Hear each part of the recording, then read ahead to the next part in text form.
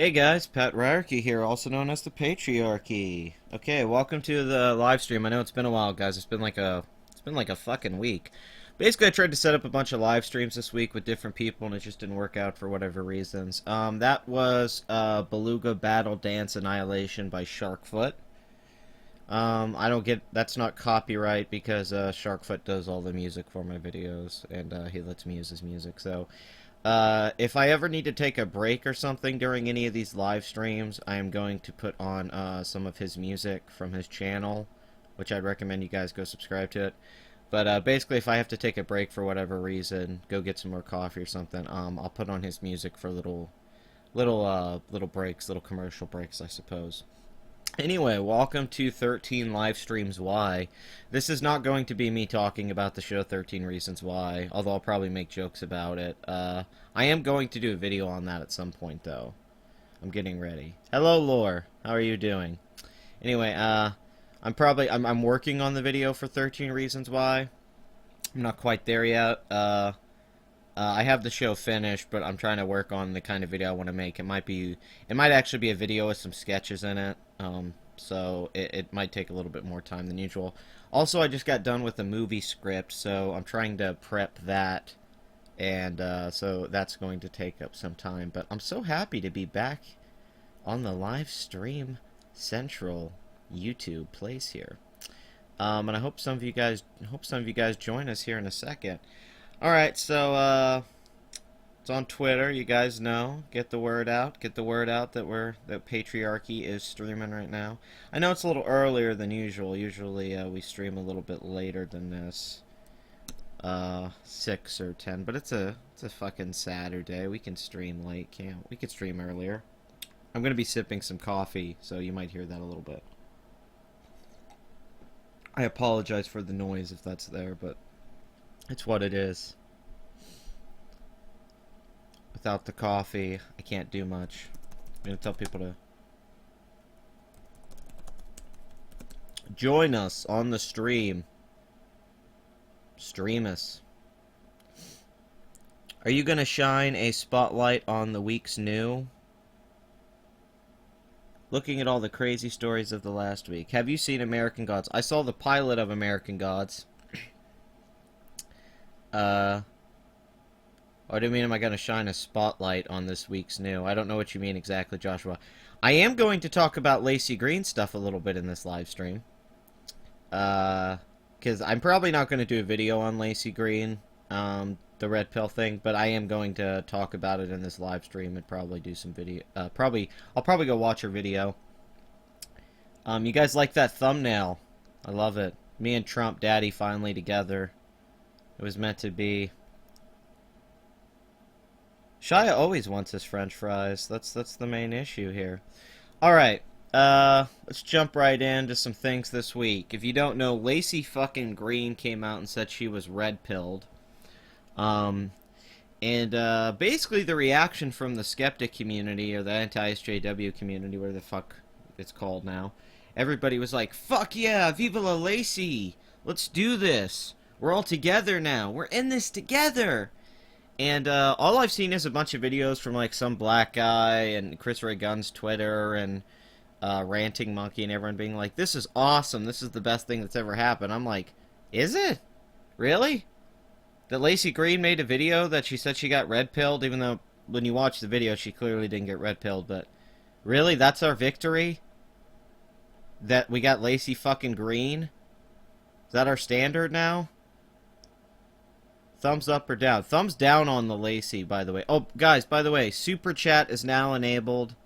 So if you ever want to give any money, just saying you don't have to, but if you want to give me a tip, there is Super Chat now, so you can now give me money. Just letting people know it is now activated. I activated that today. Still don't have a Patreon, but, I don't feel bad about Super Chat, because, you know, it's fucking whatever. You know, if people want to give you, if people want to give you dough, it doesn't really matter, right? It's like a tip. Okay. Basically with the Lacey thing, though, here's my issue with it. Okay. Lacey has for years spread bullshit. Insane bullshit. She spread a lot of this crap that is now led to social justice. She talked about the patriarchy in the same way every other feminist did. She pushed all the crap about gender. She did all that stuff. So do her opinions now get more validity, I guess, just because she's talked to some anti-SGWs, because she had a debate with Blair White where I thought she acted like a bitch to Blair White. I actually didn't like that debate because Blair kind of let her walk all over her. And then Chris Ray Gunn hangs out with her now, and now it's like, oh, yay. I mean, I get it. Lacey's attractive, you know, but even this, look at this. Lacey takes the red pill, Andy Orski's like, well, maybe. Oh, and then the Asian guy's doing his typical fucking... Man, he just always does those facial expressions. Fuck. It's ridiculous. Never accept her. Oh, spotlight from the creator of the 13 Reasons. Yeah, I might as well be the fucking creator of that show. Jesus Christ. Here's the reason I don't accept Lacey. I can't. 'Cause she's full of shit. She always was.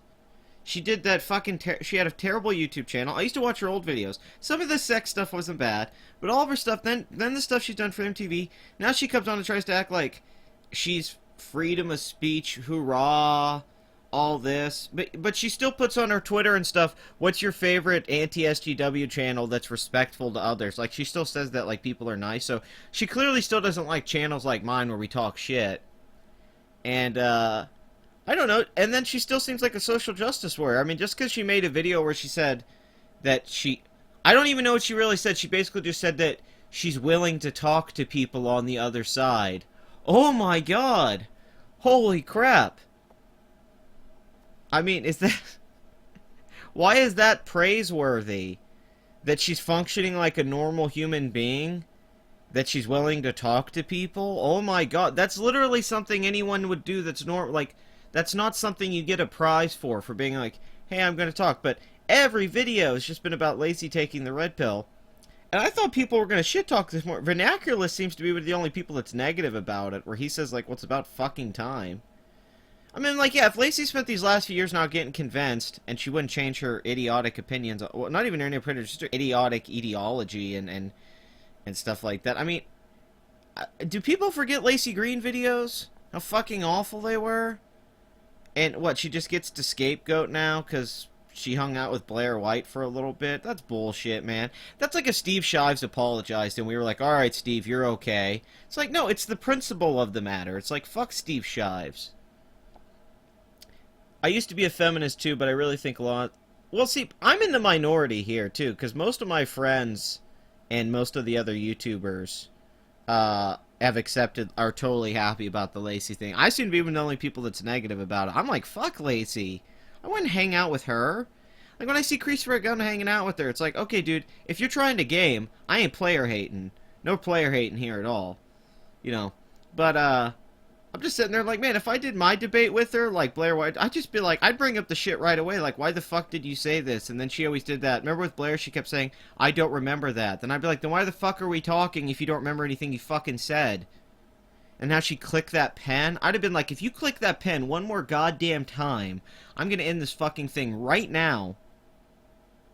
You fucking bitch, that pen clicking. It's like she was trying to control the conversation with the fucking pen clicking. I mean, every time I see her now, she's still Lacey Green. She didn't change. She's not more eloquent and interesting and insightful now. She doesn't come off smarter or anything. She just, honestly, she just comes off, and then she says she was a Mormon and stuff, but we'll get to the video later. I'm spending the whole first part of this fucking stream ranting about Lacey Green. That's just a waste of time. So you guys want to look at some stories? Let's get into this. Detroit school to hold Muslim girls only prom.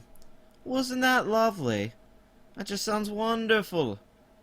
Princess Project.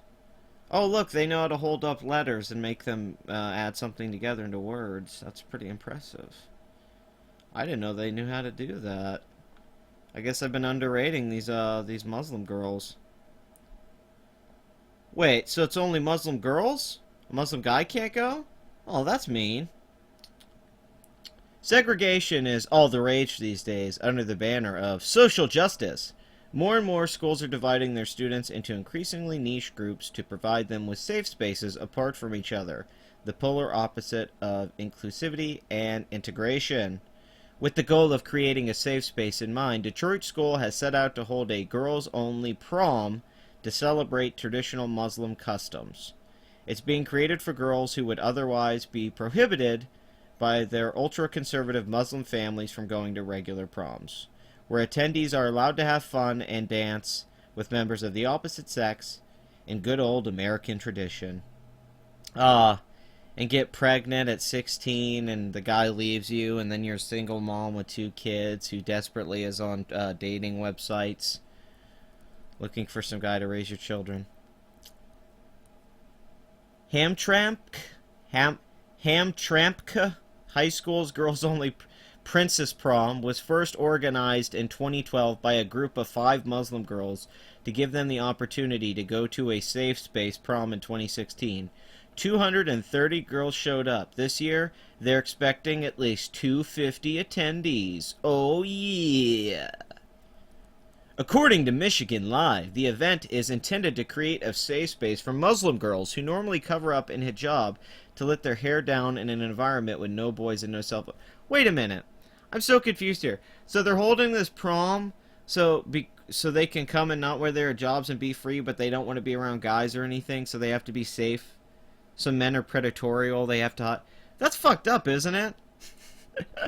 Like, this seems like they're doing these for these girls because they come from these strict families and not necessarily... Because that's just prom. Like, if you just go to a fucking prom, everyone does that. Oh my goodness. This is insanity. What has my country come to? I don't know, Brochachio. Brochachio, whatever the fuck that means. I'm gonna call you Bromodo Dragon. But because of many American girls do not follow the religion to the letter, MLive reports that attendees can expect to show up in extravagant gowns, shiny stilettos, and flashy makeup and hairstyles. Stilettos and flashy makeup and hairstyles. That said, it's telling how letting their hair down an afterthought for most women can somehow be thought of as empowering for anyone who lives in an American city. There's no word whether on students who identify as non-binary or transgender will be allowed to the prom. Oh, that's true. What if you're a guy who, identifies as a woman and you're Muslim? Then you should be able to go to this. Or they're bigots. And I will not have any of that bigotry at my proms. Not at my princess prom, damn it. I'd go to a Prince prom. They just played Prince music. I would die for you. Yeah. Alright. Well, that was a fun story. Not as exciting as I thought it was going to be, but I'm not complaining. So, did you guys know this? Johnny Depp's an awful financial crisis. Like, Johnny Depp's pretty much bad with money. Johnny Depp, a star in crisis, and the insane stories of his missing millions. So, if you guys don't know, I bitch about actors a lot on this channel. I think actors are some of the most egotistical, entitled, overrated people in the world and in the art industry. I think they're only at their best when other people do the work for them and make them look good. I know what you guys are thinking. What about theater?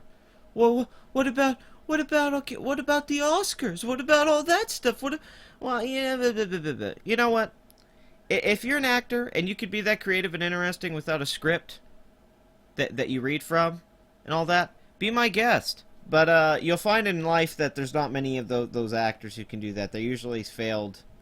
They're usually a failed artist who is, well, they're not a failed artist, but they're kind of like musicians. I can't quite explain it. There's something about musicians and actors that really piss me off. It's like they want to get paid for every little goddamn thing they do. Like, and they want some kind of, like, they can't just do it for the doing it all the time. Out of everyone I've met, actors and musicians are just really the biggest fucking assholes when it comes to their stuff. Anyway, but that's just personal opinion. Don't base your feelings off mine. What happened to $650 million? An explosive legal battle between one of Hollywood's best paid actors and the business managers he fired has laid bare tumultuous finances, outrageous spending, and troubling behavior on Disney's new pirate movie, in case that could even change how the industry does business. It could change how... Hollywood is pretty much full of egotistical assholes. That is true. But actors are the #1 egotistical assholes in the Hollywood bunch.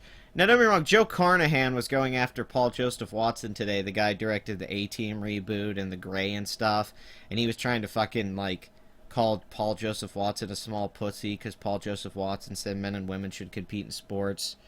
But, what I'm basically just trying to say is, like, actors, okay, their whole existence is, like, to be fake people. So even as the actor like Johnny Depp or Brad Pitt say, when they're in the public, they are fake people. That's who they are. If you see a director in an interview a lot of the time or stuff like that, usually you see them be pretty candid or open, or you see a writer be that way or they're not. But actors, depending on who's talking to them, can completely change who they are all the time. And, which, that's the business. They're selling themselves. But I don't like... They're basically whores in the nicest way I can put it. They're like... You sell the movie on them physically, in a sense, and their fame. You kind of sell it on that. But the reason most of them get famous, is because they were in a great movie, and then people associate them with that great movie. Like, Brad Pitt's a big star because he's good looking, sure, but had he not done Seven and 12 Monkeys and Fight Club and all those movies that everyone liked, then when you think Brad Pitt, you think quality. You know, and that's where your brain clicks. You know, I mean, sure, you know, think of the best actors in the world, like, of all time even. Like, you're like, oh, Robert De Niro, Al Pacino. A lot of the time you're thinking, oh, The Godfather, Taxi Driver, all that shit. That's why you think of them all the time. They were in the best movies of all time, so, yeah. Like, one of my favorite actors of all time is Malcolm McDowell. And really, outside of A Clockwork Orange and a few other movies he made, he's in nothing but shit. He's in a bunch of awful fucking movies, and he's a great actor. but he's just in a bunch of shitty movies. So you don't really think about him as one of the great actors. His name's not brought up as much. He's not a household name, and that's because he starred in a lot of shit. Yet William Shatner's known by everyone because he's Captain Kirk. And I love me some William Shatner, but not the world's greatest actor. Snatch. Snatch is fucking terrific. Yeah, Brad Pitt and Snatch. Badass. So when you think of Brad Pitt, you think, oh, he's in that awesome movie with an awesome screenplay, awesome direction. I mean, actors are just part of it, you know? Like, they're all part of it, but for some reason they get the most money, they get the most fame, they get the most attention, which is fine. I get that, but then they act like they made the whole fucking movie sometimes, like the whole thing's about them. And they're terrible with money. You'll see this consistently. The divorce rate's so high because of California, because of actors, particularly people in Hollywood. They get divorced like crazy. Isn't it funny? It's the same group of people that are always telling us about morals and loyalty and Trump and all that and his divorces, when all of them have gotten divorced several times. Like, Ashton Kutcher comes on consistently virtue signaling about this shit and he divorced. And it's like, dude, you all get divorced. None of you stay married. Scarlett Johansson just got divorced again for the second fucking time. Okay? I don't care if you get divorced. Divorce that, but, like, quit telling me you don't have your life together. Like, they always get divorced. They always have financial troubles. They buy, like, Johnny Depp, if you read this, he owns, like, 12 homes. Why do you need 12 homes? Like, if you're worth, like, $600 million, just buy one big house and be done with it. Maybe a vacation home. He owns fucking 12. They buy like $10, $12 million mansions. They don't even think about the property tax on this kind of stuff. I mean, this is the difference between conservatism and like the liberal mindset. Hollywood's a great example. These people, when they get really rich, they fucking just blow their fucking money. And then you see the ones that may not be outwardly conservative, but more financially, like a Jerry Seinfeld. He may not come off, but he's conservative financially, and he'll go that way. You know, the people who believe in the free market. You don't hear about Jerry Seinfeld losing his money, because he doesn't. He doesn't blow his fucking money. He's smart with it. Scarlett looks like a man. I disagree with that assertion, but you're with that opinion, but you're allowed to feel that way. I think she looks like a ball. She looks like dough that was formed around everything, a sculpture around my penis. That dough. It's absolutely wonderful, and it makes me happy. The regressive left pretty much destroys it touches. Well, it doesn't destroy what it touches. It's, well, the regressives, yes. But the problem with liberalism as a lifestyle, which is what they do in California, is that you stop thinking about money in the way that you should. Like, you're like, hey, everyone's equal. They want socialism because they spend so much money on shit and they don't care about the future. They're like, well, I'm always going to get paid $20-30 million. They don't really value the money. They don't really think about, like, $20 million and the long-term effect of that. It's always like, oh, I got this paycheck for this movie. Now I'm going to go on TV all year and tell people how to live their lives. And then I'm going to go stay in my vacation home for 6 months out of the year. And then I'm going to go do a movie for 3 months. And then everyone's going to talk about how I'm the most amazing person in the world. Meanwhile, some guy's playing the most brilliant music you've ever heard in your life on the fucking street corner somewhere in some city, and he's saving dollars and fucking quarters, getting it thrown into a fucking hat or some shit. And he's sitting there just doing it day by day, doing the grind. And, Pat's into dough. I'm into Scarlett Johansson dough. I'm into that kind of dough. If dough is Scarlett Johansson, give me some of that. We call that Play-Doh up in these parts. I'm shit-talking actors a lot, but this is because I'm a director on my, as an amateur. Obviously, I'm not a professional director, even though I guess you're technically a professional if you've done it and you've made some kind of money off of it, but I've worked with actors, and they're the worst fucking part about making a film, especially an independent film. It's probably a little bit easier when you have a big budget and big producers and you have time and stuff like that, but when you're making a low-budget movie, the worst thing about it is that the actors can they can ruin your whole fucking movie because you don't have the money and time to film a bunch of takes sometimes. So you got to get it in a short amount of takes. Even with digital. Because even with digital, even though you can shoot a lot of takes, you don't have time always, right? So you set up your scene, you do all the blocking, you do it with the actors, and then people get bored. They get bored or angry or frustrated because you have them standing around all day waiting for the next scene to get set up or something. So then, at a point, if you have an actor and you're making an independent film and they don't like what you're doing, your vision as a filmmaker, all they have to do really is not do what you want them to do for one shot, one take, one scene, not show up a certain day, and they've pretty much fucked you. They fucked you for like weeks. I've been fucked for a month before because actors didn't show up. Because if you're an independent filmmaker and you shoot like a couple weeks worth of footage with one person and then they don't show up anymore, you have a really hard time going back and reshooting that stuff that you get and recasting. You can't just do that. And not just that, if they want to be in the movie more, they'll set it up to where you got to do a close-up on them. They'll fuck with you so they can get a close-up. And then you give them the close-up, and then you have the close-up, and you can't go reshoot that whole thing again. You already gave them the close-up, and they only wouldn't do it right in a wide shot, so you would give them a close-up. Because it's all about them. They just voted to let communist candidates run in Cali. California is probably the worst state in the U.S. Man, this chat's for my heart. I swear to God. But yeah, that's the issue with that. Now, I'm not talking about big budget movies. Like I said, that's probably different. I'm sure it's wonderful to work with Robert Downey Jr. on a Marvel movie. I'm sure it's wonderful. But I'm talking like working with actors in the grind and shit, or trying to get actors. God, I can't tell you. It's funny. You can find editors. You can find camera people. You can find so many people to help you for not that much money.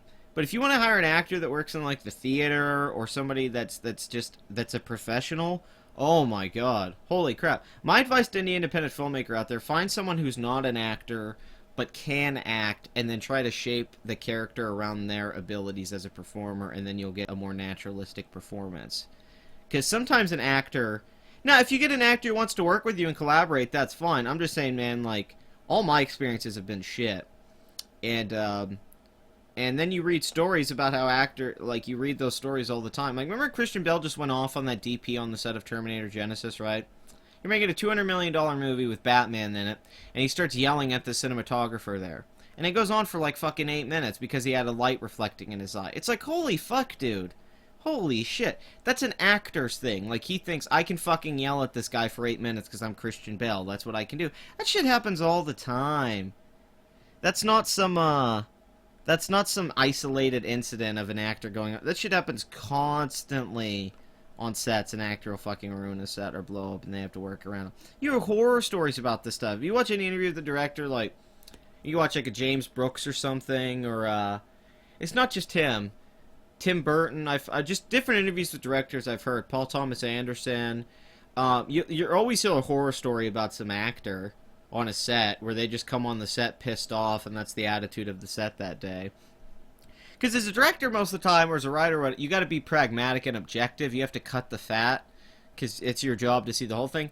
An actor, a lot of the time, is like living in the scene in the moment. So sometimes they're affected day by day. Not everyone does that Daniel Day-Lewis shit where they dedicate their whole fucking life to the performance. Other people show up that day, they go read their lines, and then they fucking bring their shit with them. And it does suck. If you want to read it, it's from the Atlantis of America. It's a reference book. All directors want to act, and all actors want to direct. I don't know if that's entirely true. I don't want to act. I have acted, but it's not something I want to do. The only reason you want to act sometimes is because you know how the line needs to be read, or how it needs to be performed, and how the pacing needs to be, and you don't want to push the actor in that direction, because you really want to be like, slow down, you know, speed it up, move back here, move up there, a little bit like that. But I have no interest in being an actor. Fuck that. I think you got to be a little off to be a good actor. To be a really good actor, to make yourself cry spontaneously or go to these crazy emotional places, I think you got to have some darkness in you. And I have a little bit too much. I don't know. I would just laugh at myself too much if I tried to take myself that seriously. Like, if I tried to do a serious scene in a movie, I would just laugh my ass off. I couldn't do it. It'd be hilarious. It'd be the funniest scene of all time. Besides that rant on actors, which is, I admit, a little petty. But it just ticks me off, because, like, Johnny Depp, man. Here's a perfect example. Early career, some really good shit. Gilbert Grape, Fear and Loathing in Las Vegas, just... You know, really impressive early work as an actor. I really like a lot of... I mean, I know he's a Nightmare on Elm Street, but I mean the stuff he was really good in the 90s. He made some really good movies. He was good in them. Oh, Ed Wood. Ed Wood's a terrific film. And then we get into the 2000s, and post Pirates of the Caribbean, the first one, he makes all these fucking shitty blockbusters for the most part, except for, like, rare exceptions, very few. And now he's in Kevin Smith movies, these low-budget bullshit Kevin Smith movies like Tusk or Yoga Hosers, where he plays a Canadian stereotype. It's fucking awful. And Johnny Depp was never, in my opinion, a great actor. He was always a performer. He always, like, does a lot of expression and movement. I've actually never seen him be truly great in a movie, totally. I'd only say the movie he was totally natural and completely great in was probably Gilbert Grape. But every other movie, I think I've always noticed he's like, I'm acting! Doesn't mean I dislike Johnny Depp. I do like Johnny Depp as an actor, but I never quite got the praise. I always thought he was like, it's like, yeah, he's good. He's a good, like, theater actor. He's fun, but I don't know what, like, greatest actor of his generation type shit. I don't know about that. What happened to $650 million? An explosive legal battle between one of Hollywood's best-paid actors and the business managers he's fired has laid... Oh, wait, I already read that. Sorry. Let's get to the actual story.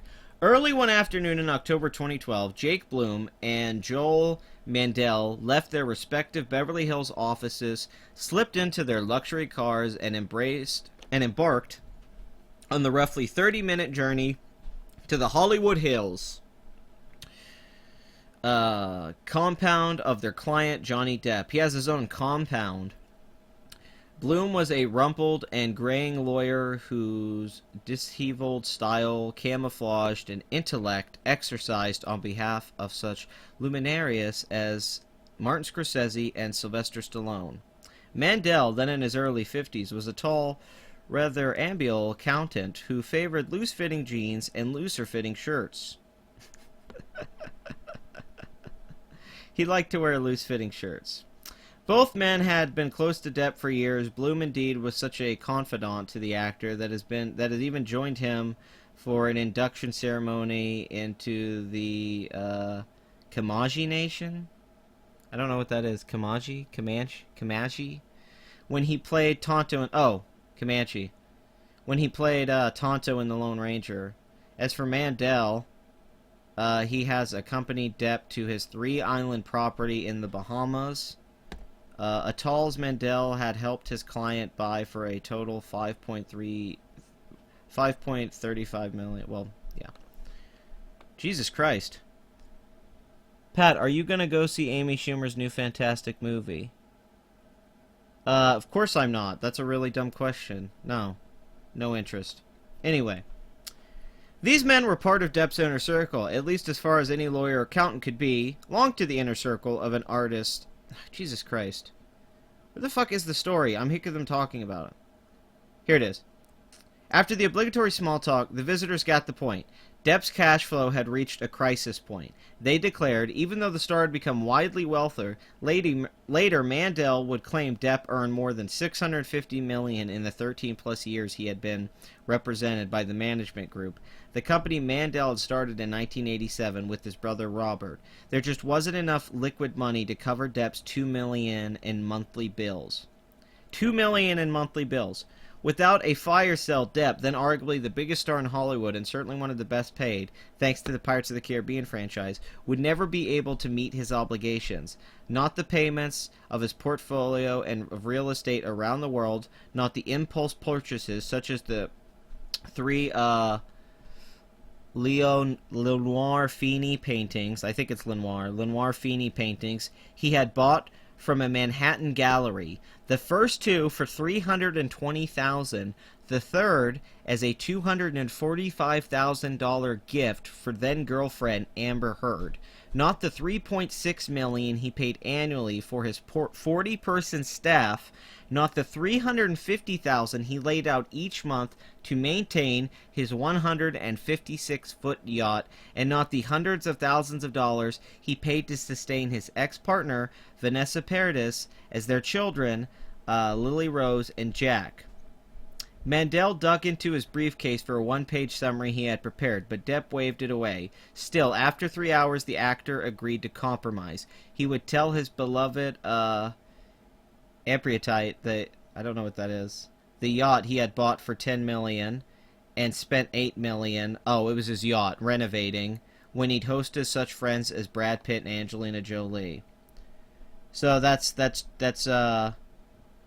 Depp's yacht right there. Yeah, that's his yacht. So here's the thing. Okay, so Johnny Depp has a yacht. He spent $10 million on. He pays his staff $3 million. He has $2 million in like monthly bills. He buys paintings for friends and girlfriends that cost $300,000. This isn't stuff that costs like 10 grand. He's buying stuff that costs hundreds of thousands of dollars. And let's see. Oh, J.K. Rowling owned it for a while. She bought the boat. Okay, so let's see. Let's go down if we could find some. I'm trying to find the numbers is what I want to get to. A lot of this is just giving you the history on Johnny Depp and his managers and stuff, because that's part of it. He's claiming that they didn't give him enough money or something, even though the guy's been getting paid out the ass for the Pirates of the Caribbean films now for a while. Let's see. He did sue, right? Okay. Okay, would culminate in the 2016 firing of Mandel and Depp's longtime agent, United Talent Agency's Tracy Jacobs, along with the $25 million lawsuit filed January 13th by Depp against the Mandels TMG, accusing them of fraud and mismanagement, among other things.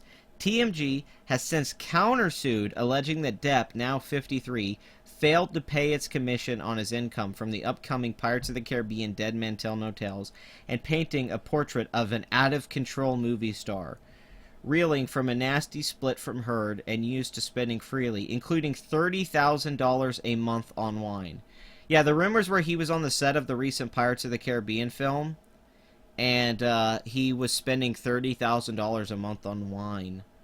Like, he was pretty shit-faced up. Now, I heard he worked and did his job and everything, but yeah, Johnny Depp was like, how the fuck do you spend 30 grand a month on wine? Fuck, that must be good wine. Fuck you, Johnny Depp. The Mandels seek a court declaration that Depp is responsible for his own financial waste.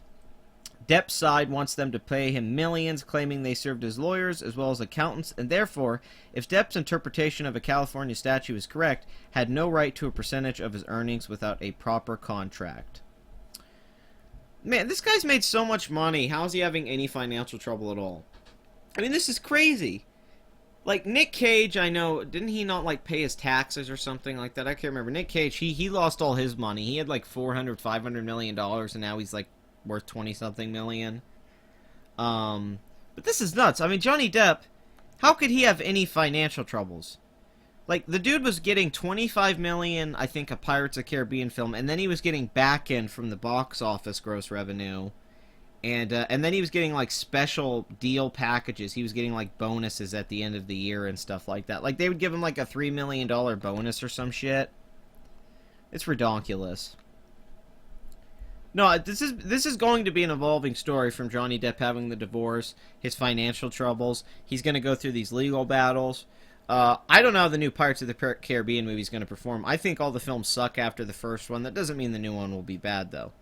But he hasn't had a hit in a while. Into the Woods did well, but he wasn't really a lead in that. His last few movies that were big tentpole movies, like the Alice in Wonderland film, the sequel, that did awful. Through the Looking Glass, that didn't even make $300 million worldwide. And a few years ago, Johnny Depp was the biggest movie star in the world. A few years ago, when that first Alice in Wonderland came out, it was like, god damn, Johnny Depp was huge. It just shows you how far you can fall off the top, because Johnny Depp is not the biggest movie star in the world or in the country anymore. It's definitely like a Robert Downey Jr. or Dwayne Johnson are bigger than Johnny Depp at this point. Have to keep up with the Jones. The lawsuit, along with multiple interviews conducted by The Hollywood Reporter, indicate that Depp's capricious behavior and poor decision-making placed him in a serious financial bind, which paved the way for the rupture with his closet advisors. All declined to comment. While Bloom has not been fired, he had no contract with Depp for months. That's true. Have to keep up with the Jones. I'd be set with life for $2 million. Yeah, I'd probably be alright with $2 million. I could probably live my life for 500 grand right now, honestly, pretty easily for years. But, you know, it's expensive to live in California. It's unclear how the actor's problems have impacted his relationship with his sister, Christy Dombrowski, a long time... wait, his name's Dombrowski? Wait, Dombrowski? Does that mean his name's Johnny Dombrowski? Holy shit. That's a fucking crazy thing. Did anyone know that? Or unless he has like a stepsister. I don't know if that's actually his real last... It's Johnny Depp's last name. Okay, oh, here's what he did too, right? It was one of his longtime... Yeah, his brother and head of the production company who selected Mandel in the late 99 as one of his business partners. Yeah, this is one of those things too. You let your family in close. Like, Dombrowski allegedly received $7 million in loans as TMG managed Depp's estate. She, like Depp, did not respond to requests for comment. Yeah, see, a lot of the time these actors and these people in Hollywood, they bring their family in to financial stuff, and they bring the money around them, and then shit gets bad. I've had it in my personal life. My parents have had money, and you bring family members in with it, and people start stealing. They start trying to take your money. They start trying to manipulate how you make your money, what you do with your money. This stuff's pretty common. Because God, Johnny Depp's been in the business so long. You think he'd be around long enough to not have any kind of financial issues? You think he would have already been through this kind of stuff, like through the 80s and 90s and 2000s? The unfolding legal battle could shake some of Hollywood's most established business traditions. Depp's new attorney is challenging the common practice of lawyers taking a percentage of their clients' earnings without a written contract. Wait, so is Depp basically just trying to get mad at them because they took a percentage of it because they didn't have a contract, but they probably did do a lot of work and probably deserved a percentage? I guarantee you they did a shitload of work as lawyers. But whatever. If the suit is successful, it could open the door to a host of similar challenges. Huh. All this comes as Walt Disney Studios prepares for the May 26th release of the latest Pirates movie, the fifth in the series. Execs worry that Depp's No, this is the thing. Listen to this, right? The studio's worried about Depp, but wait, we go down here. Depp's most recent big-budget vehicle, Alice Through the Looking Glass, lost hundreds of millions of dollars for Disney. See? Now it's betting that the star's private struggles won't sink this movie, too. 6 years have passed since the last Pirates of the Caribbean movie earned more than $1 billion globally. The last one, the fourth film, made $1 billion. The second film and the fourth film made $1 billion. The third film made about $965 million. Okay, which... That's right there. Let's go down. Still, sources close to the production report tells of excessive drinking, physical fights with Heard, and constant lateness on set, which often led hundreds of extras waiting for hours at a time. So Johnny Depp would hold up extras on the set, waiting around and stuff like that, dealing with his bullshit. Time and again, Bruckheimer, an assistant director, and a flotilla of Disney executives, led by production chief Sean Bailey, were forced to huddle and debate how to handle their star's tardiness. He's not a morning person, quips one member of the group. He's not a morning person. He's getting paid millions of dollars, and he's not a morning person. That's terrific. More money, more problems. Oh, definitely. No, the more money you got, the more drama in your life you got to come with that money. There were certainly days when our plans were challenged, says Bailey, but no one should underestimate Johnny's passion and commitment to his character and franchise. Several times, the production staff raised the matter of Depp's tardiness with him, both on set and in his trailer, in a largely fruitless attempt to have him toe the line. Often, sources say a production staffer was stationed in an unmarked car outside the Coomera, Queensland compound that Depp had rented from Grand Prix champion Mick Doohan, so that a sentinel could alert everyone the second light was switched on in the morning or afternoon. Oh, okay.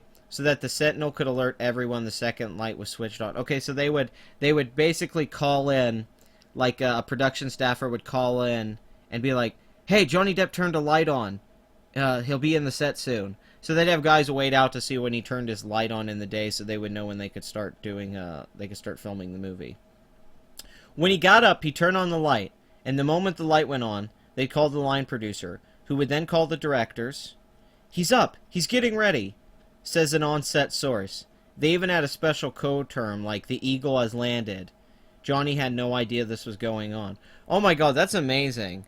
That's absolutely... Ichabod Crane has landed. Ichabod Crane has landed. He is coming. Ichabod and his crane is coming. Get the Headless Horseman ready. We are good to go. Depp's lateness and alleged heavy drinking caused enough concern that Jacobs, his then agent, got into an argument with Bruckheimer when they were waiting on a set in the Gold Coast suburb of Helensolve, I don't know what the... Helensolville. She went over to Jerry and said, "You've got to do something. You're the producer," recalls the production source. He said, "You do something. You're the agent." Bruckheimer denies that spat took place. Everyone was an innocent bystander watching this train wreck, the source continues. But when Johnny came on set, he was a charming, nice, he's yin and yang. So when he came on the set, he was a good dude. He was just tough to work around the set, It was complicated. Filming shut down at one point when Depp injured himself, slicing open his finger. That was pretty serious. Though many outlets reported the wound was the result of booze-fueled marital dispute, Bruckheimer suggests otherwise. We really don't know. He got it caught in a car door, or he got it caught in a sliding door. I've heard a couple of versions. Asked whether Depp has put his troubles behind him since then, at least one ally insists that he has. "I just saw him on May 3rd. He's never looked better." Okay. The guy's fit as a fiddle. By the time he had begun shooting Pirates, Depp already was withdrawing from his closet reps. Jacobs, who had signed him after seeing the late 1980s Fox series 21 Jump Street. Wow, that's a long time ago. By all objective measures, Depp's representative seems to have served the client well. Following the 2003 Pirates of the Caribbean, The Curse of the Black Pearl, the actor routinely earned $20 million up front against 20% of the back end per picture, and add a perk package worth approximately $3 million. I mean, those are good fucking agents as far as I can tell. They get you $20 million per film, 20% of a back end, and $3 million perk and package worth. That's pretty sweet. According to one source, he reaped more than $40 million apiece from his share of the back end of the Pirates movies, and made some $55 million from the profit participations on 2010's Alice in Wonderland, which earned $1 billion worldwide. It is unclear how much Depp understood that these larger numbers were not the amounts he could spend. UTA took 10% off the top. Blue and Mandel each took 5%. Taxes and business expenses further reduced the income, so far less than half the gross number. And after a trifecta of big-budget flops, 2014's Transcendence, 2015's Mordecai, and the Alice sequel, it became clear... Yeah, that's the thing. Depp's been in a bunch of bombs. Like, his only film I think that did pretty decent in the last few years was that Black Mask or whatever. That gangster film, and even that wasn't a huge hit. Depp's current lawyer, hired in October, insists the actor was not properly advised, and that Depp's interests lay in his artistry rather than his finances. Right there. His interests lay in his artistry rather than his finances, so he can't handle his money. He's a grown man and he can't handle his money at all. It's like, come on, dude. Okay... Listen to this crap. 75 million. The Mandel countersuit alleges that he had lotted out 75 million on buying and updating 14 residences, 14 homes, owned more than 200 artworks. Some were Warhol and stuff like that. Kept a memorabilia collection in 12 storage facilities, and spent another 1 million in archiving it. After he connected with Heard on one occasion, he walked into a high-end jewelry store, sat for a couple of hours, says an insider. They showed him a lot of stuff, gave him champagne, and he walked out with a $400,000 diamond cuff. It was a classic sort of moment because it wasn't worth $400,000. When the couple decided to take the Orient Express and travel around Europe, a forced security team accompanied them. There was almost always 2 security guards with Depp. The source says he had a crew in LA, a team of 8 or 10 that traded off with private security. Those lofts were a collection of penthouses in LA's historic Art Deco Eastern Columbia building. Depp has since sold 2 of these 5 units, which he bought for $7.2 million in 2007 and 8, and which were listed early last year at a combined price of $12.78 million. Yeah. At the financial strain grew more intense, sources say he pulled further away from Jacobs. Let's go. Yeah, Johnny Depp at one point, I think he thought I think he thought he could spend worth about $40 million a year, like that's going to be in it, like that Alice in Wonderland money. I think he was thinking like, oh, well, I can spend like I make $55 million a year for the rest of my life, but you're not going to make $55 million a year for the rest of your life. His key reps struggled to maintain assess. It became harder to find the right time to get him, he says a source. In the old days, it was just a question of when he was free, but now it became a matter of finding a time when he was free of clear mind and in the right mood. He got angry a lot. He'd scream at someone that worked at the house or a security. Jesus Christ. Depp said here, the actor agreed, I am ready to face the music in whatever way I must. He texted Mandel, according to the TMG countersuit, I know there's a way to dig ourselves out of this hole, and I am bound and determined to do it. Depp has an estate that was put on the market for some $27 million. Damn, they say that's twice the valuation. Then sources say Paradis and Lily... Paradis? Is that the name of his daughter? Paradis? And Lily Rose urged him to change his mind. The actor had never been married to the French actress-singer, but continued to help support her after their 2012 split, even buying her a $4.5 million home. Okay, now when three prospective buyers asked to see Depp's property, he got cold feet. The chateau was taken off the market. It has since been relisted for $39 million. Jesus Christ. Okay, let's see. Sorry, I know you guys didn't want to hear Johnny Depp's financial troubles, but this is the kind of stuff that I spend my day actually reading about. I'm actually big on accounting and finances and all that. That's the kind of stuff that brings me a lot of joy. I'm kind of a total Jew with the money as libertarian. Also, I keep my I hold on to my money. I don't spend it a lot, so I end up saving my money quite a bit. Through this all, the man behind Captain Jack Sparrow's remained largely silent, giving only one interview with the Wall Street Journal. It's my money, he said on April 25th. If I want to buy 15,000 cotton balls a day, it's my thing. Well, I mean, that's true. I agree with him. He should be able to spend the money on whatever the fuck he wants, but, like, it's not very good thing. It doesn't represent you very well, Johnny, that you're having a hard time handling hundreds of millions of dollars that you can't, you know. I mean, really? He bought, like, islands and shit, too. Hold on, here's a picture, if you guys can see it. This is Johnny Depp's house. See up, look at that huge fucking place. Oh my god. That's like a fucking... That's a town. He basically owns a town. This little town here. He owns Hobbiton.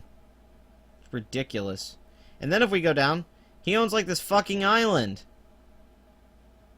There's this fucking island he owns. Right here. He calls it his fuck-off island in the Bahamas. So Johnny Depp goes here and just parties. This fuck-off island. Yeah. So, yeah, Johnny Depp is, not doing that great. Financially. I hope it works out for him. You know, I hope it works out for him. But as not being a Johnny Depp fan for a long time now, as far as his movies are concerned, and thinking he's been rather lazy for a while, I can't deny, there is a little bit of joy in seeing him have a bit of a struggle. But, you know, it sucks he's having a divorce. He had a divorce, and he's drinking, and he's having troubles. Johnny, get your shit together, my friend.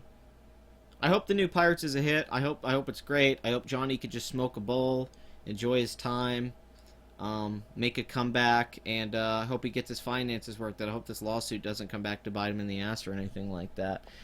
But like I said earlier, this story is a story I've heard many times before. Many actors, this is a story that's the story's oldest time.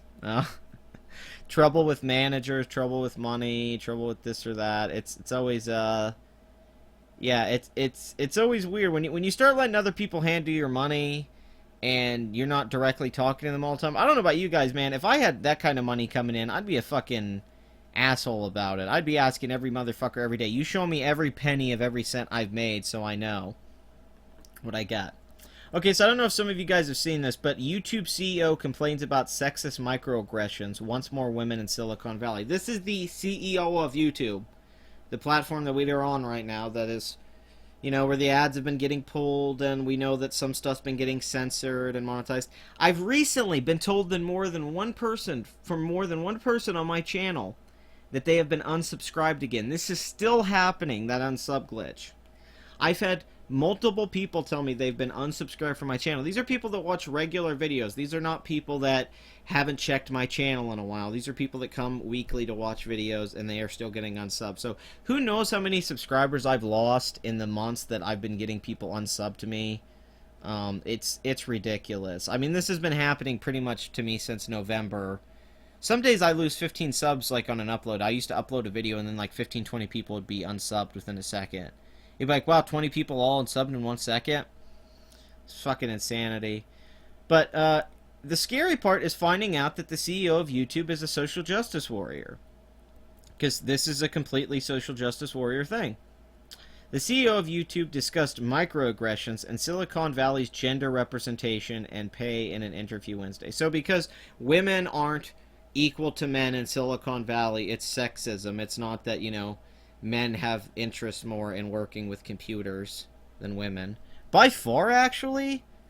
But, you know, it's not like you couldn't, as a woman, go get a degree in computer science and all that. There's nothing, there's literally nothing that legally holds you back from that. Susan Wachkiki, I don't know how to say her name. I'm going to say Susan Wachkiki, CEO of YouTube, sat down with Poppy Harlow from CNN for a segment on CNN's Money American Opportunity vertical. There are sometimes microaggressions, explained Wachkiki. You'll be talking and then someone will interrupt you. That's actually become a big pet peeve of mine. Whenever somebody interrupts me, I'll be like, wait, I was talking, do not interrupt me. Huh, that sounds like mansplaining to me. CNN asked the YouTube CEO about gender representation in Silicon Valley and the gender pay gap at YouTube. The gender pay gap at YouTube. We need more women across the board, claimed Wachkiki, and until those numbers are fixed, it's going to be a harder place for women to work. It's so difficult for people to work at places like YouTube. How do women do it? They have to sit at a computer all day and do work. Oh my god, the struggle. The executive assured CNN and the audience that she personally reviews compensation to ensure fair pay. Well, if she personally does that, then where's the wage gap? You pay your females and males equally? That can't be true. The YouTube CEO also encouraged mentoring and establishing groups within companies to nurture diversity. Oh my god. This is the CEO. Oh, this is horrifying. CNN's Money video of the interview had 30 upvotes and 991 downvotes. At the time of the publication, the top comment, "No wonder people interrupt Wachkiki. She talks like a gossiping high school student," received 11 times as many upvotes. Alright, well, let's watch some of this and see how it goes down. You know, maybe it works better in the full context. Oh man, look, DSLR cinematography and editing. There is a sexism problem in Silicon Valley today. Well, I think, you know, Silicon Valley is a diverse place, and there are many different opinions, but like within Silicon Valley. But I think whenever you have a culture that is, whenever you have a majority and a minority, it's going to be harder for that minority. You know, even in a culture where people are really well-meaning, and I think there are many well. That's actually really not entirely true. They actually show in other countries the more rights you give women, the more of a divide you have. We find this out in, like, you know, places where they basically, like, let's say like a Switzerland, like, women actually end up working less and aspiring less. The more you give women in first world countries and stuff like that, we see that women want to work less. And if you give women more maternity leave, you give them free health insurance, you give them free birth. I mean, you give them all this stuff. Yeah, that then the wage gap even happens more. It's part of living in America. It's because you get to make choices on what you want to do. If we were forcing women to all go work in Silicon Valley, the numbers would be higher. But because we live in a country where you can literally, you know, for the most part, if you're smart enough, you can kind of do what you want to do. So a lot of girls are doing what they want to do, and that's why you still find women in the caregiver market. Women still dominate that market. They like taking care of children, older people, mentally handicapped people, people with disabilities and stuff like that. That's still predominantly women. And women choose those markets, and a lot of those are well-paying, good-paying jobs. Women do great. They do terrific in the medical field. There's a lot of women that work at hospitals and stuff like that, and go to school for that. They just don't have as much interest like guys do in computers and working on that stuff. And there's nobody telling a girl not to do that. It's just interests. And the more rights you give women, I don't think it's going to be harder for them. I mean, maybe in a sense that it's not as familiar, but that just seems kind of bullshit to me. That whole stance. If you're the best worker at the company, they're not going to care if you have a dick or not. At some places, sure. But if you're making somebody money, they don't give a fuck. They just care that they're making money. Is the CEO of the site. Yeah, I know. She is the CEO of the site. It's awful. Meaning working hard, trying to provide Silicon Valley to be a diverse place, there are sometimes microaggressions, right? Like people who will just cut you off. And you'll be talking and then someone will interrupt you. And so that's actually become like a big pet peeve of mine. You don't like being interrupted? Are you fucking kidding me? Have you never... I mean, this woman doesn't live in reality. You work at a high stakes job. You work in a high stakes field. I mean, it's a big field. The tech is basically, especially freelance, it's go where you can go. Do a job, go here, go there, go there. You just do what you can. I mean, it's a fucking cold-blooded field. So to have people interrupting you is just that's part of it. That's just going to be part of the norm. I wouldn't say that's a microaggression at all. I'd say that's normal conversation debate. If you're in a writer's room, right? If like let's say you work at a sitcom and there's a bunch of writers, you're going to talk over each other and interrupt each other with ideas and things happening. That's only to the benefit of the show. You can't just always say, "Hey, don't interrupt me. You don't get to fucking do that. I'm the CEO of YouTube." Like, that's fine, but why are your decisions? Why are you the? I mean, what makes you the best one out of the group? Why are you the king? Queen bitch. You know, they're shareholders and stuff like that. There's a lot of money. I will tell them not to do it. Someone has to. Don't do it. How did we go from 15 people watching to like 9? Too much Johnny Depp talk, I guess. So whenever like somebody interrupts me, I'll be like, "Wait, I was talking. Do not interrupt me." But I enjoy it even more, actually, when I see them interrupting someone else, and then I'll be like, "Wait, she was talking. Don't interrupt her." And I think, like, every time I've done that, like, people have been like, "Oh, thank you." Oh, so it's only for women. Does she do this? Does she does this when men interrupt other men? Or does she only do this when men interrupt women? And I know the stereotype, men interrupt women and jump in a lot more, and women are quite... It's only just because women aren't as aggressive sometimes in conversation, but that doesn't mean... I've met plenty of women that are loud and aggressive and interrupt everyone else. It's just, yeah, there's some guys like that, but I love that. It's like, she has to tell the men, "Don't you interrupt her, she was talking." She can speak for herself. She can stand up for herself. She doesn't need you to stand up for her. You Xena warrior cunt princess. Oh, great, now I'm going to get my channel demonetized. I just called the CEO of YouTube a cunt. 'Cause she's a woman! Yeah. Yeah, that's how it feels. It's like, oh, you're a woman, so you're not allowed to be interrupted because what you have to say is so goddamn important. I mean, in my personal experience, usually if someone gets interrupted, it's just because the conversation power dominance went to someone else. And that's what it is if they were listening. I mean, if you can't keep control, you probably weren't being that engaging to begin with. In my personal experience, that's usually what it is. The person that controls the conversation is being more engaging. They may not be saying better stuff, but they're better at at controlling the crowd of people. That's why I think male stand-up comedians are so far superior to most female stand-up comedians. It's not even close, because men are just better at not giving a fuck and challenging the audience and being aggressive. Or like Amy Schumer tries to do that, and it's awful because she's not intimidating or puts you in your... You're like, well, fuck you. Fuck off. I don't think your shit's funny, and you're not going to make me laugh at your joke by yelling at me about it. You have to try and make the joke fucking funny. It didn't sell. It's like her. It's like, oh, you didn't like what I was saying? Well, you can't do that. Like, I didn't realize I was doing that, and so I think just making people more aware of it is really important. So would you say overall, yes, there is a problem in the Valley, and one you're hopeful is being fixed? Well, I think that I think there is a problem just in the numbers and being underrepresented. Like we need more women across the board, and until I want to know why, though. That's always my question. Why do we need more women across the board? Why do we need women at these places? Like, I've never heard a good argument why we need women in certain jobs. I have no problem with women working jobs anywhere. A woman can do what she wants. I never get, like, why would it benefit a company to have diversity? Why would it benefit to have, like, let's say more black employees or more female employees or more... It doesn't. It really doesn't. It only benefits you to have the best employees that you can get. The best you can get. That stuff's irrelevant in this, especially in this field. It's super irrelevant. So why would more women help that?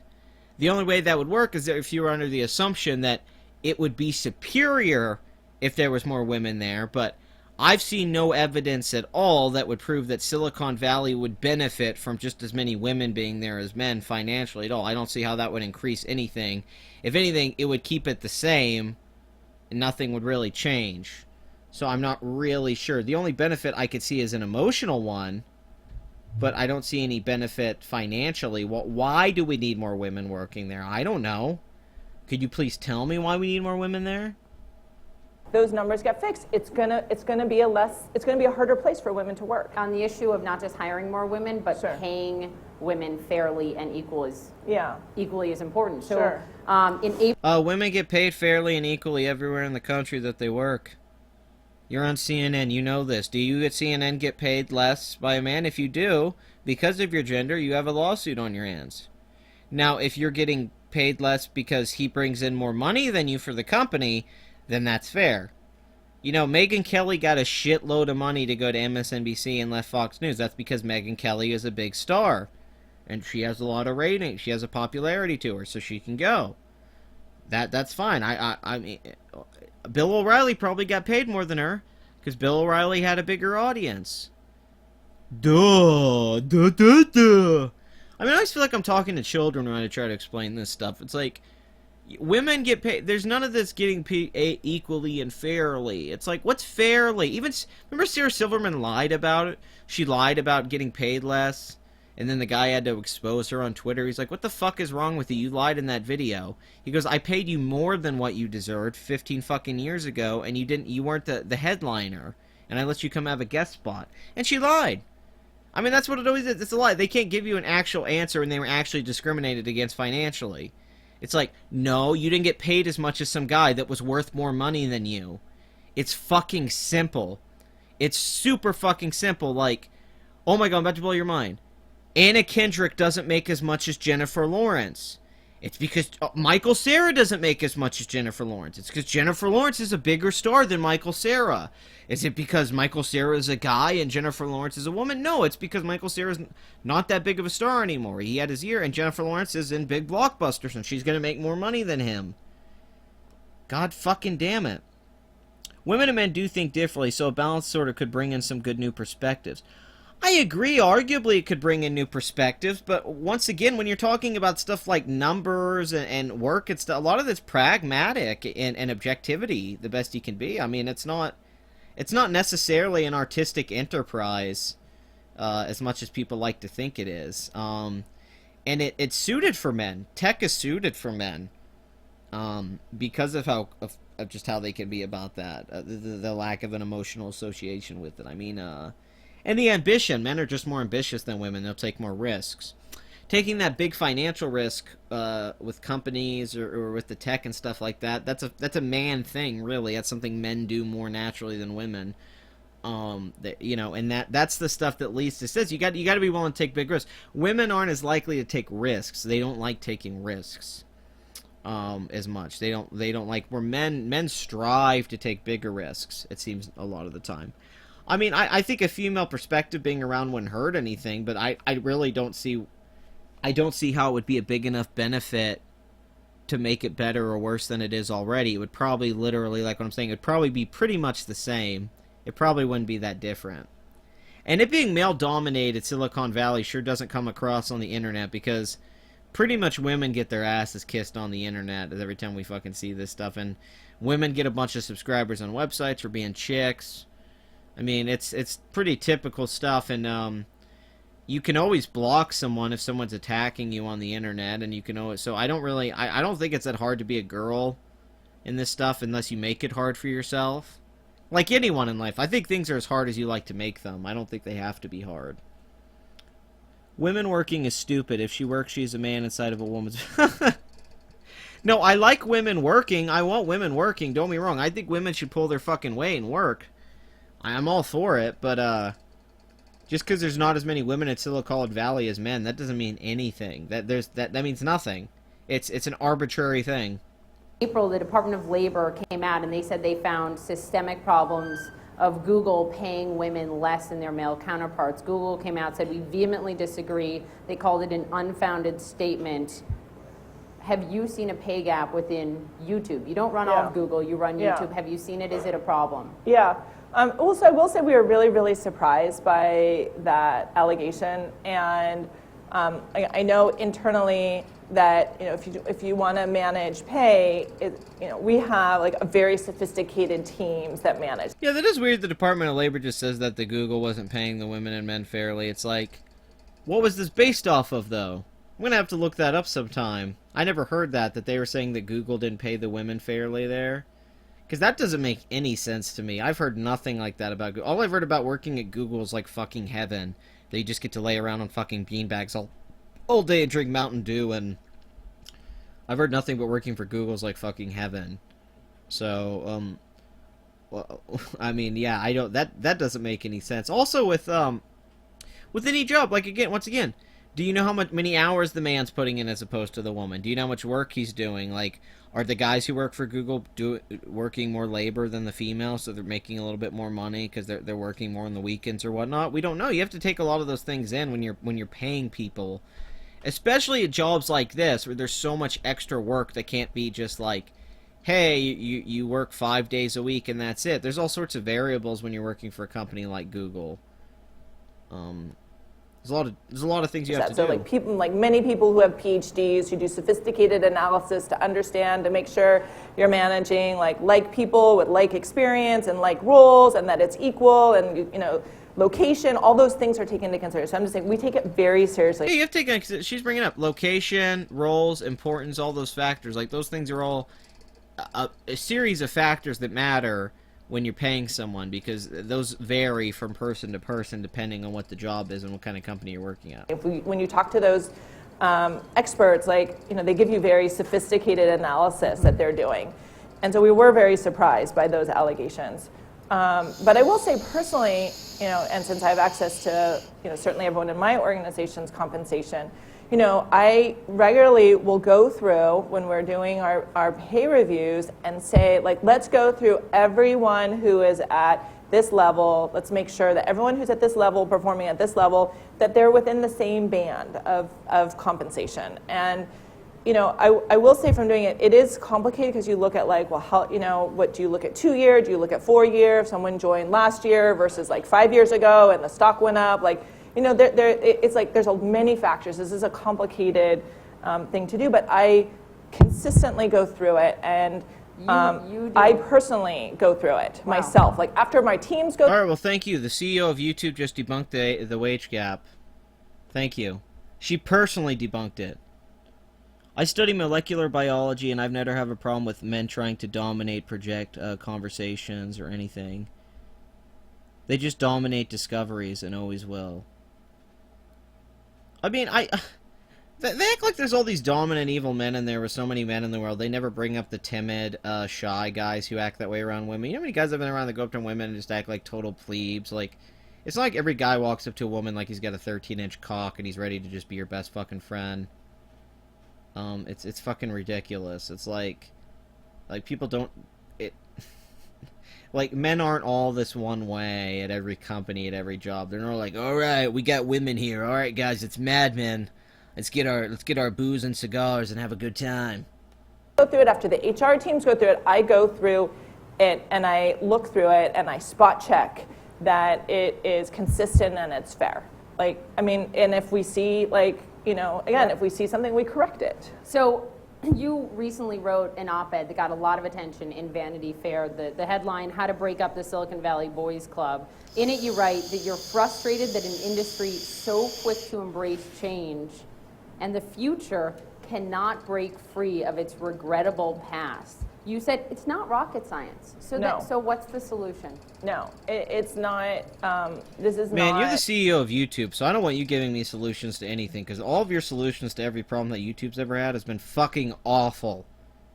They've been awful. If you've been involved with any of the decisions YouTube's been making, your decision-making skills are 0. I give you a 0.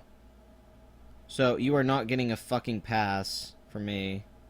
I mean, this is a solvable. This is a solvable problem, and so I outlined. Is it a problem? I don't think it is. 3 different steps, which. Also, I gotta say, what's wrong with the boys' club?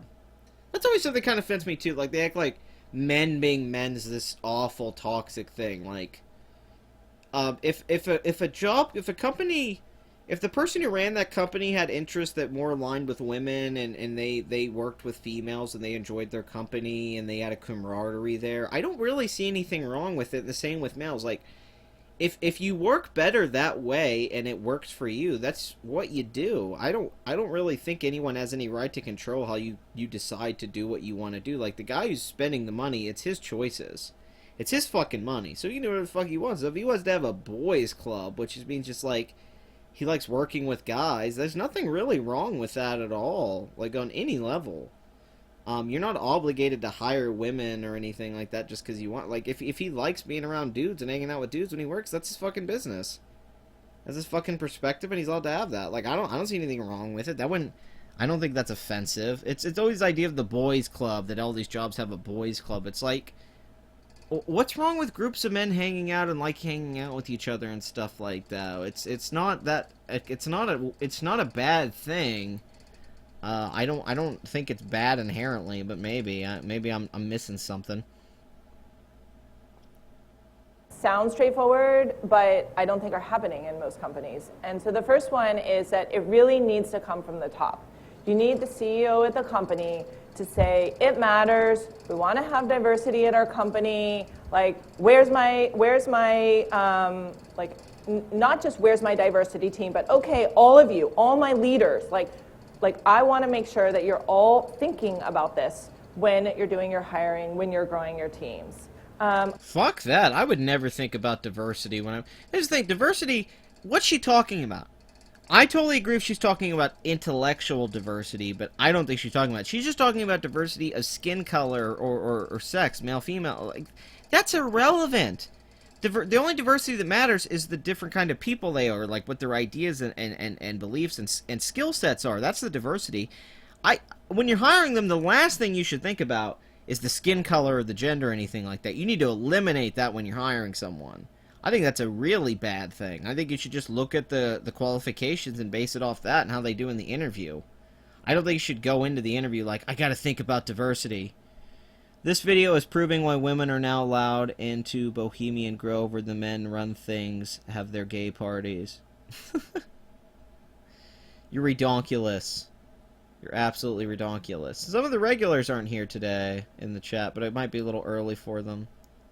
I missed some of the other subs. It's great having you guys here, though. I appreciate you guys watching this live stream. I'm sorry if it's a little boring. I'm trying.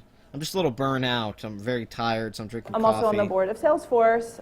Like, Mark Benioff has been a really big supporter on equal pay. He's like, we're going to make a big change on equal pay. We're going to go through this. He actually came out and said, we have a problem. We're not paying some women as much as their male counterparts. Yeah. Here's our problem. We're going to fix it. I'm not sure a lot of CEOs would be that candid. Well, that's illegal. So if he's doing that, he should probably get sued by some of the women if he's going and not paying his women because of that they're women. That's actually against the law.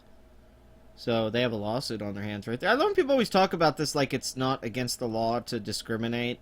It is. You can't not pay women. Like, now, he probably didn't pay them as much because they probably weren't worth as much to the company, but they never look at that. They're like, oh, women aren't making as much. Oh, no. It's like, well, it's not a black and white fucking thing.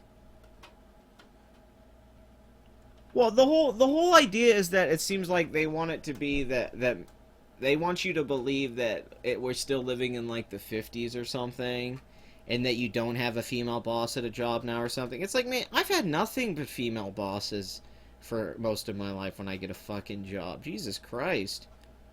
You know, that treated me like shit. I mean, I don't care. You know, guy will treat you like shit too, but it's like, they act like we live in some world where women don't get fucking jobs or, like, get promoted or work at... It's like, what world are you... What?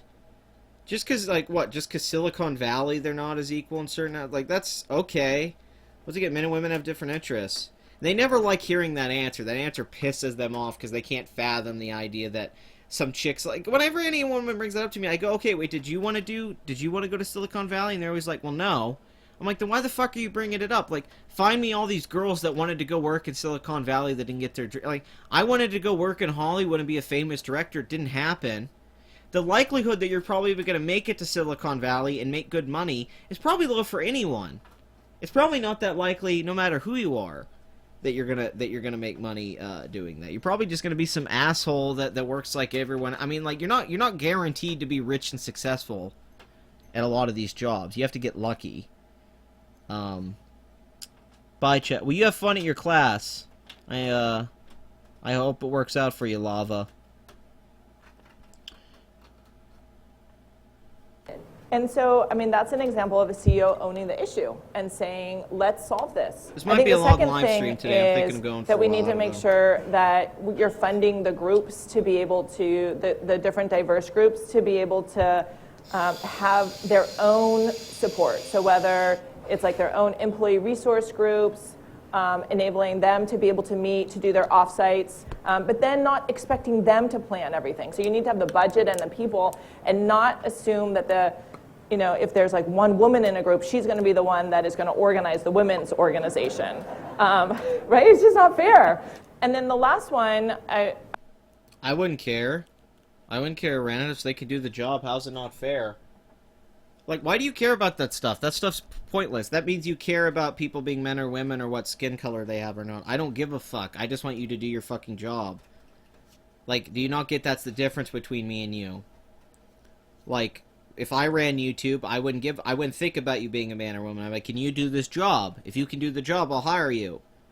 I don't give a crap if you have a fucking vagina. That's like I said, that's arbitrary. That's a pointless thing, but to her, apparently, that's a qualification and should decide how you hire or set people up. It's pretty fucked up to me. I've never quite heard that. Could you? I mean, this is like if I was saying, well, we should try to hire more white people. We need more white people at this company. And when you're talking to someone and hiring them, you need to consider them being white when you're hiring, and that's very important. And we should start special groups for white employees so we can make sure that white people are getting paid fairly as opposed to their black counterparts. Because if I'm not treating my white employees fairly, then my company's not really representing itself the way that I see it, where the whiteness is the foundation of how we make progress. I mean, that's basically what the idea, like when you say diversity is the same thing as me saying, like, white people. Because diversity, all it really means is, in her mind, oh, we gotta hire more women or more minorities. That's all it is. It's not any kind of diversity beyond that. It's a physical diversity, which is the most superficial diversity that we have between each other. It's like if I hired two people for a job that it didn't care, the physical side didn't matter, and you were a big fat guy and a skinny guy, and the job had no requirement of physical, like you don't need to do, you just sit at a desk all day. If the fat guy was better, I'd hire the fat guy. Now, if I had a physical job, and maybe the big guy was more qualified a little bit, but the other guy was in better shape for the job that I was hiring for that required some physical labor, I'd probably hire the guy in better shape. I'm not discriminating against the overweight guy, I'm just making a judgment call that I think is better off experience, stuff like that, and that's just all it is. That's how most hiring works. I mean, Jesus Christ. You better not be drinking tap water. Yep, I gotta stop drinking my tap water, yo. I have seen is just providing mentorship. And like I feel like I've been really I've benefited from that. There's no question. I've worked incredibly hard in my career. I've been really lucky to be in the right place. I've made a lot of great business decisions. But I've also had people at the Made a lot of bad business decisions. top of the company who saw potential and invested in me and made. Well, that didn't work out. YouTube's, like, been losing money. YouTube hasn't made a profit. And if you've been behind some of these new decisions, Jesus Christ. Yeah, like you and you guys lost you lost advertisers. So all I'm getting from this is don't hire women.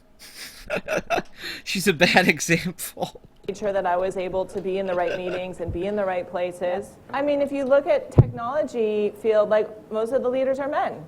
I mean, we just went through the numbers. There's nothing wrong with that.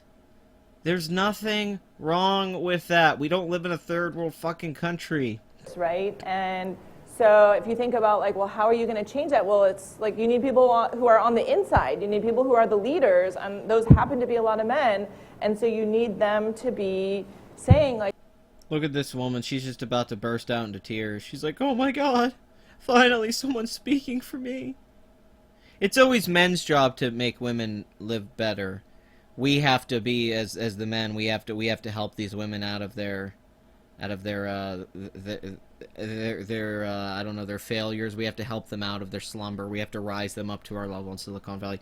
We have to build women up as men. They can't build themselves up. They need us. Remember that. That's what feminists always tell it. They need the men to build them up, but they don't need men. It's like, all right, well then we'll go have sex with our sex robots. Well, hey, hold on 1 minute. Don't go to that sex robot. No. Like, I want to bring diversity, and I'm going to be supportive. I'm going to make sure that, you know, so-and-so can come to me. I'm going to make sure My diversity. that I'm promoting the people in my org who have that talent. And Bill Campbell is like, you know, for those of you who don't know, he was the kind of like the coach of Silicon Valley, which I thought was super interesting because he was not a technical person. He would always say, I can't write a single line of code. And he had come from being a football coach, but yet he was the advisor to the top people in Silicon Valley. You know, there were a few times that there were like events I wasn't invited to, or Probably because he was really good at what he did. Did that ever occur to you that, like, he had multiple skill levels? He didn't need a tech background to be good at what they needed him for money reasoning? Like, financial advice is not necessarily... It's universal. You ever watch the show Shark Tank? Where people go in with, like, ideas and they pitch it for investment from, like, Mark Cuban and Kevin and Damon, the guy who did Fubu, and these people. Some of these people aren't involved in any of the things that people bring in. But they understand money, and they've had success with money, and they understand finances, so they give good advice if they were to come onto that person's product, and they can help them sell that product. It doesn't matter the background. Mark Cuban's background was tech, and then he bought a fucking basketball team, and he's been in all sorts of businesses. But it's probably good to have Mark Cuban helping you with what you're doing. This guy was probably really fucking good at what he did. I mean, if Silicon Valley's quick success is any sign, he's fucking amazing at it, actually. He's really fucking good at it. you know, meetings or something that I wasn't, you know, external ones, and he, or you know, maybe they didn't invite you because you always told people not to interrupt you. And I would reach out to him, and he would actually swear a lot too, and, and he would like get all angry and be like, "I'm gonna fix this," and then like, you know, and then he'd hang up, and then like a day later, I'd be like, "Whoa, I got that invite. Thank you, Bill." Oh wow, he swore. Oh my god, yeah, well, he helped you out. So she called the guy and he would help her out. But It's awesome. Right? It's a really important thing to ask to be there. Ask to be at the table, or ask someone to help you get there, because your voice won't be heard. What? Your voice won't be heard if you... Everyone has to fucking do that. Are you kidding me? Like, if I'm the new guy at a job, they're not gonna fucking listen to me because I'm the fucking new guy. I have to prove I'm worth listening to. That's insanity. What kind of shit is that? Once again, the men have to help the women because they can't do it themselves. Women are too weak. According to this fucking thing. Alright, I'm gonna get the Lacey video ready here in a sec.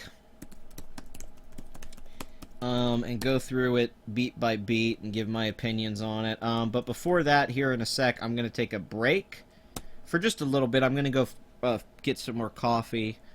And probably take a leak or something. But I'll put some music on from Sharkfoot's channels. And you guys can listen to that for the little bit of time before I get back. which won't be that big of a deal. Yeah, there's Lacey's video, taking the red pill, 285,000 hits. See, I think this whole thing was made just to get clicks, just to kind of get her back in the limelight again after her popularity. I mean, you gotta think how much Lacey's failed the last year. Does anyone forget about the roaming millennial debacle, where she tried to copyright claim the image of that, and then that blew up in her face, and she told us all on Twitter to learn how to law, and then Phil DeFranco just ripped her a new asshole. Then she made a video about it with her crying in her car out in the rain, being all sad, playing the victim. And then, pretty much once this whole social justice thing, the tide is completely turned. Social justice is dead. The social justice in the internet sense, on YouTube and all that, it's done. Those people are done. Now, in the real world, that's not true. In the real world, we still see Antifa and all that stuff, and we see Hollywood still liberal and all that. But as far as YouTube is concerned, this kind of stuff is like been on the decline for a year now. And Lacey, yeah, her dislike ratio to her like ratio is nuts. She gets shit on. So what's her final straw? It's like, well, I guess I got to team up with some anti-SJWs and try to make it like we're going to team up and help each other. I mean, this really just feels like more of an end to social justice. It doesn't feel like a new place, like we're going into a new direction. It just feels like this is Lacey's last stand to try and stay relevant before she goes into almost complete obscurity. Because you think how famous Lacey Green was 2 or 3 years ago, 4 years ago, when she was first getting really big on YouTube. I mean, huge. Every video she uploaded had like hundreds of thousands of hits. Her face was all over the internet. She was like the go-to girl for feminist stuff and sex advice. And then, man, she just got tore apart because she spent years saying insane shit that was just wrong. She's been debunked so many times. She said wrong statistics.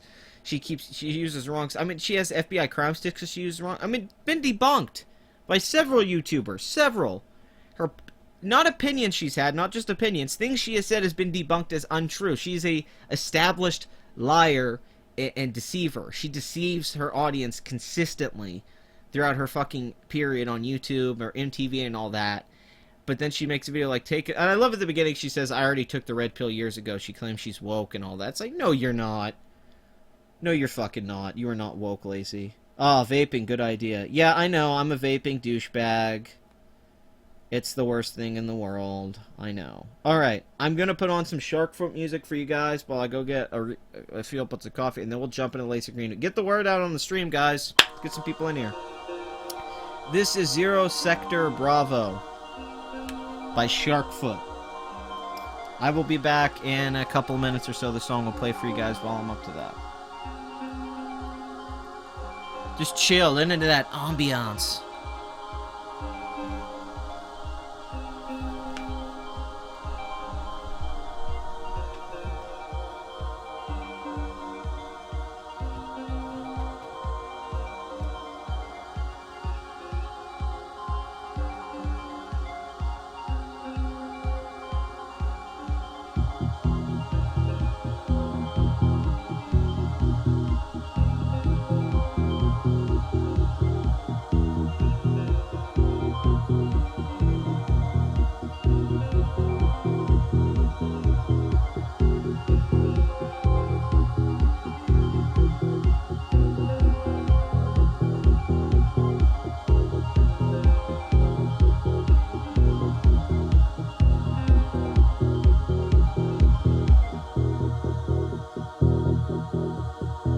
Transmission.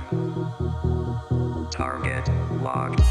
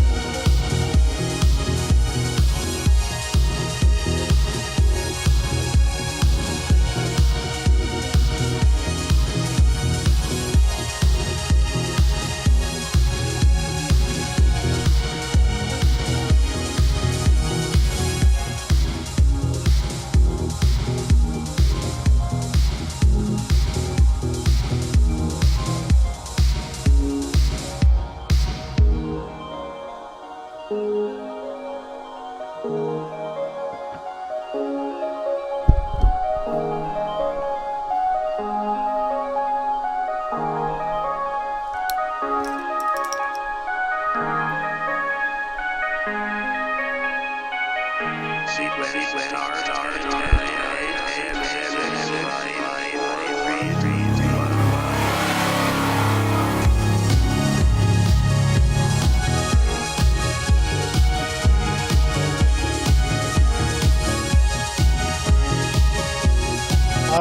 we are back. I got my new cup of coffee, so we're ready to go back in. I hope you guys didn't mind listening to some of that music. I actually really like that track.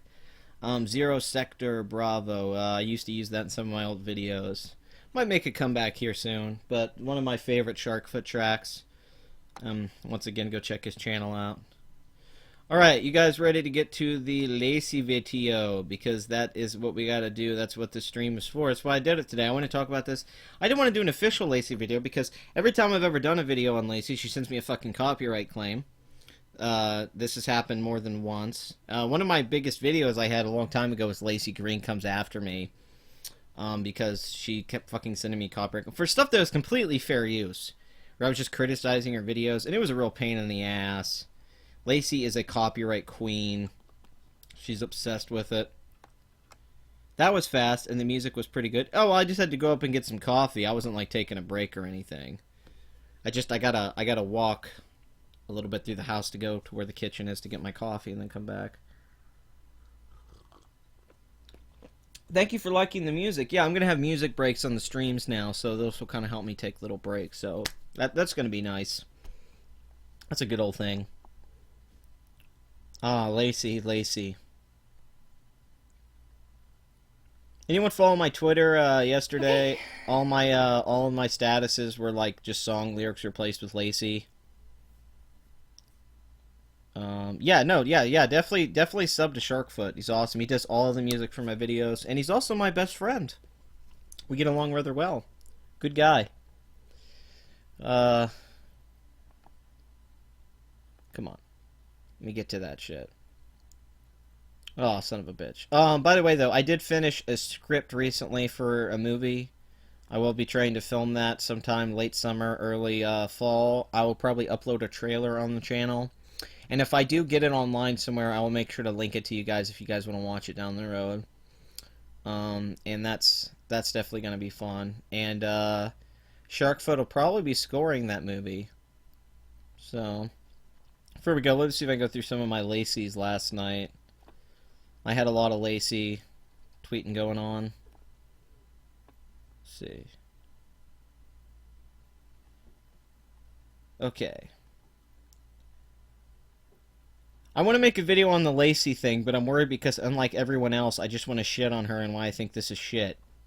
To me, Blair White was way too nice, and everyone else has been way too nice about her bullshit ideas before. She has said absolute crazy shit. Not that I disagree with being optimistic, but everyone's saying they respect her now. So probably won't make the video. Everyone will say I'm too negative. I know who you are, Lacey. The ship is sinking, and the little demons are jumping off. I'm even harsher than you because Vernaculus talked about it. I think she is full of shit.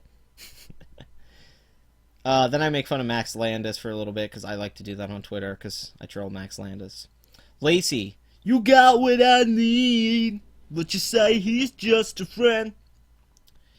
Lacey, can't you see you're just not the girl for me? I know it might be wrong, but I'm in love with Lacey's mom.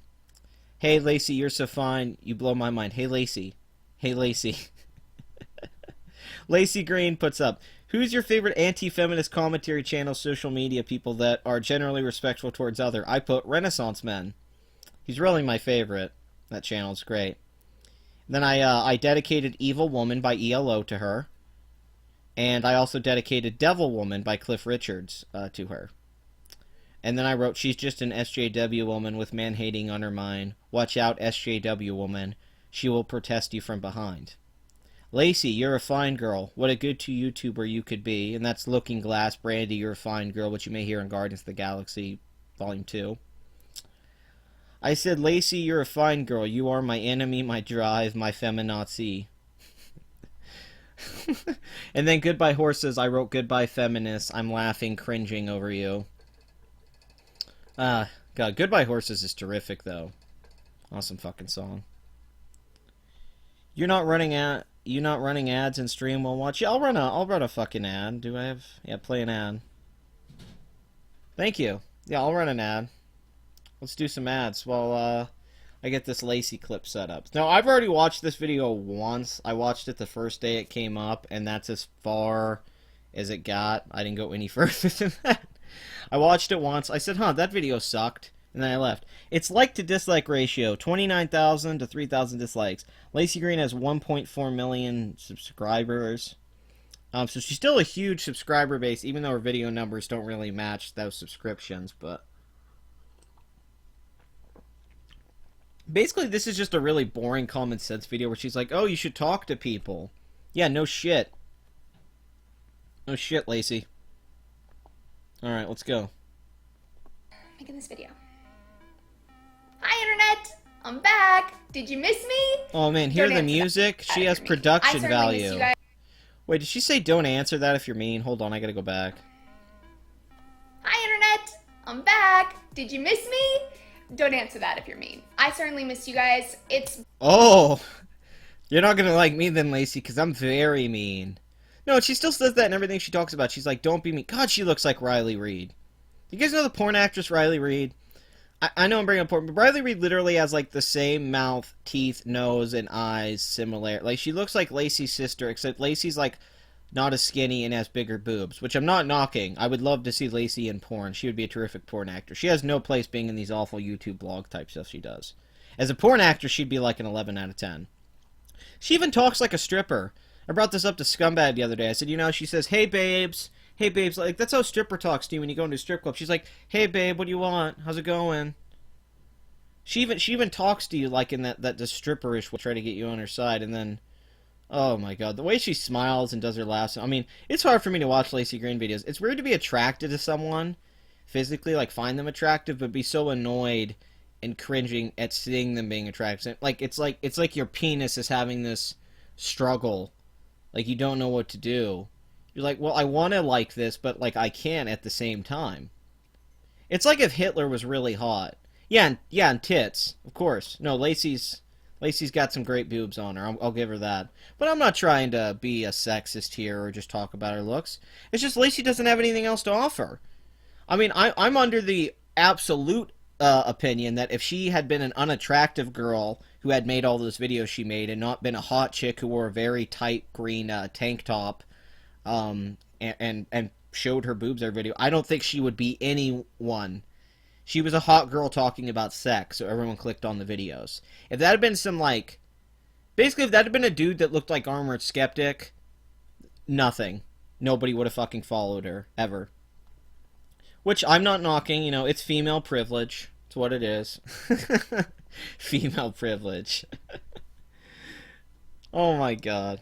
It's ridiculous. It's that's how dumb it sounds. Like when I say that, it sounds so stupid to me, and then I realize the feminists say that stuff about men all the time. And I'm like, oh yeah. Forgot. Alright, let's go back. By the way, I'm not being all for I get it. Oh, you're a misogynist, you're being sexual about late, and I'm right. Oh man, I have a dick.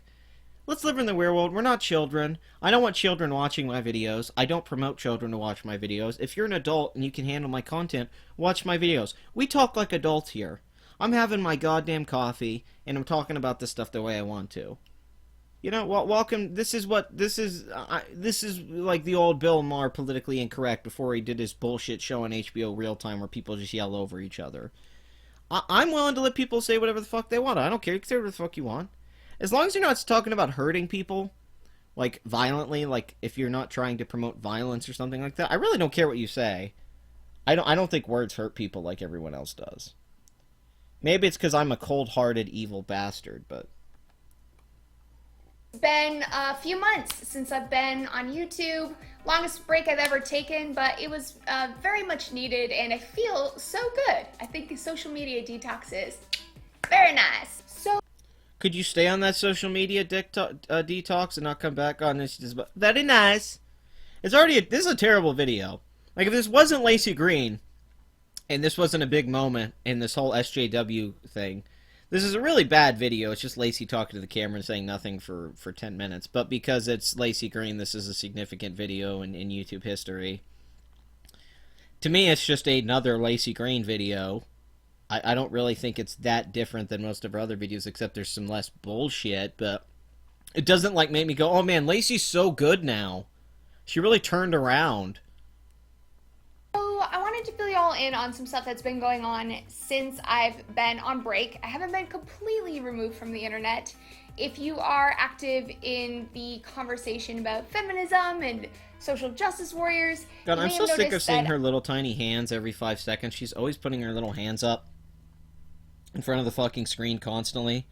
Lacey is fuckable for sure, and she used that to get clicks. I don't begrudge that. I don't either. Hey, if I was a hot girl, don't think I would be whoring that out to get clicks on YouTube, guys. I'm no better than that.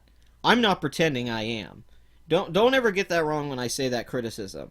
If I was a hot chick, I would definitely use that on YouTube all the time. There would be nothing but face cam videos. Despite me being an incredibly, incredibly good-looking man, that's just not as good on YouTube. You really can't get that far being... I mean, especially for YouTube standards, I'm kind of like the Brad Pitt of the skeptic community, in a sense. Because, like, yeah, who's the best-looking guy in the skeptic community? Jesus. I can't think of any of them that are good-looking. They're all kind of ugly dudes. I mean, not trying to be... I mean, I guess Dave Cullen's okay, although he looks like that Irish gangster from the second season of Daredevil. That's all I thought the whole time I was watching the second season of Daredevil. I was like, what's Dave Cullen doing in this? And why is he so pissed at the Punisher? Is he drilling his foot in there? He's like, oh, you cultural Marxist bastard. Actually, that would have made the second season of Daredevil fucking awesome. Please, Marvel, get Dave Cullen in there to fight cultural Marxists. And Jordan Peterson. Jordan Peterson can go kick the French intellectuals' asses. Just go. No, I want to like Lacey, you know? I do. I've always tried. Lacey was one of the first SJWs I had exposure to, like years ago. She was when I was getting aware of this stuff, because people were posting her videos on my Facebook all the time. Like every day I was seeing videos of her, and I was like, man, I hate all this chick's videos. And then I talked to all my guy friends, and it was pretty much the same conversation. Like, yeah, what she said was bullshit, but she was hot. And I was like, yeah, totally. And yeah, we just talked about how hot she was. And then after a while, I just started to get so frustrated with her. Then I didn't know there was this whole anti-SJW community that was talking shit about her and commenting on her videos. I wish I had found that stuff out a lot earlier.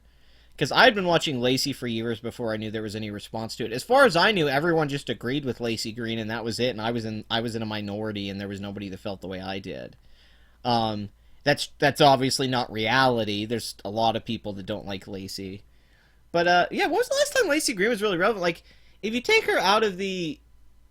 If you really talk out people talking about her, she's basically just somebody that has, like, a minor E-celebrity status. I mean, she is an E-celeb, but she's past her prime.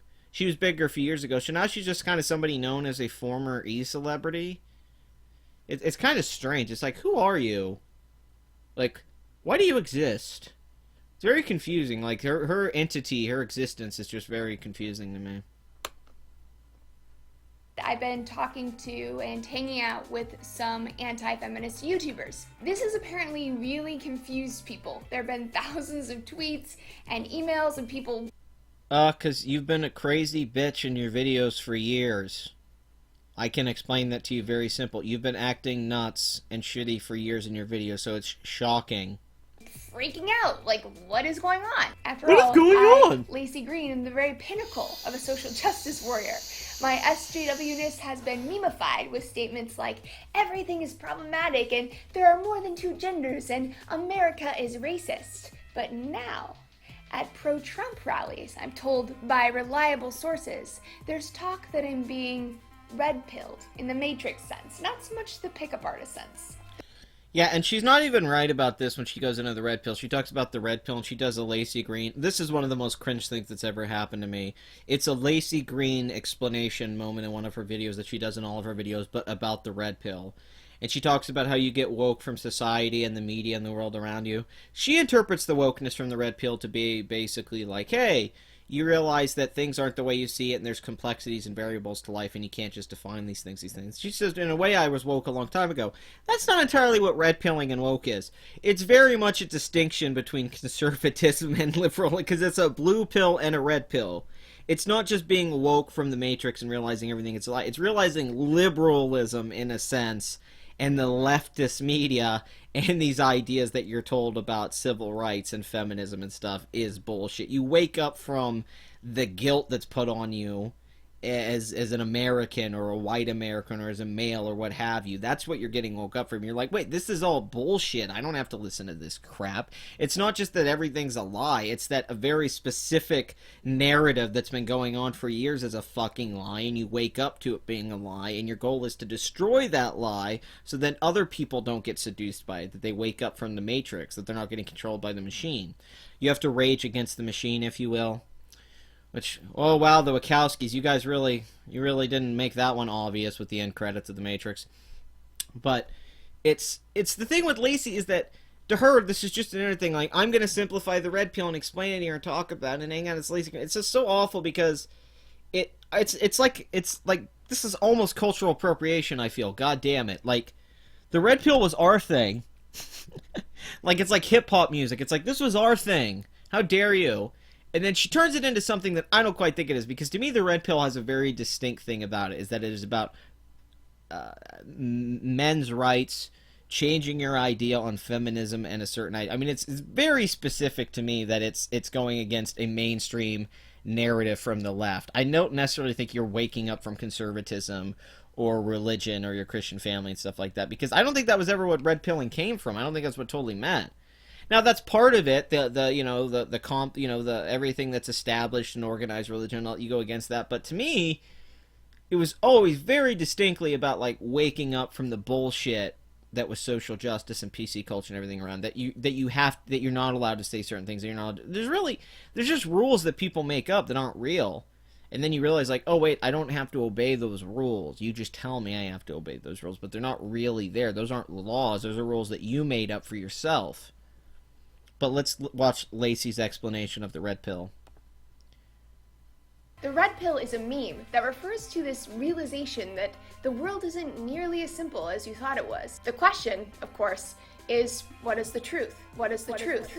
And how bad do you want to know? In some sense, I took the red pill a long time ago. Did Neo actually find out the world wasn't as simple as he thought it was? Because really, I'd say the Matrix world was a lot more simple than the fucking world he lived in. He lived in his world, then you have like the universe and all these possible infinite things and you know, humanity and all these variables and questions and stuff. Then when he gets woke up in the Matrix, it's like, hey, you live in a fucking shitty ship and we live on this shitty little like colony that looks like a shithole from like a Final Fantasy 7 or something, or Final Fantasy 8, and we live there and we have raves. And we tap into this computer system, and it turns out everything you ever lived was just a computer. That's it. It was just a computer simulation. It's not real. It's like, well, shit, that's a pretty simple explanation for life, that it's a computer simulation. That's a lot more simple than the actual, like, scientific explanations and all the complexities to life and beings. Like, it's like, oh, it's just a computer simulation. All right. That's pretty fucking simple. Nice reference on Rage and them using their song for finals. Yeah. If you think you've got to give her time, it took me a year to go from blue to red pill. Don't get me wrong, I'm not saying that Lacey couldn't change her mind or be a different person. I'm not saying that she's not. I'm just saying I don't trust her at all, and there's no reason to. She's consistently been a liar, and she's consistently tried to... She's a censor. She tried to copyright Roaming Millennial for just having a picture of her on a video where she was talking about Lacey and the shit Lacey was saying. She does this. She copyright claimed me for nothing. Because my video was about her Trump-pocalypse shit. She does this shit all the time. I'm so sick of, like... Anyone who's a copyright claimer like that on YouTube when people talk about your videos, you're an asshole. That means you just don't want people talking about your shit. Okay? And she does this consistently. And she's consistently talked about the patriarchy, me. She's been insulting me for years. But she has said in videos, I've watched jokes where Lacey says rape jokes are not funny. You should not say them. She tries to even explain context, but she eliminates that. Where she's pressed all that systemic stuff, the race stuff. I mean, she is the SJW. So it's like, I'm okay if I could hear that she's changed her mind, but if you watch this whole video, she hasn't said that she's changed her mind on anything. The discussion she had with Blair White, she was awful in that. And I have yet to see her change her mind on anything. So if she still believes the stuff she does, well, it's cool if she's willing to talk to other people. That's fine and normal. There's nothing really weird about that. You're not Steve Shives. Good for you. And he's pissed, but that's because Steve Shives used anything to be an attention whore. Mainly, you're still Lacey Green. I still don't agree with you on anything. I still think you're fucking nuts. Like, that didn't change. It's why I do what I do. My YouTube stuff has always been about the pursuit of forbidden knowledge. And while yes, I am a feminist, I wouldn't describe myself as the ideologue that people sometimes make me out to be. I feel that things tend to be messier. I disagree with that because we have evidence of you being that way for years. And every time Blair White asked her about something she said in an MTV video or this, she says, I don't remember that. She did it several times. She would say, I don't recall that. She couldn't answer anything that she said. It's like, I remember everything I pretty much ever fucking said in a video, and you can't remember the shit you did in videos? Because she can't explain herself. She knows she can't explain herself. And she got shit on so much from that Blair thing. I think what she tried to do was get in there and see, like, okay, I'm going to try to talk to these people, and then either they're going to really attack me, or they're going to talk to me, and I'm going to be able to get in there and mix things up. Instead, she came in, looked like a joke. She goes, fuck, okay, now I have to fall back that I'm getting friendly with these guys, and I'm awesome. It's like, that just means that you never really believed in any of the stuff you were preaching the last few years. That you don't have any convictions in it, in a way, in my mind, that you're willing to just... Because she said that stuff so adamantly, so consistently, all the time. She was perpetuating these things through her videos that she worked with. And now she's acting like she was trying to find this complexity. When in her videos, she made it like she was a fucking expert and had everything figured out. I never got the sense from a Lacey Green video that it was... like, even her with the gender fluidity and stuff, it's not about complexity to her. It's about you have to understand things in that way, which is really simple in the way she explains it. It's not like the things she was talking about was hard to grasp because they were debunked by several YouTubers over and over again. If I can debunk you, you're not that smart, basically. If all these assholes in this community can debunk Lacey Green, she was an easy target. She was an easy target, and now I don't know what she's trying to do. Like, what is this? This isn't... Is this deflection? Because this makes me more worried than anything, because all I get from this is she's basically saying, like, well, I lost. It's like, okay, well, we don't need you anymore. The best thing you could do is go away. Like, I'm not trying to censor her at all. She can do whatever the fuck she wants. I never tried to censor Lacey, but I'm literally telling her advice-wise, the best thing you could do is go the fuck away, stop making videos, stop talking on these topics, disassociate yourself with all stuff. That's the best thing she could do. That would be better than anything. If she just said, I'm done with this, I'm outie, I'd be like, alright, Lacey, I'd make a positive video on her every fucking day for 6 months. It would never stop. Even if she is censored and a liar, dialogue on her channel might help slowly red pill people on her side. While I don't like her, I like this choice of hers, even if it's only self-preservation. See, that's my issue. That's what a social justice warrior is. A social justice warrior pretends that they're doing something for a noble cause, but they're doing it just for themselves. That's what a social justice warrior, that's where it always came from. That's what the pejorative was. Is that's like, oh, I'm fighting for women's rights, but it's just somebody that's pissed that they're not getting what they want. Lacey is pretending that she's trying to further the dialogue and the conversation, but I think like all social justice warriors, and what Lacey's always done, is it's about her. She's like, how can I use this to benefit me? Can I get Sargon subscribers? Can I get Shoe on Head subscribers to come over?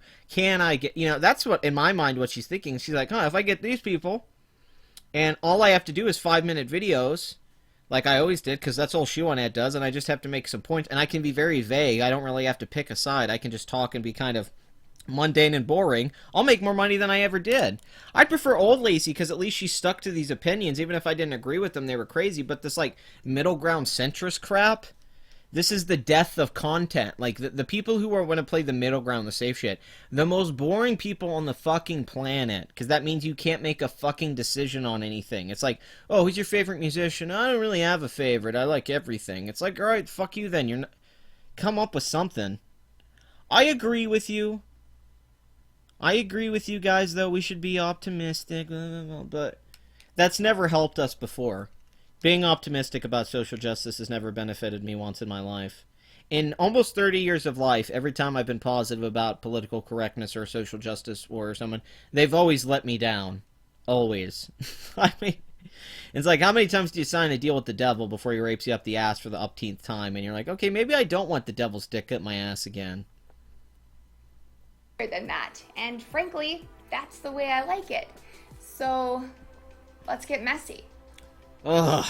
So here's some context about me. I used to be Mormon, pretty intensely so, you know, when I was That explains a lot about Lacey, that she used to be hyper-religious and intensely Mormon. That explains so much about how she comes off messed up sexually, like she has issues with certain types of men. I mean, like, she's always had this thing about her where she seems kind of fucked up.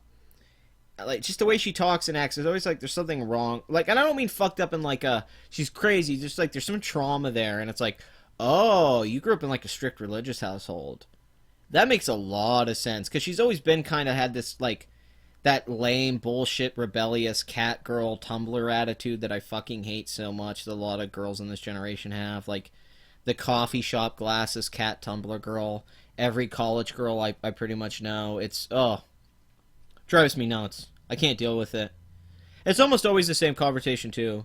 It's always like, I'm a feminist. I want to do this. I can't do it because of this reason, so I ended up doing this. And blah blah blah. And really, I just want a boyfriend. Is what they're getting at, but they won't get to that. Oh, and Lacey's pansexual. Don't forget that. That means she's just attracted to anyone as she feels it. Years old, there were adults telling me that my spiritual destiny is to be perpetually pregnant. Cute, right? I am also half Iranian. Funny enough, my grandparents were political rebels in their day, speaking truth to power during the revolution in 1979. It's actually pretty badass, and it makes me feel like rebellion runs in my blood. But as a teen, You are one of the least rebellious people I've ever seen in my life. You have just been consistently for years going with the mainstream. You've never challenged any idea or anything that wasn't already challenged or looked at philosophically or intellectually, academically, what have you, through the years. Far superior, being in literature or in lectures or whatever, just all over. I mean, you have added nothing new to the conversation. The only thing that you added was the social justice elements, which were parroted and by other people and have since been, and they've been debunked, and now we have all these channels where we parrot each other making fun of SJWs. That's the only thing that Lacey's contributed is to cringe content. And in that regard, Lacey has been a huge part of my life because a lot of cringe has come from her. But in the same way that Ghostbusters brought me a lot of cringe, it's like, that doesn't make it, like, I'm not happy that Ghostbusters fucking exists, though. That doesn't make it fucking better, because it's fucking, I still had to see that shitty Ghostbusters reboot. Like, I still wish I didn't have to deal with years of Lacey Green content. It's been years of my life that she won't go away. It's like, god damn, she's a fucking leech. She just drains the blood out of you over and over again. But the thing is here is, like, the religious background, that explains a lot about Lacey. That's the most human thing she's ever said in any of these videos. There's never been one video I've ever seen her be, that's the most personal thing I've ever said in a video is, like, she talking about a religious background. It's like, oh, that's kind of interesting. I wish she would talk about that more, actually. Why doesn't Lacey just do blogs where she talks about her life? That probably would honestly do her better. I mean, anyone who watches her stuff most of the time just watches it because they think she's hot, so... I mean, it's not because of her great humor. The only joke she's done the whole video so far is very nice, which, are you kidding me? That is a fucking outdated joke I've ever heard one. It's like Borat jokes? 2007 jokes, Lacey? teenager, I got a little bit take that lost back. in all 2006 jokes. Borat was 2006. Fuck. this, as you do. So my first YouTube channel that I started when I was 17 was about skepticism and philosophy. Then, when I was 19, I created a series called Lacey had a channel about skepticism and philosophy. I would love to see Lacey talk about philosophy. Oh my goodness. That sounds amazing. We're going to have to dig up and find some of those at some point. Holy shit.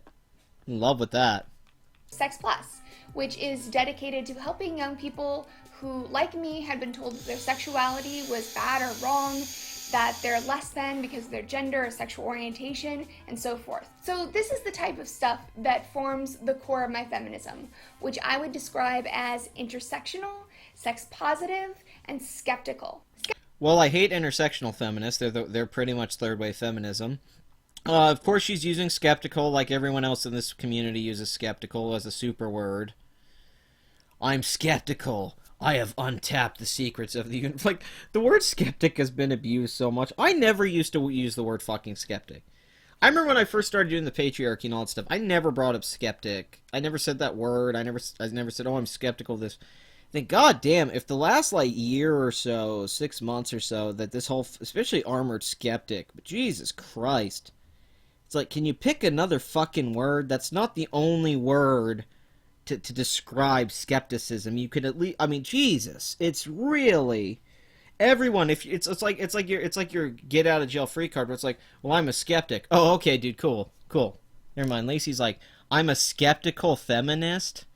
What the fuck does that even mean? I'd subscribe to Lacey Dildo Testing Channel. Oh damn, you are a foul beast, Len. I like the cut of your jib, sir. Skeptical, as in not easily convinced of stuff. Science is my rubric wherever possible because we're all prone to human error. You seem rather convinced that Trump was going to destroy the country and everyone was racist, and you seem pretty convinced in all your several videos where you talked about patriarchy and systemic this or that wasn't completely backed up by scientific data. You didn't even have... People couldn't even find studies on things you talked about. There wasn't even evidence for a lot of the things you brought up. I've researched stuff Lacey brings up, and it's like, you're not even... Either she doesn't have it, or she's presenting it inaccurately, and you have to go look it up and see what she's actually saying. Just watch any of the teal deer videos on Lacey Green, Vernaculus. I mean, don't even watch my stuff. I suggest go to the top tier, like, if Thunderfoot made a video, any of those guys, they just shit on Lacey, and almost nothing she says is backed by science. She's actually, pretty pseudoscience heavy, I'd say. I'd say she's very pseudoscience heavy. I think she likes science, but unfortunately, science has become a meme. Science is this geek culture meme thing now that's really funny. Do you notice that everybody that bitches about climate change deniers, and I'm not a climate change denier, I'm just saying, do you notice all the people that bitch about it usually can't explain the science to you? Like, Thunderfoot made a video on it, right? And what did he do? He explained the science and proved it completely, and he's a scientist. He was able to do that, and he did it very well.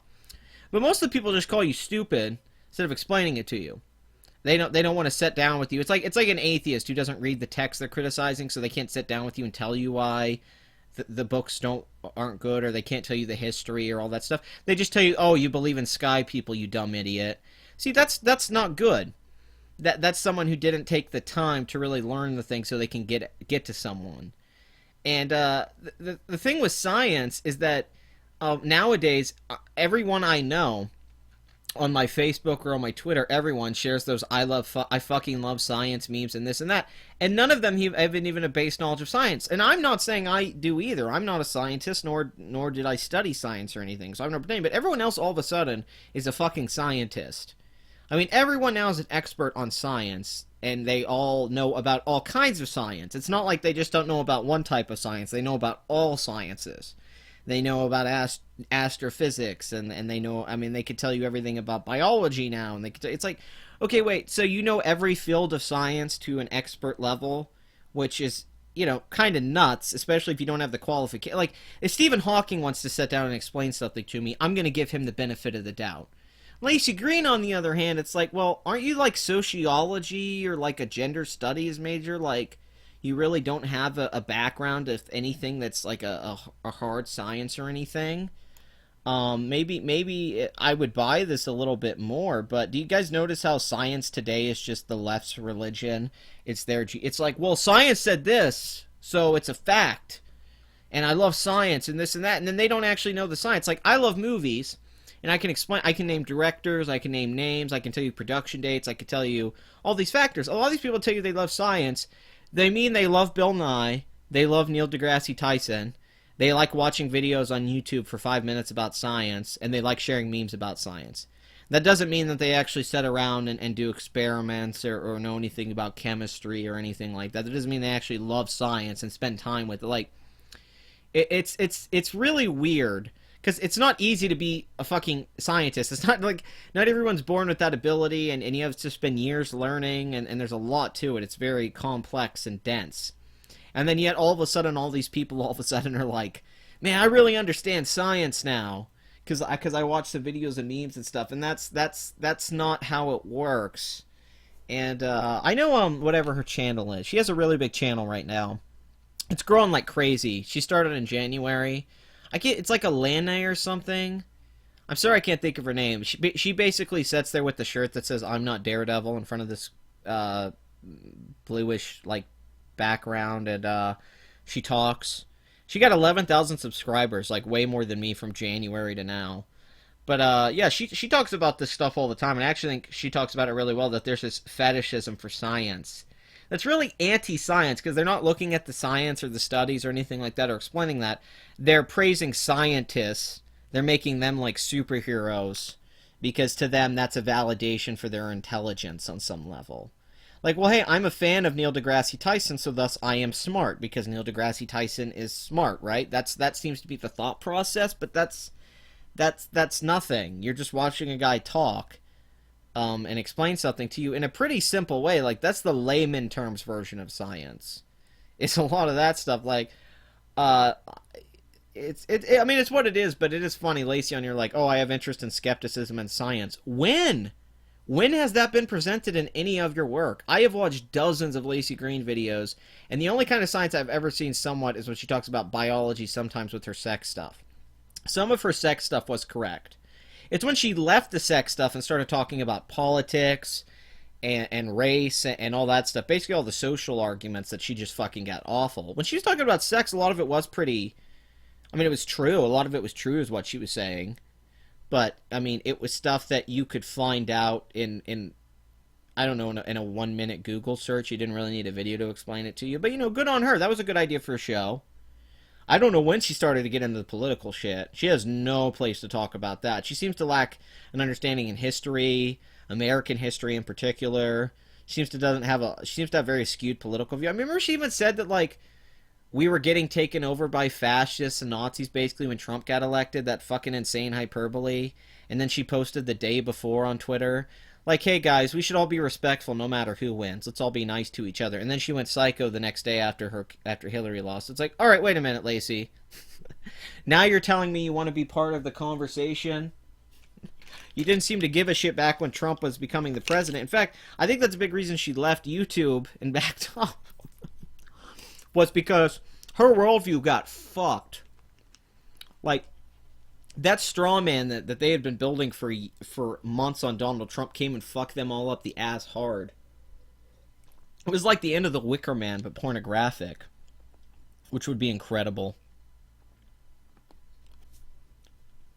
Science isn't perfect, but it helps reduce those errors by a lot. At the end of the day, we all have true beliefs and we all have false beliefs. Skepticism is about acknowledging that. It's questioning even the seemingly unquestionable and being willing to adjust our beliefs as we get new information. In truth, I want to engage with criticism, but it's really hard to do online. There's a lot of hostility, things escalate super quickly. It's really hard to do because online's like the free market. You can't control the environment that you're talking in. Like when you're having the conversation with Blair, it's just the two of you and you get to click your little pen, or when you meet Chris Ray Gunn in public, you get to talk to him and there's nobody around to intimidate you, and these are nice people. When you upload your shitty videos online, you have to deal with heavy criticism, just like all of us do. But you can't deal with it. When you say you want to embrace the criticism, no, you don't, Lacey. You want to embrace it on your terms to where it can't really get at you, because clearly the criticism has. This is the girl that was in her car crying with the rain around her as dramatic as possible over the roaming millennial thing because she filed a copyright claim that was bullshit and everyone called her out for it. She cried over that. That's what she does. She played the victim card. And once again, Lacey's here like, well, guys, it's really not that I'm this social justice warrior. I'm just this misunderstood being that's really complex and on this other level. And now I'm informing you guys that I'm willing to hear some of your opinions, because maybe I wasn't quite right on everything. With my skepticism, I'm opened up to all the rights and wrongs and stuff like that. It's like, Lacey, I'm skeptical of your skepticism. Let's just leave it at that. I'm very skeptical of her skepticism. People don't really seem to be listening to each other. It's just a shit show. So I went down the rabbit hole of... See, I disagree with that. I listen to everything that people like you say are your side. You guys say worse stuff. I mean, it's led to Antifa, which just preaches the stuff that you said in your videos. If you see interviews with those people, it's the same thing. The Women's March, all that stuff that I just think is laughable. It's just social justice warriors. Now social justice warriors like James Corden and Seth Meyers and all them on TV. I mean, that's the thing now. Vernaculus has a brilliant video that just came out about that on satire. When they try to satirize like anti-SJWs, or they try to do satire on people that or the whole alt-right or satire on Pepper. They always almost fail miserably. Because they can't make a point with their satire, because their satire is just fueled in hate, trying to make it for the sake of it. When we had actual satire and things to make fun of with Lacey Green, or BuzzFeed and stuff like that. You know, there was actual comedy and points to be made from that. But like, why this content is bullshit and why this content is wrong, even in the way it's presented. You could use their presentation against them. And that was what was so great about the early days of anti-SJW. Like, recently that video came out with the chick going crazy over the rug. That's been getting a lot of traction, because we haven't had a big SJW video in a while. And those videos are so great because not only can you point out how that woman was in the wrong, you can make broader points about that, because you talk about free speech there and the rights of business and all that. In fact, I got an update on that. Apparently those 2 guys got fired because of that woman. And they did remove the rug. So she won.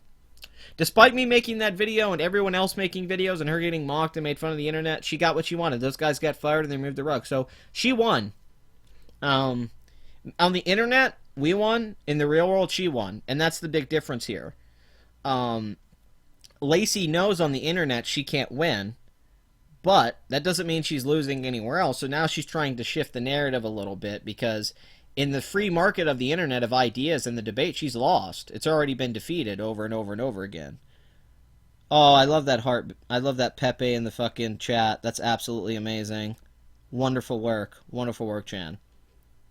Oh, Vernaculus's video was dead fucking on. Yeah, it's they're not like Lacey's, like these kind of videos, right? They try to be somewhat self-aware or informative, satirical, or what have you. They're trying to make a point, but they never do, because there's not a deeper meaning or a subtext or a point of it. There never was, really, with any of this stuff. Anita Sarkeesian, all that stuff, because there's no humor.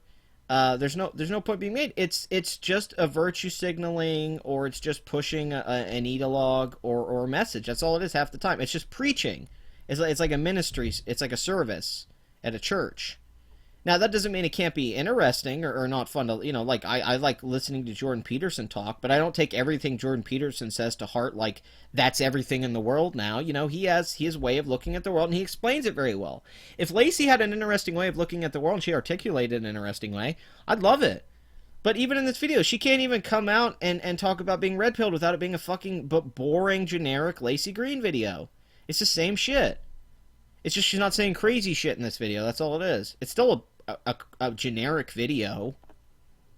Anti-SJW videos. And I found that some are pretty disrespectful. But that's not all the channels. I've recently... I love that some are pretty disrespectful. What the fuck does that mean?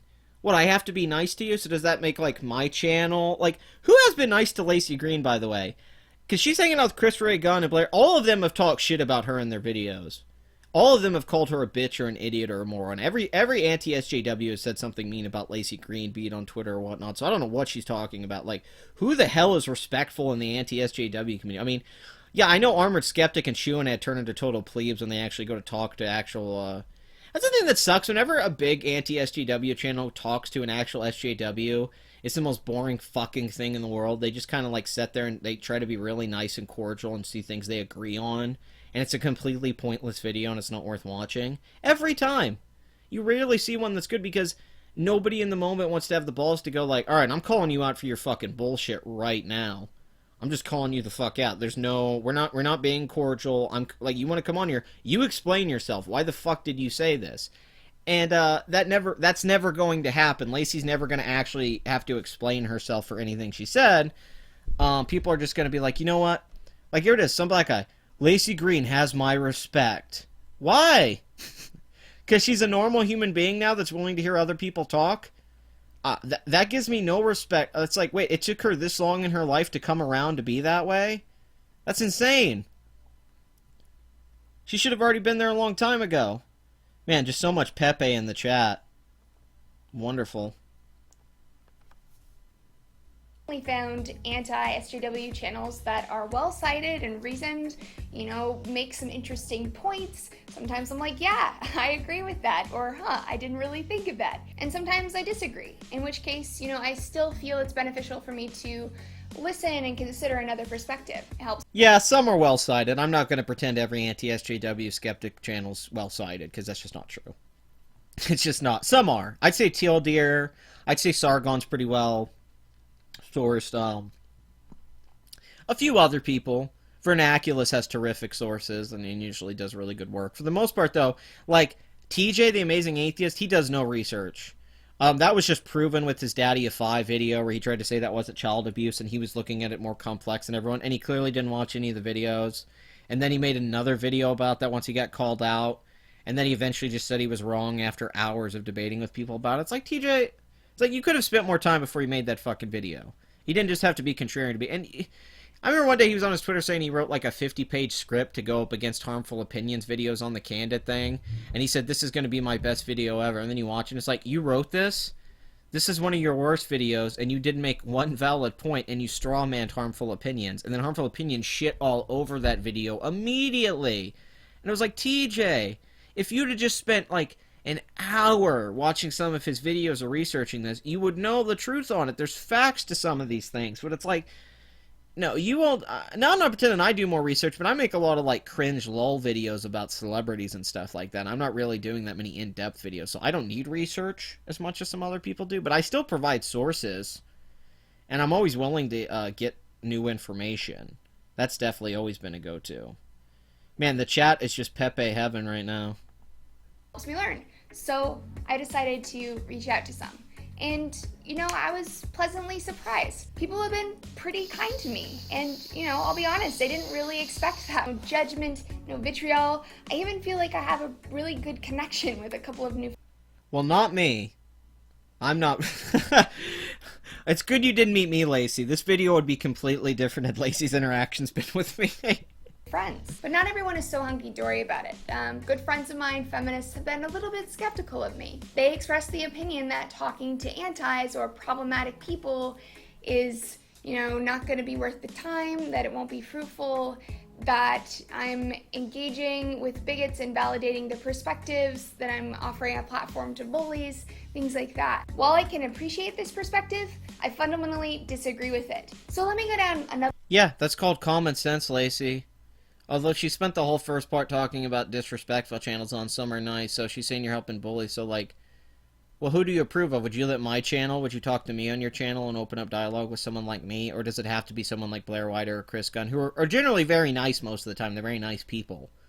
Almost too nice, like, I almost don't like their content sometimes because they're so fucking nice. When they talk to the people, because it's weird when you can get on the camera and act like a fucking asshole and be a bully, and all that, and then, like, you do the leafy thing that when you're not on camera, you turn into a total pussy. That really drives me nuts on YouTube, how many people, like, turn into total fucking asshole shit talkers when they get on a video and then they can't back it up. It's like, well, don't play that character then, because, you know, like you're basically bullying when you do a commentary channel like this, when you talk about people and you make fun of them, which I'm fine with, I love it. But you got to be able to be consistent. You can't just like try to flip the hat all of a sudden and be like, well, I'm actually a really, really nice person most of the time. I'm just an asshole when the camera's on. Oh no, TJ's a professional contrarian. That's pretty much all he's ever been. He was a contrarian, like when religion was big, he was the amazing atheist. Now that religion's dead, he moved on to social justice, which was contrarian, to go against the PC culture. Now he goes against the own skeptic community and whatever's now. Whatever TJ can be the contrarian on, that's what he'll do. It's like, oh, what's the not most popular thing? Oh, okay. I'll talk about that. And yet I'll talk about it in the most basic clickbait way I can. Her so-called friends will turn on her in an instant and demonize her. Yeah, I want to know what, her friends. Yeah, I remember when Steve Shives was on Twitter, like, I don't give a fuck, I'm not talking to anyone. It's like, Steve, nobody wanted to talk to you. What makes you think anyone... The only reason anyone wants to talk to you is to make fun of you. Steve knows that. He's smart enough to know he's not going to get the Lacey Green niceness, because he's not a hot chick. If Steve Shives showed up on any interview with anyone, people would just be like, oh, this is going to go down. But Lacey gets that nice courtesy, because no one's going to start the conversation with you. You're like, you know, you're kind of a bitch. Another rabbit hole here. Social justice communities lately have been arguing that bigoted ideas, you know, this harmful speech should be suppressed because it allows the bigotry to spread and to be validated. I'm thinking of campaigns to get people's Twitters banned, you know. This is a girl who's made several videos I've watched where she says what kind of jokes you're allowed to say and not say, what trigger warnings really are, how you should understand these things, your sensitivity, talking about rape and all that, like the stuff you really shouldn't joke about or talk about. It's like, Lacey, like, you've done this stuff. Now, if you're willing to say that those videos you shouldn't have said that stuff and you feel bad about it, I want to hear that. I do, but she hasn't said any of that in this video. Like, are you going to say that some of the stuff you said in the past was total horseshit? And the reason you become a meme is because that stuff was ridiculous? Like, your hand and the... Like, yeah, you're a meme because the stuff you said was... Just come on and say, like, hey, I said that stuff. I was trying to get hits. I know it was stupid. I shouldn't have done that for so long. I'm sorry. I would be a huge fan then. That's a true apology. That's true transparency. Not... Well, you know, I was always really complex, and now that I've kind of come into this world, I see now that the anti-feminists really aren't that bad. It's like, we never were. Like, it's worse now than it was years ago when they started. People were way nicer, and you wouldn't talk to everyone back then. You have to talk to everyone now after it's pretty much been at... Pretty much once her side lost, now she wants to talk. She wanted to talk back when it was going on, when it was happening. Book deals canceled, talks canceled, things like that. Ironically, this sounds very similar to the logic that is used by the right to censor sex ed. Information about sex has been deemed too harmful to hear. It'll encourage immoral behavior and... Yeah, only the right has some kind of censorship about the way we're supposed to talk about sex and sexuality. The left has no agenda with that. Speed social decay. Two sides of the same coin. The question is, what counts as harm? To some, harm is a problematic opinion. Harm is... God, I just realized how much she's like Phil DeFranco in that way, where it's like just sitting in front of the camera and like doing the cuts and just saying lines, and it's clearly really scripted and not really that... Like, trying to make it as generic as you possibly can to get as... And I'm not knocking Phil DeFranco. I like Phil DeFranco, but goddamn, you talk about generic on YouTube. To me, he's like the standard of what it means. When you just sit in front of the camera, you say the same kind of lines, dialogue, you don't change your videos much. Pretty much never. It's just a format you repeat years and over. I mean, this is Lacey's thing. This is what she's stuck with. This is what she has. I'm not saying it's a bad thing. The SJWs eat their own, so she will soon be persona. Dude, we eat our own in this community, too. The skeptic community is eating itself right now. Everybody's making videos on each other. Everyone's getting in fights on Twitter. People are shitting on Armored Skeptic. People are shitting on TJ. You know, people are... Every kind of group collective starts eating itself after a point. That's what happened. That's why I never wanted this anti-SGW thing to turn into this group community thing. And what pissed me off about people like Sargon and Shu and stuff is they would always say, well, I don't consider myself part of a community. I don't even like people saying that. Yet they would do collaborations together. They'd all make similar videos. We knew that they chatted together and had conversations together on Skype. And we knew that. We knew that Bering and Shu and Skeptic and Sargon and TJ were all talking. We knew that they've all been talking for years. And it's like, yeah, you guys are a community. You all work together and help boost each other's channels. And fucking even TJ said he gives Patreon money to the other people. So it's like, you guys even help each other financially. So they made it a community. And that's what's fucking killing it right now, is that it wasn't just a bunch of YouTubers who were doing their content. It became like, we have to become a group to defeat the cultural Marxists. And it's like, well, we don't get along. We're not the same people. We can't get along. We're not going to work together. We were never meant to work together. It was never supposed to... We were supposed to defeat groupthink. I don't like groupthink. And then it became groupthink in the anti-SGW community. It became the same thing. Is hate speech. Harm is inciting violence. The other pole of this issue is the perspective that... The other pole of this issue? Oh my. Maybe Lacey's been hitting up 4chan a little bit. I wish. There is no such thing as harmful speech. That speech can't hurt you. Therefore, all speech should be permitted, no matter what. I fall somewhere between these two perspectives. My opinion is that speech can be emotionally harmful. Did she say perspectives? I know she meant perspectives, but it sounded like she said perspectives. Causes pain or shame or dehumanizes you. It can also be physically harmful if it incites or advocates violence against someone. But these two harms don't pose the same amount of threat to an individual in the context of political speech. So they shouldn't be treated as equal forms of violence. You know, if we're gonna say a slur is just as violent as punching someone in the face. Once again, this is a girl who's tried to explain why rape jokes aren't funny and you really shouldn't make them. She's told you what kind of jokes you should make or not. Lacey, that's the same thing. That's the same fucking thing. That's saying like, hey, these jokes are bad, don't make those jokes, but you can make these jokes because they're good. That's hate speech. I mean, that's the same thing, Lacey. You didn't like... I don't know why you're acting like you don't agree with that. You agreed with it for years. Did you change your mind all of a sudden? I mean, that's cool. you changed your mind. I just wish she doesn't go into it very much. To me, that minimizes the egregiousness of punching someone in the face. So I tend to agree with the interpretation by a lot of human rights organizations, which is that harmful speech starts where it incites or advocates violence. You know, I think the definition of harm is being pushed too far in regard to political speech, that this heightened level of sensitivity. This is a chick who for years made videos and talked about in every video, these are harmful, these are triggering, these are dehumanizing. She even just said there's some words I mean, this is the chick that made these buzzwords. She was there with Danita helping. Lacey, you helped cause some of this. You pushed words like that. And then she tries to act like she's not a Tumblr feminist. She goes, I know some people on Tumblr say this or that. It's like, you did all of that. There's videos of you doing it. We have evidence of it, Lacey. What the fuck? It's not like we misrepresented your videos. I've seen your videos for years, and you've done all of this shit. You would always talk about how this is harmful, and we shouldn't say this or do this, and now it's microaggressions and all that crap. Like, what the fuck? Like, I'm sitting there so confused, like, Lacey, you did all of this. Sensitivity is actually resulting in some censorship. Not de jure like government censorship, the technical definition of it, but de facto censorship, you know, in practice. By shutting down platforms for speech and driving it underground, or by making ideas too taboo to be allowed to talk about. I also feel like this approach doesn't very well promote social justice. For one thing, when you think about it. I think it does, because I think that's what social justice always has been. Social justice has always been to perpetuate a group that's considered a discriminated against class and put them up in a way where they feel superior to the class that's apparently oppressing them. It's always been a class struggle. It's throughout history. It's what social justice always was. It's always been, we're not getting treated the way we want to, so we have to destroy the hierarchy, which is the patriarchy or what have you. And if we can destroy that, then we can have what we can have all of our dreams and utopia and all that stuff. It's I'd say it's what social justice to me has always been.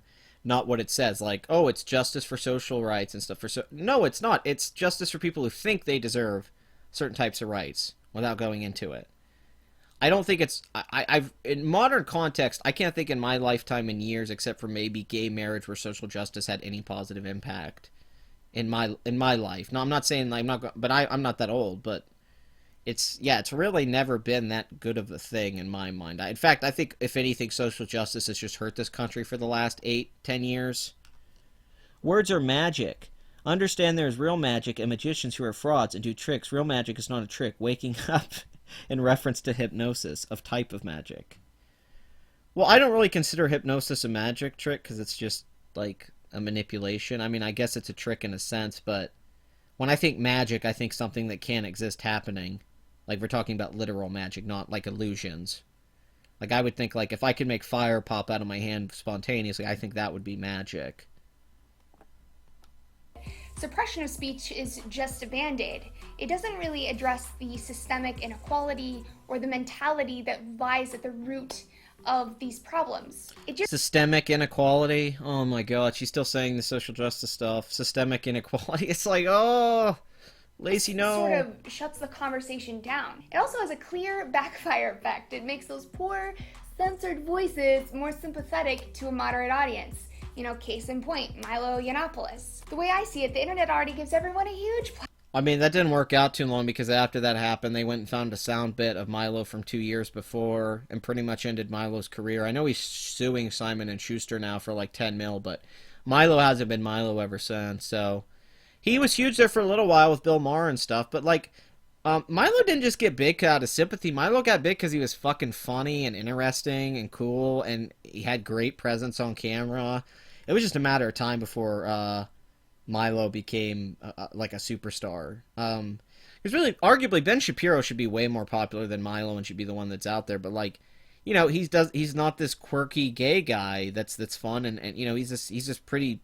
stern, cool little Jewish guy, and that's not as, you know, that's not going to look as cool on real time as Milo going on there, you know, and being like, oh, hello, darling, and all that stuff. You know, it's just not... Milo worked to be a performer. I mean, that was always what he did. Everyone is asleep. platform, much bigger than a university can offer. They're already on the internet. They're gonna be there. We should talk about it. I think we should address things head on. Through open dialogue, we can parse out ideas and really see what they're made of. And in response, everyone else has free speech too. They can dissent, they can protest, they can ask critical questions. Well, Lacey, your ideas already have been debunked and sucked. You don't have any ideas to add in the conversation. Like, legitimately, like almost the whole anti-SJW community was built to destroy all of your arguments. You didn't have almost any of them. I mean, it's not like we can continue the conversation from where it's at. The conversation has been lost. You guys lost that conversation, at least in an internet sense, with popularity and what people agreed with from a like to dislike ratio. And that doesn't mean they didn't win, because obviously, God, Netflix right now, 13 Reasons Why, Dear White People. I mean, there's a lot of SJW stuff. The Amy Schumer special, they changed the whole rating system. A lot of stuff on Netflix is a little worrisome. Questions, they can counter the narrative. They can, highlight fallacies and moral failings of the argument. So all of this comes to a head in a brutally bizarre spectacle that happened last week amongst feminist scholars who appear to be cannibalizing themselves as usual. It all started with a feminist philosopher's publication in the philosophy journal Hypatia about transracialism. So in the paper, she examines arguments... Transracialism. That's fucking amazing. Hope I didn't join the stream at the end. No, Luna, you're not here at the end, but it has been going on quite a while. The stream's been going on for 2.5 hours, but we've been having music breaks. Lacey's an actress. Her script is encoded with hypnosis wording, and there's a quiet background music to help with the effect. Mind control. No, it is true. She's very much, everything she does is about psychology in that way. Like, when she was clicking the pen, that was a mode to take control. Like, somebody did in a video, it's brilliant. Like, she would click the pen every time Blair said something she disagreed with, and then she would click the pen whenever she said something she thought was right. And it was this back and forth thing to try and intimidate Blair. And like you said in the video, there's the music, the framing, the way she talks. It's trying to get this calmness and this natural feeling like she's there doing this all. But this is all just manipulation. Everything she's doing here is manipulation. That are used for transgender equality, and basically finds that logic can be applied to race as well. She highlights some of the logical inconsistencies and weaknesses in the arguments that are used against someone like Rachel Dolezal. It's a controversial topic and a controversial conclusion, and It's a controversial topic to talk about trans race? Really? That's controversial? It's bullshit. Like, how's that even, like... It's not a thing. I mean, yeah, if you use the liberal arguments that suck, like, hey, it's just what you want to be, it's just your feelings and choices, it doesn't matter anything with biology, then yeah, I guess you could be trans whatever you want to fucking be, but that's part of the reason the trans arguments don't work a lot of the time. Or the gender fluidity crap, because it's like you can just be whatever you want, and it's like, well, yeah, you're not black, you can't just be black because you want to be black. You may like black culture and rap music, and you may have grew up with black friends, but you're still not black physically. Your skin color's not black. That doesn't make you... She mainly does charm also too. Charm is another type of magic. No, that is true. Everything she's doing. No, like I said, how she talks. Hey, babe, hey. It's how strippers talk to you when you go to a strip club. It's exactly how a stripper talks to you to try to get money from you at the strip club and tips and get a lap. This is how... I mean, it's so similar, it's jarring to me. Like, I've had these same types of conversations with so many strippers where it was like, oh my god, this is exactly how they talk. Like, they come up to you like, hey babe, Lacey here. So, and it's the same kind of like the smiling, the way she looks at the camera, uses her hands. It's so like trying to pretend that she's not aware of herself, but she's totally aware of herself clearly. She may well have some things wrong. But instead of refuting her arguments on their logical merits, the academics penned an open letter claiming that the paper needs to be revoked, citing its various harms, including, using the wrong word, degrading trans people by comparing them to Dolezal, and having read the paper, the accusations that are made in this open letter are a complete misrepresentation of her argument to an extreme degree, which really makes this whole ordeal all the more troubling. These are not grounds to censor an academic paper. Lacey, I've been saying this for years. Welcome. Welcome to the world. Allow me to explain how you know everything. Everyone is charmed. When you underdo their hypnosis, they attack you instead of saying thanks. Oh, really? Yeah, I can't get hypnotized. I've actually tried several times, and it just doesn't work with me. I can't get hypnotized. I can't go to that place where it's possible. Not grounds to ruin someone's academic reputation. I mean, what's the end goal here? Is it that, you know, only a very specific perspective can be heard in a philosophy journal exploring feminisms? Like, that strikes me as very contradictory. And more generally, should publications, you know, reject papers that don't agree with majority opinion? Like, that makes no sense. So this is a pretty big concern of mine, and, you know, I've felt this way for a long time. It affects my work. It affects She never talked about in any of her videos or anything about censorship. It was almost always about, like, how evil men are and patriarchy and privilege, white privilege and all that stuff. I wish she would talked about discrimination and censorship and all that in that sense. In academia. That would have been a lot more interesting once again.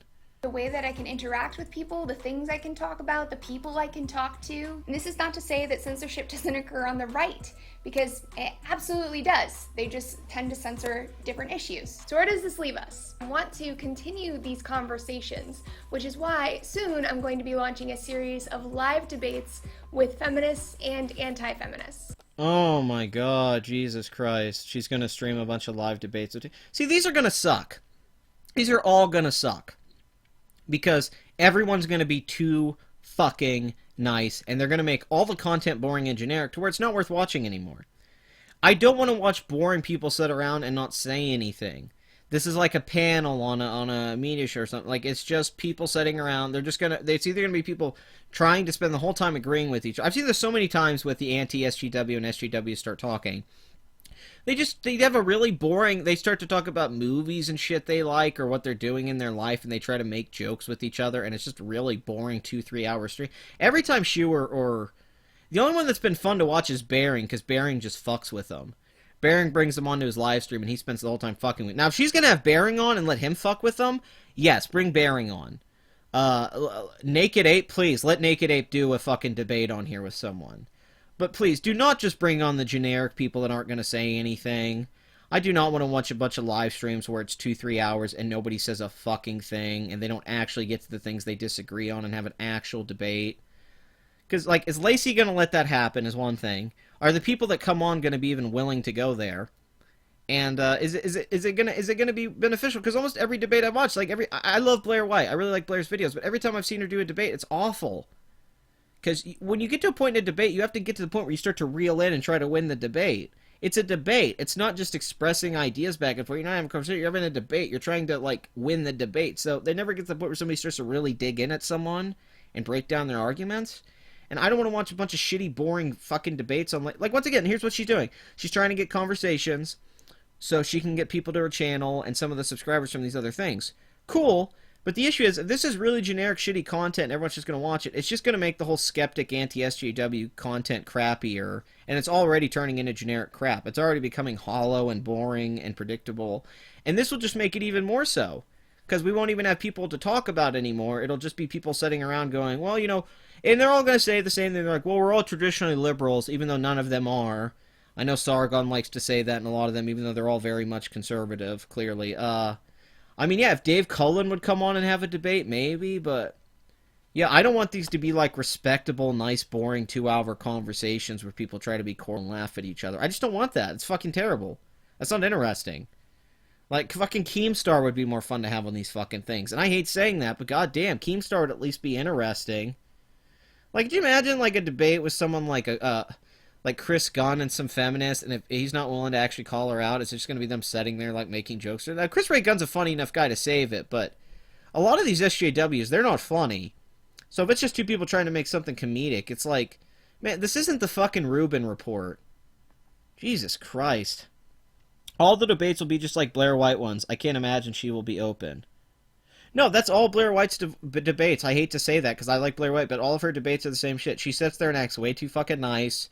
She lets the other person talk way too much, and it doesn't really get us anywhere. It's just a boring video then, and that's how Lacey's are going to be. Lacey, I have such a bad feeling these are just going to be boring conversations between boring anti-SJWs and boring SJWs.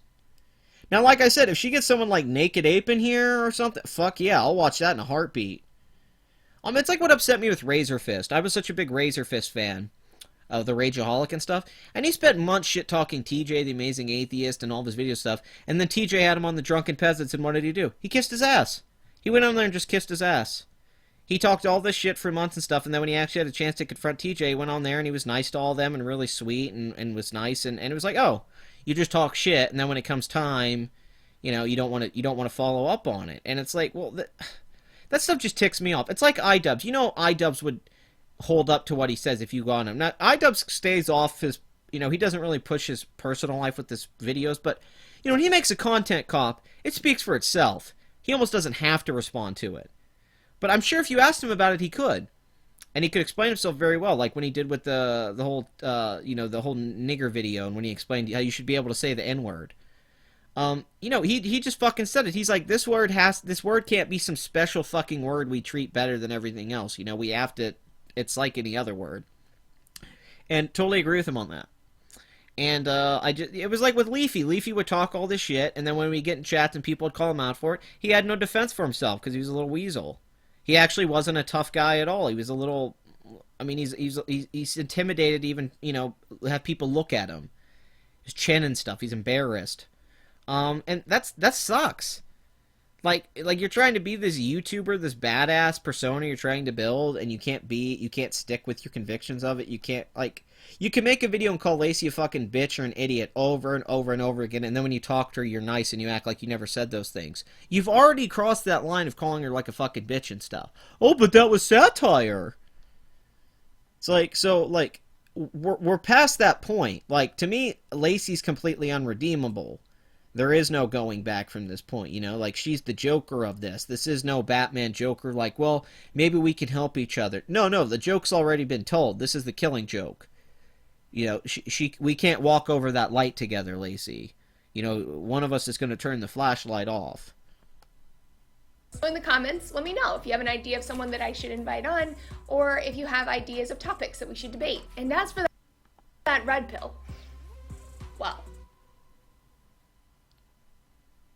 what she didn't tell you is that actually was ecstasy. And she shoved it up her butt.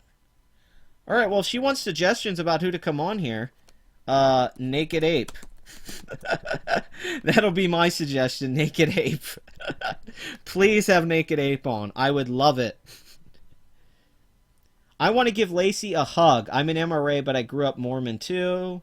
When I watched you debate Blair White, I was generally shocked at how well you engaged with the discussion points. So far, all the other debates you had with SJWs have been a disaster. I thought that debate was awful, actually, with Blair White. I don't know anyone could think that was a good debate. That was an awful debate. It was Lacey just trying to control the conversation the entire time and use mind games against Blair, and Blair getting frustrated and not having the literal balls, I guess. I don't know if Blair has balls or not anymore to actually stand up and put her down. Sargon, Thunderfoot, Chris Ray Gunn. Love to see Thunderfoot come on. I actually think Thunderfoot would be pretty fucking upfront about it. Let's see. Yeah, not buying it. Yeah, I agree. Yeah, if I could hear you versus Ben Shapiro, that would be... Oh my god, yeah, Ben Shapiro, holy shit. What are you talking about, commenter? She's just putting a provocative title to a vid where she's saying she's going to think more critically and talk with the opposition. I really don't... I guess. I can't believe I've just subscribed to you. Don't troll us. Ew, you subscribed to her? Ugh. Just because she made this video, it's not a good video still. I like how they're all saying they're proud of her because she's able to have open dialogue and conversations with people. What the fuck? This is where we're at? Oh my god, I can't believe Lacey did it. She's willing to talk to other people now who don't agree with her on everything. This is such a brave moment. This is amazing. This is like when Oskar Schindler saved the Jews. Oh my goodness. It's like, oh wow, she's finally quit being a psycho. Like, this is normal.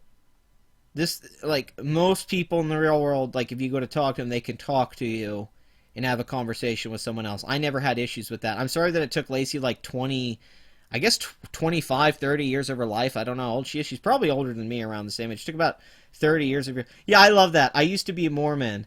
Okay, now everything makes sense. No, I know. That Mormon thing was a fucking bomb. That was like...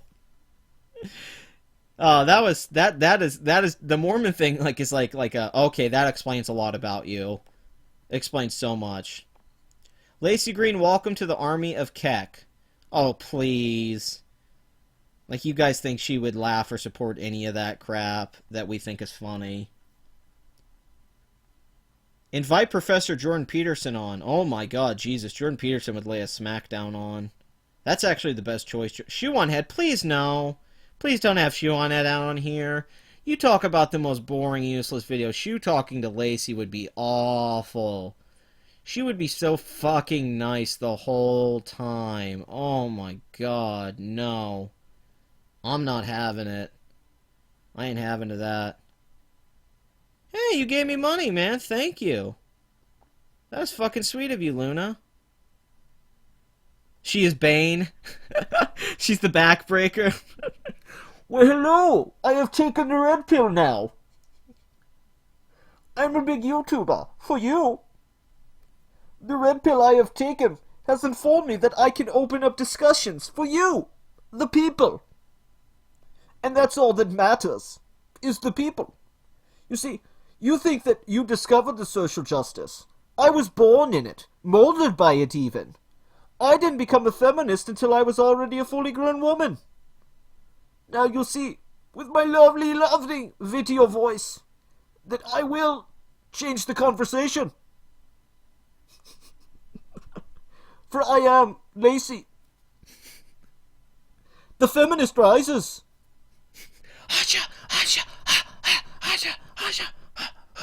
You won't get away with this, Lacey. I'll defeat you.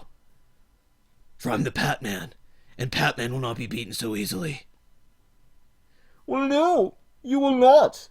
But, Pat-Man, I know your weakness. My boobies. Well, you got me there, Lacey. Those are some nice boobies. I know. For you. For you. Bane in that movie is fucking amazing. Oh my god. He's so good. Because that movie, it's so cartoony. Like, they took Bane, who's such a serious character, and gave him the most cartoony voice, and it's hilarious, and I love it. It's fucking amazing. Every time I watch The Dark Knight Rises, I'm like, oh my god. It's on... You try to shoot a man that you're throwing out of a plane. It's so funny. Hello, Mr. Wayne. No, Lacey. I won't listen to you. I won't let you convert me to your ways. You know that it is true that we come from the same background, you and I. You try your politics on me, Patman, but it won't work. For I have talked to Blair White. I am one with your kind now. Keck is with me. Keck will never be with you. The Keck of Shadows will not join you, Lacey. Oh, but they already have. I'm taking your subscribers. No! Lacey! Your subscribers are mine now. They like my boobs. Well, you got me there. Hacha, hacha, ha, ha, hacha, hacha. Social justice for all of you, the people. What a lovely, lovely feminist you are. Alright, I have to go feed my rabbits real quick, but I will, I am going to, put a song on from Sharkfoot's channel for a little bit. Then when I get back from feeding my rabbits, we'll continue the stream and find something else to watch. If you guys want me to watch something in particular, put it in the chat and let me know, actually. But until then, put the music on. Also, a huge shout out to Luna for giving me my first super chat money. $2 tip. I feel like a waiter now. I love it. I feel like I just brought her fajitas. And it's a good time. And so huge shout out to Luna. Thank you. Thank you. This is not a Patreon. I do not mind getting tips from you guys, because if you think something's funny and you want to give me a tip, that's cool. Patreon, I feel like I owe you guys some shit. I have to make videos for you because you give me money, and I just don't like that. I don't like having a pressure. It's ridiculous, you know? We don't work together. You guys are fans. You like to watch my shit, and I like you to watch my shit, and you're my friends. and I don't want to think of you guys like bosses, because that's just stupid. You know, that's just a waste of time. Anyway, we shall continue some Sharkfoot music, have a quick break, and then I will be back after I feed my rabbits.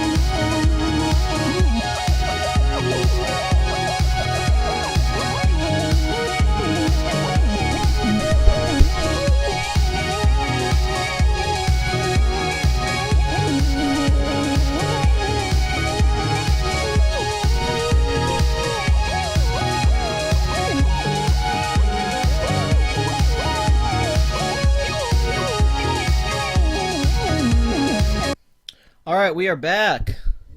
That is Zero Sector Bravo by Sharkfoot. Please go subscribe to his channel and follow him on Twitter and SoundCloud. He does all of the music for my video. Wait, Luna, are you a girl and you'd hate fuck Lacey? I like your style. I have Holland Lops. Do you have like a dwarf Hotode or something? Thank you for giving me the tip, by the way. I have also, if you guys ever give me a tip, you can ask me any question you want in the tip if you want, and I will answer it no matter what. So, you know, if you got any weird questions, you've missed me talk about Lacey Green, and you've missed me talk a little bit about YouTube and Johnny Depp. I spent like fucking a half hour talking about Johnny Depp.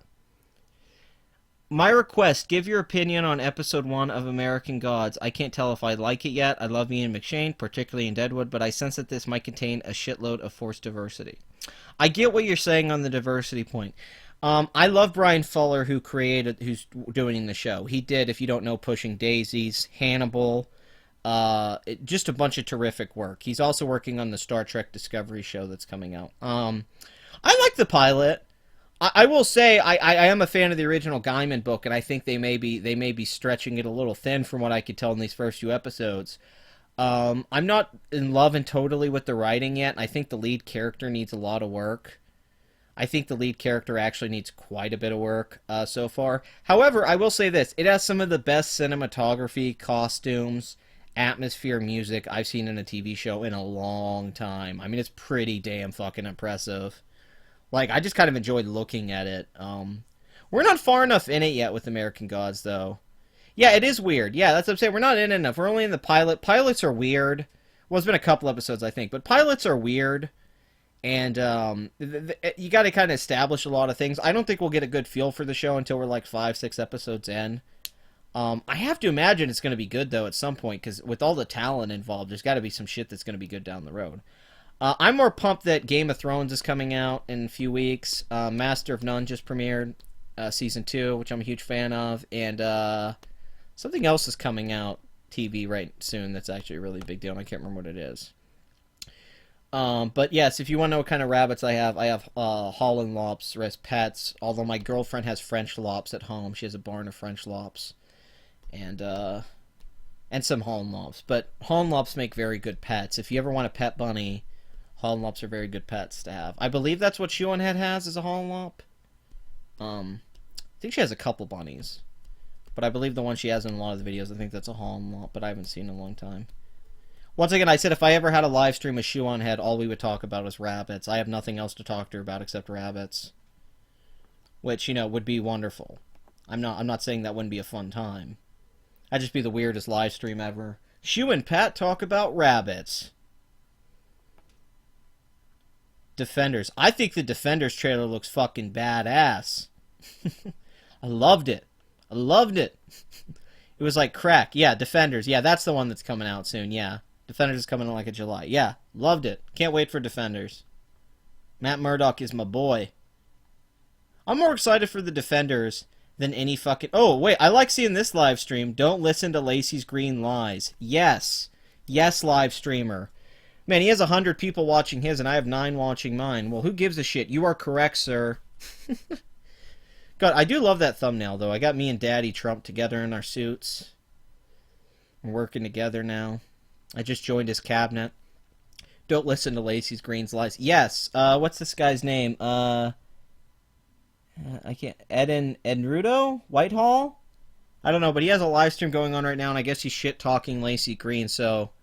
Good for him. I agree with you. Brother from another mother. Star Trek Discovery is probably going to be bad. I think it's going to be more mediocre than bad. I don't think it'll be a disaster like Enterprise or something. But I think it's going to be very flawed. I definitely do. I love the casting, though. They cast Jason Isaacs as the captain. That's fucking amazing casting. How long have you had them? I have only had mine for a few weeks. You should have said on Lacey's video you want to debate her. Yeah, well, she wouldn't have me on. I'm not a big enough YouTuber. There's no way she's bringing on like a fucking 3,000 sub channel. I've had Harambe, my one French Lop, for about a year now. I mean, my one Holland Lop, and the other one, Harley. I've only had her here for a few weeks. Because we're trying to breed them, but I don't know how old she is, because my girlfriend brought her here. I don't know how old Harley is. Harambe's about a year. I've had him... I pretty much didn't... I got him a little bit after Harambe got shot, a few months after, and then I named him Harambe. Oh man, actually... No, I would love to fucking debate Lacey, don't get me wrong. I think it'd be amazing. I just don't think it would ever happen. Like, don't misconstrue. I would love to do it. That would bring me joy. Oh, well, actually, you know what? Sargon, Bering here, actually, he put Lacey Greens needs to apologize for this. Maybe he's calling her out. Let's see what Bering has to say. I will always give Bering this. Bering is one of the only intellectually on... Like, I think his content's kind of dull and boring a lot of the time. And that's just an opinion, you know. But I definitely think that Bering's one of the only people that'll call people out for bullshit. He was one of the only people with Candid like that. And he will have the SJWs on his channel and live streams and just make and just make jokes out of them. So, you know, and Bering's a pretty damn good troll. Remember when he trolled Steve Shives? That was one of the greatest moments ever. Star Trek is gay as fuck. I mean, I guess. I don't really think it's like a gay thing on its own, but there's definitely gay undertones in certain versions of Star Trek. Captain Kirk definitely seemed gay in retrospect. A very flamboyant man, that William Shatner. Kind of wonderful, in a sense. But let's see what Bering has to say. Also, go click on the original Bering video if you want. That way you can get added. I don't want to, like, get money from Bering's video, you know. That's just remember, you know, this is a Bering video. This isn't mine. I just want to see what he has to say. Are you enjoying yourself? No! How does that feel? Get that out of there! I don't consent! Do you like that? I said no! Do you want me to keep going? Why won't you listen to me? How far do you want to go? I want it to stop! You look uncomfortable. Are you okay? Geez, what? This is like a horror movie, watching Lacey in that green talking to the camera, like, and it's a Lacey video from a while ago. It's like, what's with the audio and stuff? It sounds like shit. Gave you that impression? Fuck me. No, don't fuck me. Good consent is basically just checking in. It's paying attention to someone's body language, how Okay, I don't know what's wrong. The audio sounds really bad on that video. I don't know why. I think I liked bearing a bit more before the copyright strike he got a while back changing his... No, that's so funny that he took a bear from Total Drama Island and used it all that time and then just didn't seem to think it was going to be an issue. It's like, what were you thinking, Bearing? What's wrong with you? If you could choose anyone to debate, who would it be? Shit, that's a pretty open question. Do you mean like an SJW? Because if that, you mean in that regard, because like probably like a Michael Bay or Zack Snyder in real life, because I just like to tell them why they suck. But in the whole political SJW thing, I don't know who would be the person I would most enjoy talking to and getting to like really like dig deep into their bullshit. I mean, Anita Sarkeesian would be fun if you could actually get her willing to talk to you. Yeah, I don't know. The audio... I don't know. For some reason, the audio on this video is not working. I don't know if it's my thing or something, but the audio sounds really bad. But I think Barry's knocking Lacey. I don't know if that was a joke video or not, like she raped him and he was doing that as a joke. I couldn't really fucking tell. So, my bad. Anyone. Oh, I don't know. I'd probably... What's your take on Hunter Avallone? I think he's funny. I think Hunter's really funny. I don't know if I always think he thinks his points out all the way or it's the most research stuff, but I think his stuff's really funny and I don't mind that. I think he's one of the funnier people. But if I, the SJW people, if I did debate anyone in general, in the world, it'd probably Barack Obama. Probably. I mean, if we're being honest here, if I could have a public debate with someone and criticize them and try to destroy their ideas, yeah, Barack Obama. Probably more than anyone, I would like, as he's kind of the poster child for everything I don't agree with. So I guess, oh, well, for me, the audio wasn't coming across. I don't know why. You guys were having, for some reason on my end, the audio was like fucking up. I don't know why. Like when I clicked on the video, I couldn't hear anything, and I don't know what was going on. 'Twas confusing.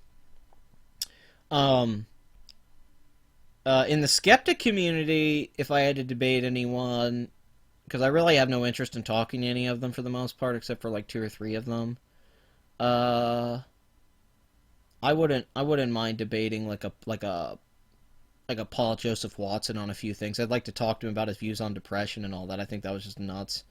What did you think of Stephen Colbert scolding his audience? I remember as a kid, I loved the guy. No, that was an awful thing.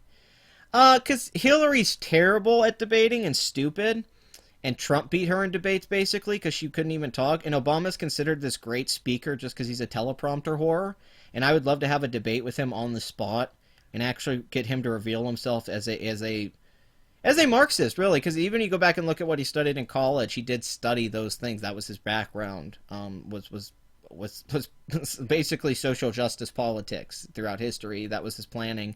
And I would love to, I'd love to just go through and show Obama for what his real policies were and his real goals are and what he really was ideologically. Not the teleprompter, I get to pretend I'm Jesus all the time, Obama. Actually sit down and have an open debate with Obama where he has to debate you and everything. I would love to talk to Obama. I think that'd be fun. Honestly, I take all that back. No, the number one person I want to debate, what the fuck am I saying, is like Samantha Bee, a James Corden, a Stephen Colbert. I would love that. Yeah, Samantha Bee. Yeah, the cultural Marxist. Yeah, Samantha Bee is the fuck I would, yeah, totally. I'd love to sit down with her or someone like that. Sarah Silverman. Sarah Silverman would be a good one. I've been fucking with Sarah Silverman for months now. I'd love to have a sit down with her and fucking talk shit. Patton Oswalt, I think, would be a good one. Because he's actually really smart, and I think I could get him to admit that he's been full of shit on a lot of things. He still never admitted that he posted that hate crime that wasn't real several times. I've called him out for it many times. He'll post something about fake news, and I go, Patton, you posted a fake fucking story, and you won't retract it or admit that you did. You fuck. Like, how many times do I have to point this out to you? Like it's like they forget they tweeted something a month ago because in their mind they never did anything wrong. It's just redonkulous. Well, according to this guy, Shia LaBeouf is trolling 4chan, and 4chan's not trolling Shia. Oh! Sargon has a live stream going on right now. That's nice. Yeah, everyone's live streaming right now. That's just picking up momentum as we're going on. Well, this is getting to that live streaming time when people are online. Give black people all of your money. Blair's talking about that. Jeez, that's an old topic. Yeah, I see people making videos on things recently that, like, I made videos on, like, a month ago. Or, like, 2 weeks ago. Like, the Chris Pratt thing. I was like, why are people making videos on this shit now? This happened, like, a week ago. Like, all of a sudden, it was like, yeah, it's like, I guess. I mean, I know we all just copy each other, but damn, like, you could at least try to be a little current. Like, when you do a video about something that happened, like, 2 weeks ago, it's like, what? I know I was a little late on some things, like the Amy Schumer thing, but I have no interest in talking to Tommy Lauren because I'd be looking at her legs the whole time.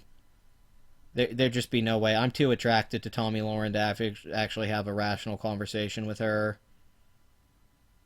Patton Oswalt, yeah, he's from King of Queens. Yeah, there's no way I could talk to Tommy. I would just be, like, mouth-watering, and I'd be trying to game her and hit on her the whole time. There'd be no... I'd basically just agree with her so I could try to hang out with her and get with her, so, yeah. Not a good idea. She's just too hot for me. I can't do it. I wish I could. Like, I could handle Lacey for some reason, but, yeah, with Tommy Lauren, I'd just be like, nope. Because I know she'd be hot. She'd wear like a Pepe. She'd wear Pepe panties to bed and stuff. Come on, dude. I don't give a fuck what she thinks on abortion. She'd wear Pepe panties to bed. I'd love her. I'd marry her. Are you kidding? It'd be amazing. Just sit around and talk about Trump all day and how wonderful he is. Oh my god. Okay, let's see if we could find some clips from that Comedy Central show, Problematic. God, sorry. The streams make it think slow a little bit. This is officially, I think, the longest stream we've ever done now, over 3 hours. I think the longest before. I want to see a debate. Well, see, as Bill Nye doesn't actually bring scientists on a show for the most part. His experts on that was a gender studies teacher and a comedian. A comedian was one of his experts on sex and gender. It's like, wait, what?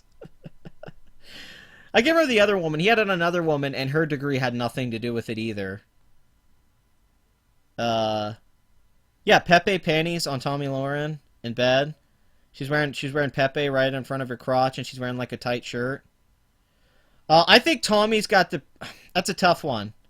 I think Tommy's probably got the better body, but I think her and Lauren probably have about the same face. Tommy looks like she has to wear more makeup to look super hot in that blonde way, but kind of a Megyn Kelly way. But Lauren actually looks very naturally cute, and Lauren has a wonderfully cute face and nice hair. But I definitely, man, something about that. Tommy Lauren's just got a knockout body. She looks terrific in a dress. Really does. What's with it, all the conservative chicks being hot blondes? Like, all the liberal chicks are, like, usually these glasses, kind of chubby, or, like, green hair girls, and the conservatives are like, man, do you guys watch Fox News ever? There's this one chick on there that's hot as fuck. She's, like, old and a lawyer with dark hair. She's one of the hottest chicks I've ever seen. She's like a 10. It's like, what are you doing on here? It's insanity. And then this chick who's a comedian that's on there, she's on Greg Gutfield's show, Cat something. She's super hot, too. She's super hot, blonde hair, great body. They wear dresses. They usually have great bodies, awesome blonde hair, great skin, wear dresses, smart most of the time, actually have shit to say. And it's like, yeah, conservative chicks as far in the mainstream go far superior. I mean, what's the left like? Samantha Bee? No, thank you. Amy Schumer, Lena Dunham? Nope. Don't want none of that. I think I'll take something else. I ain't having none of that shit.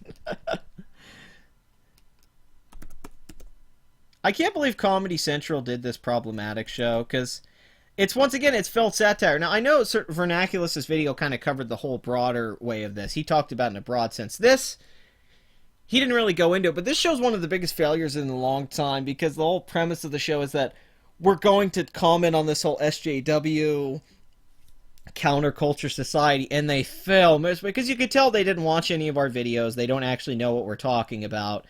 It's the I mean, it's basically the same thing that that the Daily Show is now with Trevor Noah. It's all about political correctness. There's no humor. It's all about fuck Trump every day. I'm gonna virtue signal. I'm gonna tell you off if I disagree with you on something. Oh, look how many minorities we can have on here that aren't funny. Hassan Minaj speaks for itself. Larry Wilmore's show got canceled because it didn't have any interest with young people.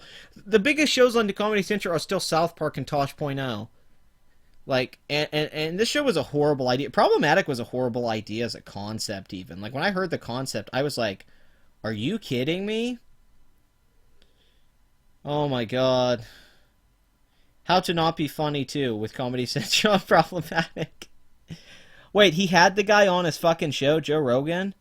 Oh my god, he had the stand-up on his show and they talk about it? I gotta watch that interview at some time. God, it's from a month ago?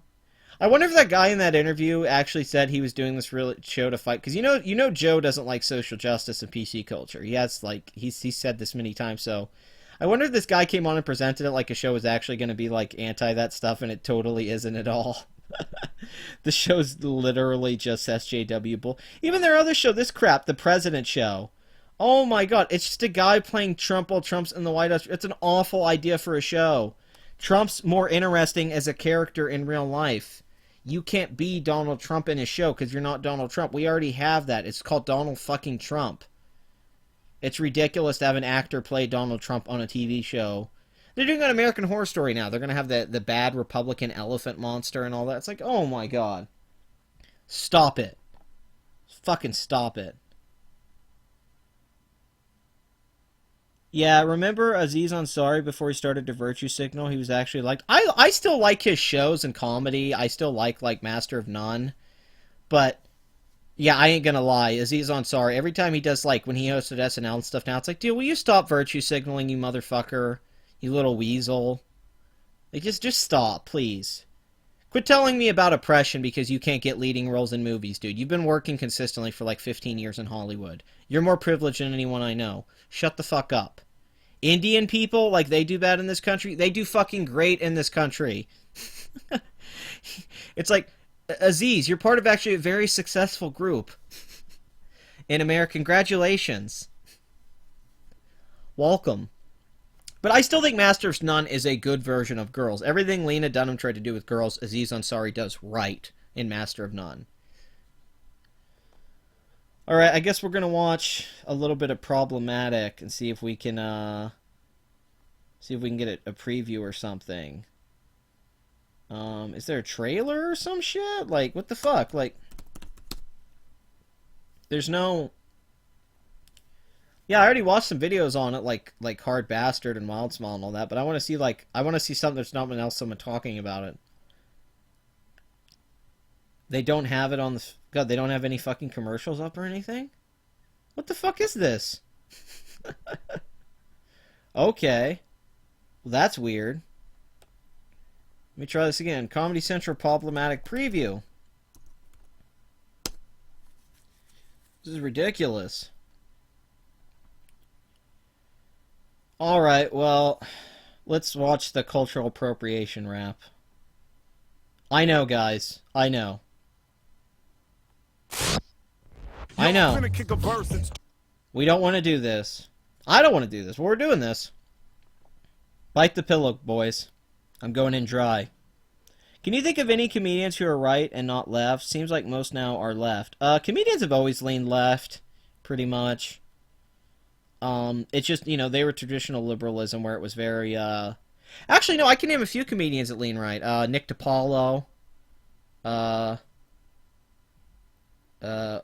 Oh, he did? That sucks. Bill Burr's definitely more conservative. Yeah, he won't admit it totally, but Bill Burr definitely, when you hear him talk, you're like, dude, you're totally conservative. Some of the, yeah, some well, from what I hear, a lot of people that are conservative in that kind of industry, like in Hollywood or in comedy, they just hide it because people, you know, they get mad at you. I know Metallica's lead singer, James Hetfield said he had to move away from California because he said, you know, he said you show up somewhere with like a deer on your truck and people look at you like you're a fucking asshole. He said everyone in California is just like a dick about diversity, you know, and it's like, he's like, you know, if you can't be the, there's some, yeah, for sure. But I think the kind of comedy we're getting now with liberalism, like the Amy Schumer types of stuff for Lena Dunham, that stuff's terrible. That stuff's truly awful comedy. Because it's more about a political message than it is making a joke. It's like, okay, you're not Bill fucking Hicks. Stop it. Stop trying to be Bill Hicks. Like, just be funny in the way that you're funny. And that'll be enough. You don't need to add all this extra shit. Like, Amy Schumer's not funny. She has no way to be funny, and she knows that. She's a failed comedian in a sense. At least in quality. I don't mean in, like, popularity. She's made money, but so she has to fall back on everything else. So you know, Richard Pryor, you could say what you want about him, but Richard Pryor's Richard Pryor, George Carlin's George Carlin. Their comedy stands for them. The reason Louis C.K. is so big is because his comedy spoke for itself. He had a voice. Amy Schumer has nothing to say. She's doing routines that we heard back from like 1980s shock jock stuff that you would see on late HBO specials. It's outdated. I mean, it's really not that different from just like, I totally agree with you. Patrice O'Neal is amazing, and I am sad he is dead. And I think he hated SJWs. Anyone, I suggest, go listen to any of the Patrice O'Neal on Opie and Anthony radio interviews. You want to hear some of the most red pill shit you've ever heard in your life. Now, remember, Patrice did talk a lot about systemic racism, but man, they have some of the best conversations about race on that show. He's one of the most honest black guys about race in this country. But Patrice, man, you want to hear him talk about feminism or women's rights or all that stuff, he is dead fucking on. He's the guy that, like, pretty much preached it to me as a teenager, like, the premise of feminism is that men are in the wrong. And that really is. That was always the premise. The premise is that women have to fix the mistakes men that put women in this position. That's the basic premise. Any feminist that tries to tell you there's another premise to feminism is full of shit. That it's about equality. It's not. It's about fixing the mistakes that men made throughout history. That's all feminism is. That's what it was always. It's like, men are not good at running the world, even though all the great stuff we have in the world was created by men. You know, all the shit that we love right now, like the internet, that was all men. But we don't ever talk about the positives of men. No, Patrice was brilliant. Definitely. I think him and Greg Giraldo being dead today is a detriment to comedy and to this. Could you imagine if Patrice and Greg Giraldo were talking about this social justice shit right now? They would rip it a new asshole. Are you kidding me? And Greg and Patrice were whip smart guys, super smart, advocates for freedom of speech, very knowledgeable in politics and history, could get in a debate and shut someone down, super funny. Super eloquent and raw and real. Not many like them. Really miss Greg, and I really miss Patrice O'Neal. No, he was on many interviews destroying... No, that's the thing. Patrice back then was fighting PC culture and social justice before it became such a mainstream thing. He was fighting it back then. I mean, Patrice is one of my heroes. If you can be as naturally just funny and a good storyteller as Patrice O'Neal, just sitting down and being able to tell stories, you figured it out. You've mastered it. Because the way he did it, he made it look so effortless and easy, and what he was doing is so dense in its cleverness and in its thought process and stuff. He sat around and thought about these things. He was an intelligent guy. I don't think Amy Schumer sits around and thinks about her comedy and what she's saying and doing in the world. I think Patrice O'Neal actually did. I think he went home and thought about the things. What would you say Dave Chappelle is? I'd say Dave Chappelle was a once great comedian and creator who's kind of lost relevancy, and is I like his new stand-up specials, but they don't have near the impact his old stuff did. I still like Dave. I mean, he does 3-hour specials, and his bootlegs are great, but oh no, Dave's woke as fuck, no doubt. No, Dave's one of the most woke motherfuckers out there, but he's just, you know, he gets a little too much political in the black stuff for me. Even in his new specials, he gets a little bit too much on the race stuff, and I don't like that too much. But I still think the Chappelle Show was the greatest sketch comedy show of all time. And I think that sketch with the Ku Klux Klan is the funniest sketch ever done ever. Why don't you become... I'm actually going to do stand-up this summer. So that's a new thing. I'm actually going out. I've done it before in the past, only a little bit. Because the weird thing about stand-up is, like... it's kind of that weird jump, because you can be living room funny. Like, you can be a guy where you make people laugh when you hang out with them, or you go out and you're the funniest guy in your group of friends, but that doesn't mean you could be a stand-up. But then when you start to find out you can make people laugh a lot all the time, I'm like, okay, I could probably do stand-up. Because yeah, I can make a lot of people laugh at once, and you get a lot of people saying, man, you're so funny. You're like, okay, well, I guess I could do this. I mean, if Amy Schumer can do it, I'm funnier than her. I'd highly recommend Norm Macdonald's new special on Netflix. Norm Macdonald's one of my absolute favorite comedians. Norm Macdonald's one of the smartest, meanest comedians out there, by far. And his new special is comedy gold. I mean, Norm Macdonald is one. Yeah, I'm Norm Macdonald, you know. I used to do Norm impression all the time. Hey, I'm doing my stand-up. How's it going? It's Norm Macdonald. Yeah, it'd be great to get a... You know, I went up to Lorne Michaels, and he's like, you don't work here anymore. And I was like, oh, I guess that's how it is. I'm gonna go on the Howard Stern show, you know. Norm's the greatest Canadian, but highly recommend Norm's show. I mean, it's stand-up. And Norm Macdonald's podcast is terrific, all that stuff. Norm Macdonald's actually a very secret conservative. You can tell he doesn't like feminism and liberal message movies and all that stuff. Norm Macdonald's absolutely one of my favorites on it, actually. If you can go look at Norm Macdonald, he actually has been talking about this stuff too, and he's terrific.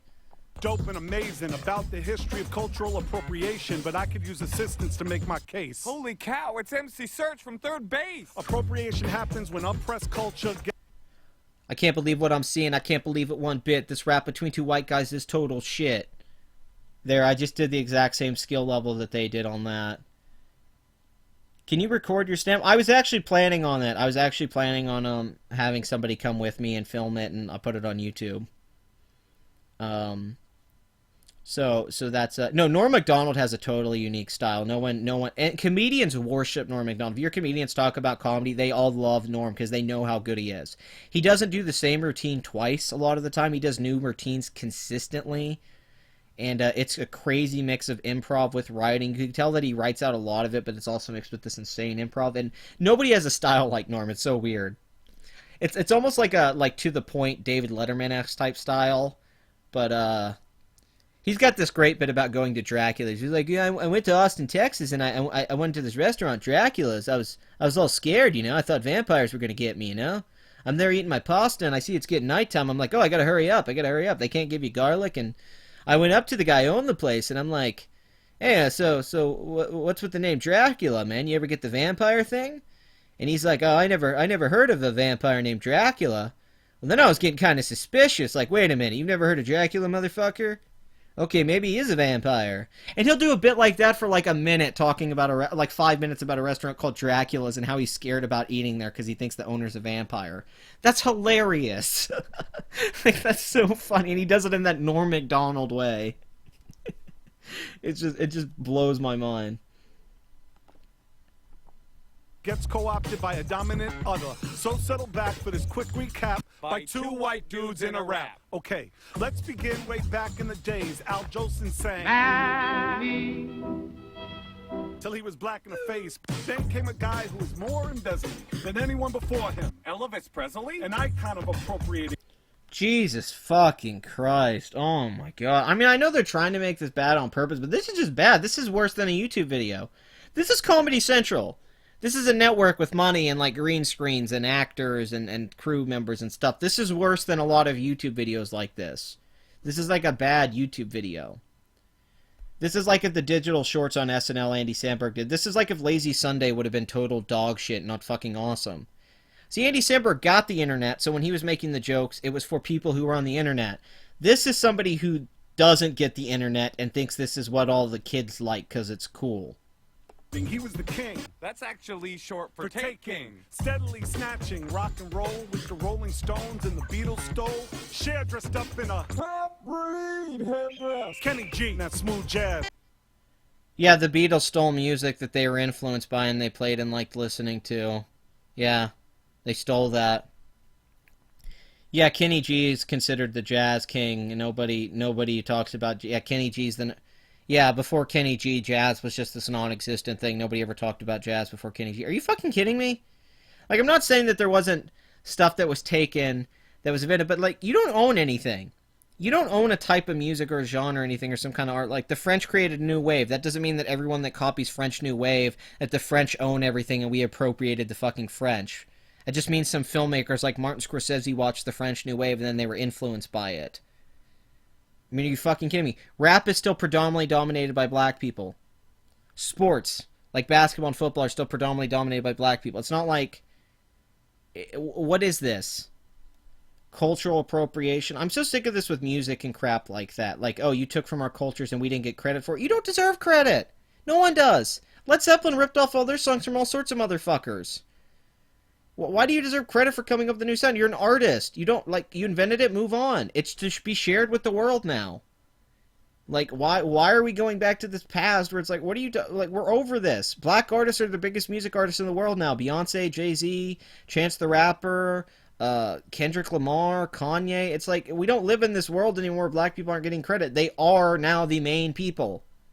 There is nothing else. So it's like, what are you talking about? You're going way back. The bit he does about how he would kill someone still gets me. The cheese sandwich capture was just too good. Except Beasties, of course. Oh, yeah. You gotta have the right to party. No, Gavin sometimes is just so funny. I know Gavin can be an asshole, but that's one thing I've had these discussions with Scumbag, because he doesn't like Gavin McInnes because he's such an asshole. And I go, listen, I like people that are assholes, because they're honest.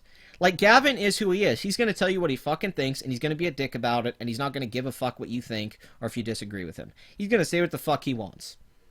I respect people more like that than I do people who go back and forth between being nice all the time and mean and flip-flop and shit. Like, that's like, okay, well, you're not consistent.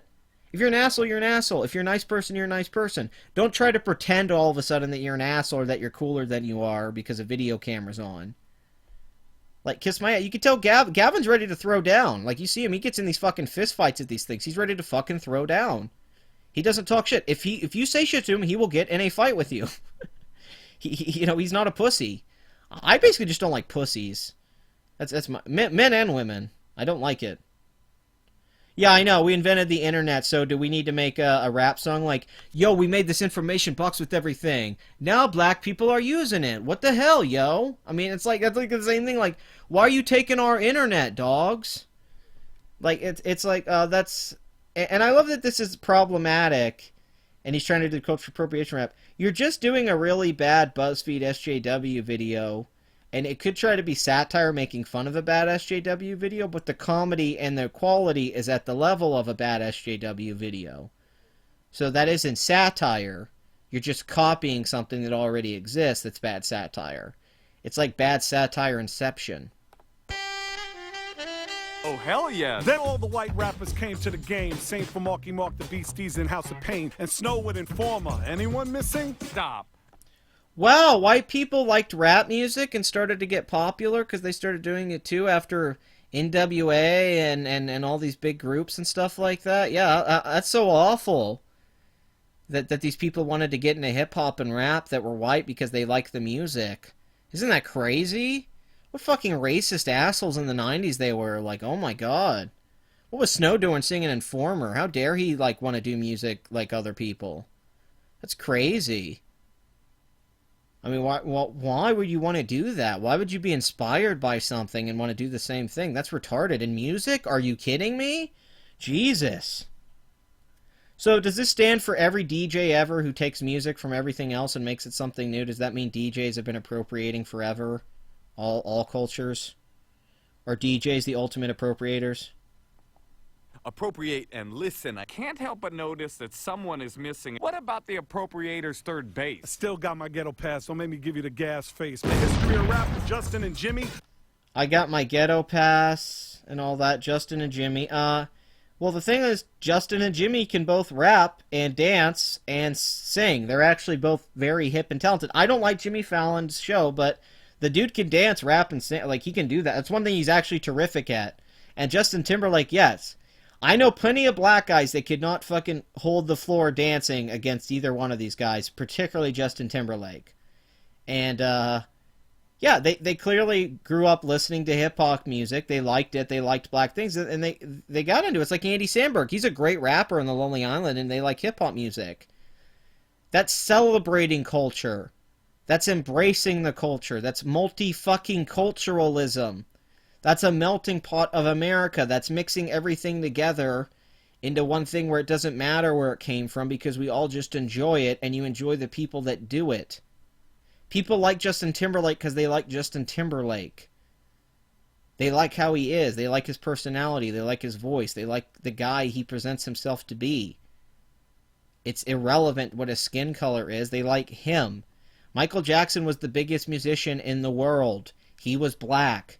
He was a little black kid. He was a black teen. Then he became white. But when he was the biggest he ever was, you know, the Thriller times, he was a black man. Nobody gave a fuck. This has been a perpetuated lie for years that white people take stuff from black people in recent times and then they make it popular. What is Justin Timberlake doing that Michael Jackson didn't already make more popular than Elvis ever fucking did anything in a dance move? What person does dancing today without getting compared to Michael Jackson? At all. No one. Who raps today without being compared to the great rappers who started it? No one. No one doesn't. You always get held to that standard. It's the basis of where we get it from. It's what we think of. Fucking ridiculous. Sublime Macklemore, and worst of all, Iggy. The Washington Redskins, Madonna, Kabbalah, Coachella hipsters, Gus. Let's just not name any of the bad black rappers who are out there that are terrible. And it's like, you know, there's a lot of bad black. You're not just good at rapping and hip hop because you're black, right? You know, it doesn't mean you automatically have flow and you have rhyming abilities and all that. And I just don't get the jokes yet. There hasn't been anything funny yet. Like, I was kind of hoping this at least would be funny, but it's just a fat guy wearing a Trump shirt and this guy wearing costumes and neither one of them making jokes. Like, they really haven't made a joke yet. It's just a bad rap video. And that's not funny enough on its own. There has to be, like, jokes within it that are funny. You can't just be funny for... Like, this isn't like Friday by Rebecca Black, where it's brilliantly, like, it's so bad, it's like, it is like satire. It's like, oh my god, this is like a modern commentary on pop music. That's not how this comes across. This just seems lazy, like, they didn't want to put time into writing lyrics and much. They said, oh, fuck it. We can do this real quick. I mean, I think Eminem's the standard in a technical place. I don't think his beats or anything are better than anyone else. I don't think he's right. But when you're talking technical rap ability, yeah, Eminem's pretty much as good as you get. Eminem's technically as good as anyone else, if not the best. I mean, when you hear him do Rap God and he gets, you know, this... I mean, yeah, he's a great technical rapper, but I much prefer a lot of other rappers' work to him. I think Kendrick's work's far superior to anything Eminem's done. And I don't think Eminem's come out with a good album in, like, 10 years. That's another issue I have. I haven't liked an Eminem album in like a decade. But Eminem is a great rapper, no doubt. He's one of the best. Yeah, that's the thing. This isn't a joke. It's just bitching about cultural appropriation and doing that stuff. It's like, okay, if you were trying to make fun of SJWs and how they talk about this stuff, this could be kind of a joke. But it looks like you agree with it, not that you disagree with what they say. Like, it doesn't look like he's wearing this to make fun of SJWs. He's making fun of people that dress like this. Like on Halloween and stuff. That's stupid. That's the stuff that we make fun of. That's why we don't like SJWs. Swing ayahuasca, cornrows rocked by Kardashians and Jenners, and Rachel Dolezal. Oy vey, I remember. Oh, damn, you have cornrows? What's wrong with you? Only black people are allowed to have that hairstyle. Don't you know they own it? They own every single bit of it? Miley Cyrus and Taylor Swift twerking, white guys saving jazz in La La Land. Not working. And now it's all Jesus Christ. White guy saving jazz. You know, I love that people always bring that up. The guy that Ryan Gosling worked for and played piano for was a black guy. All the people that played at his club with him, for the most part, were black guys. And all the scenes with jazz that Ryan Gosling, when he wasn't playing piano, most everyone else was black. Why do they keep talking that there was no black people in La La Land? There was black people all throughout La La Land. All throughout the movie there was black people. Is it because the two leads weren't black? Is that your issue? Well, I hate to tell you, it's not just about jazz. It's about old Hollywood musicals, and those didn't have black people in them. They had white actors in them. So let's go by that point, which is stupid. What's the point of jazz? Throughout La La Land, I've seen the movie twice. There's black people, and It's like the only characters that really get a lot of dialogue in the whole movie are Ryan Gosling and Emma Stone anyway. It's not an ensemble movie. So that's like me going to fences and being like, oh, really? Black people talking about building a fence. White people are far superior at building fences. In fact, this should be about Amish people. All the deep commentary in fences. He's building a fence around his life while he's shutting everyone out. What deep subtext. Hey, what's up, Nothings? When will executives realize that anti-SJW would be way more popular than SJW? I know, it always was. What did they think South Park was? South Park was an anti-PC show. Always. Comedy Central was anti-PC. What do they think Chappelle's show was? That wasn't social justice. That was totally challenging censorship. Oh yeah, no, Wu-Tang Clan's the shit, dude. Fucking Wu-Tang. That's a motherfucking ruckus! Fucking Wu-Tang is my shit. Judging by that sitcom that got canceled, even though it was popular, they would just fire them. There is a show that is anti-SJW. It's really popular now with Tim Allen, Last Man Standing, where he's basically just he has a liberal daughter, and her like her boyfriend, and he just sits around all day. He's a conservative guy and talks shit to them. And his best friend's a black guy, and he tells them how they're wrong about everything. I'm like, this is kind of awesome. It's like, all right, Tim the Toolman Taylor. It's kind of great, just dropping truth bombs.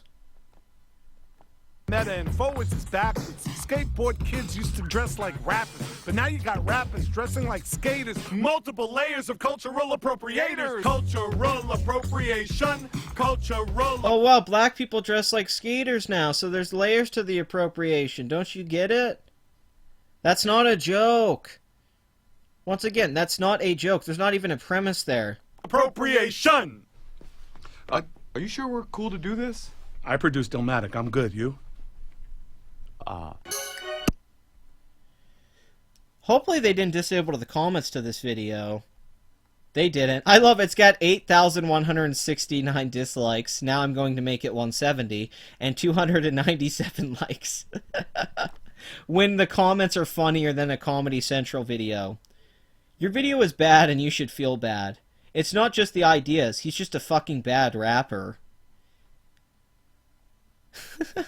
Hey kids, let me tell you about all the things you can't do or say. Fuck off, Grandpa. Borders are wrong, man. Like, we're all one people. Hey, your hairstyle was invented by my culture. Cut it off. Damn, didn't think you guys could find anything worse to air than Amy Schumer, but goddamn.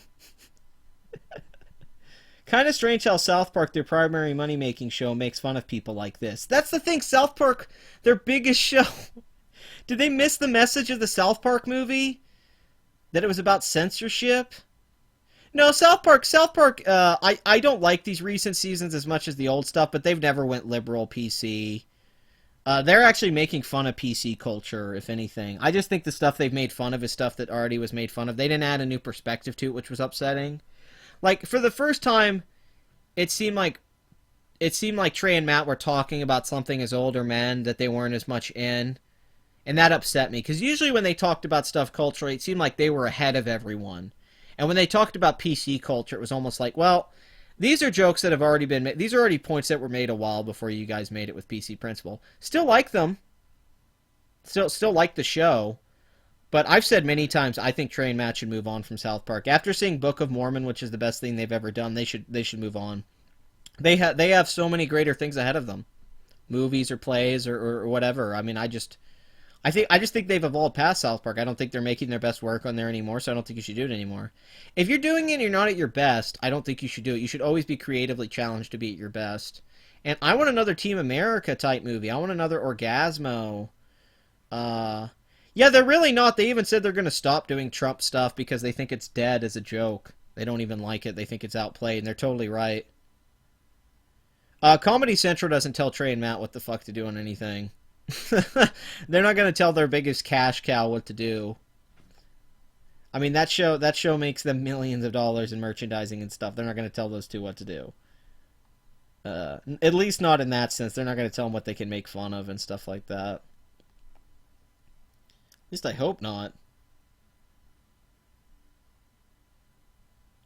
Oh my goodness. 3 hours and 42 minutes. This stream is a fucking epic. This is officially longer than any of the Lord of the Rings film. Well, we're in the Return of the King extended cut area of the situation now. So that's pretty bad. Alright, how about we watch that new Blade Runner trailer, huh? Talk about it a little bit. I've seen it a few times, obviously. America, fuck yeah. You to say the motherfucking day, yeah. America, fuck yeah. That song is fucking terrific. Team America, you know what's crazy about Team America rewatching it? That movie's more relevant today than it was when it came out. The comedy and the points in that movie are better today than they were when it came out, by far. It's not even close, really. Like, that whole end speech about dicks and pussies and assholes, and why we have to have dicks, fuck pussies, and assholes, or else we're going to have assholes shit all over our dicks and pussies. That's one of the greatest speeches about why we exist to fight social justice and stuff. Or why we need America and why we need to be against stuff like radical Islam. And just the way that the actors act, that whole fag group, and Alec Baldwin's the lead of Fag, and they're trying to tell other people how to live. Oh my god, were they ahead of the game. That movie's from 2004 or 5. That movie's more relevant now with those actors being political assholes. It's because Trey and Matt lived in Hollywood and they knew how fucking asshole and egotistical these guys were. And you watch that movie now, it's funnier now than it was when it came out. Seeing Alec Baldwin in that shit is hilarious. It's way ahead of its time. As I said, it's 10 years ahead of its time. I mean, if you watch the movie, all the jokes and stuff seem more relevant today than they were 10 years ago. I mean, it's crazy. Yeah, the dicks and asshole speech, the actor, like, your skills are fading with age, Miss Sarandon. I mean, Susan Sarandon, Tim Robbins, George Clooney, they're all elitist, liberal assholes, and they think that they can save the world. I mean, there's that great speech like Baldwin, like, it's up to us, actors, to save the world. I mean, talk about them being dead on with the satire. And how actors think they can use acting to actually save the world. Like Gary has to use his acting to fight terrorism. I mean, that's such funny satire today more than it was when it came out during the Bush era. Brilliant movie. Way, way out of its time. I mean, I couldn't believe it. I was laughing harder watching it today than I did when I saw it years ago because the jokes just hit home more. How they made fun of Michael Moore, that's way funnier now than how it was back then. Because it's like, yeah, because Michael Moore's so much crazier now. Like him going in like, I'm going to blow you guys up. No, and how they make fun of blockbusters and stuff. It feels like a Michael Bay movie more now than it even did then. Like their commentary is so on point in that movie. It's ageless. Like it's only aged like wine. Like everything about them. And yeah, North Korea, that's just as funny now as it was back then. That film is aged like wine. It's just terrific. Can't believe it. Alright, Blade Runner 2049. Directed by Denis Villeneuve, starring Ryan Gosling, shot by Roger Deakins, produced by Ridley Scott. This is pretty big hype, people. A lot of people have been talking shit on this trailer. They don't like Gosling. Red Letter Media did a video making fun of him, you know. Gosling always does the same facial expression and doesn't emote much. I'm going to show how that's actually wrong through this trailer review, but I will admit this isn't my favorite trailer in the world. I think this trailer could be a little bit cut a little bit better in certain things. Blade Runner is one of my 20 favorite films of all time. I have the poster hanging in my room. I've seen Blade Runner at least 30 times. I'm a huge fan of Blade Runner. So I'm excited about the sequel. I love the director. He made Sicario, Prisoners, Arrival, and yeah, no, you're right, Lynn. It was so relevant it blew me away. Like I think people really need to go back and rewatch Team America and see how crazy, how modern the movie is. Like it didn't age at all.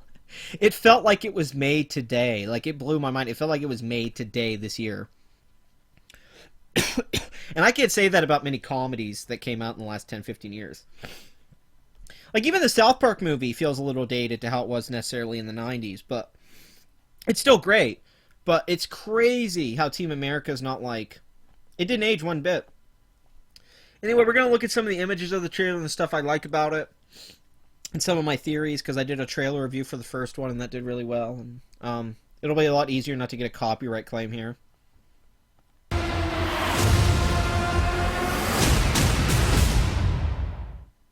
I love that they previewed the trailer for the trailer they're about to show you 7 seconds before they play the trailer. That is the most pointless thing they have been doing with modern movie trailers. Do you see that shit between roaming millennial and that queer vegan gains? Yeah, I saw some of it. I just don't pay attention to vegan gains anymore. He's crazy.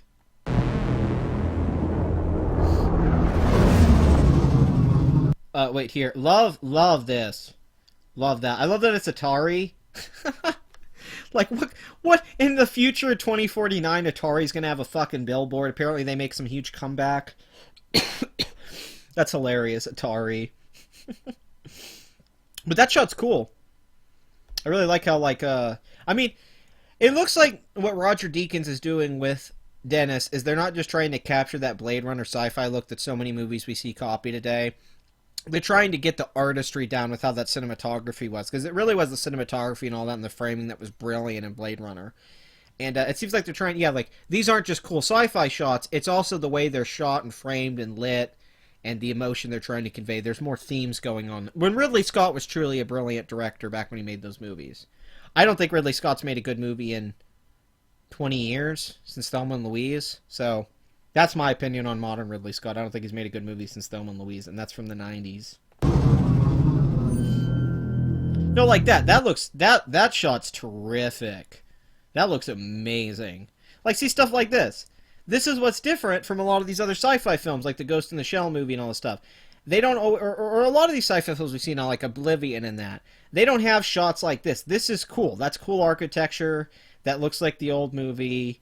You see their silhouettes there walking. I mean, that's an awesome shot. That's really well framed, the perspective. That's the cool stuff this trailer has that gives you a lot of hope for this as a sequel.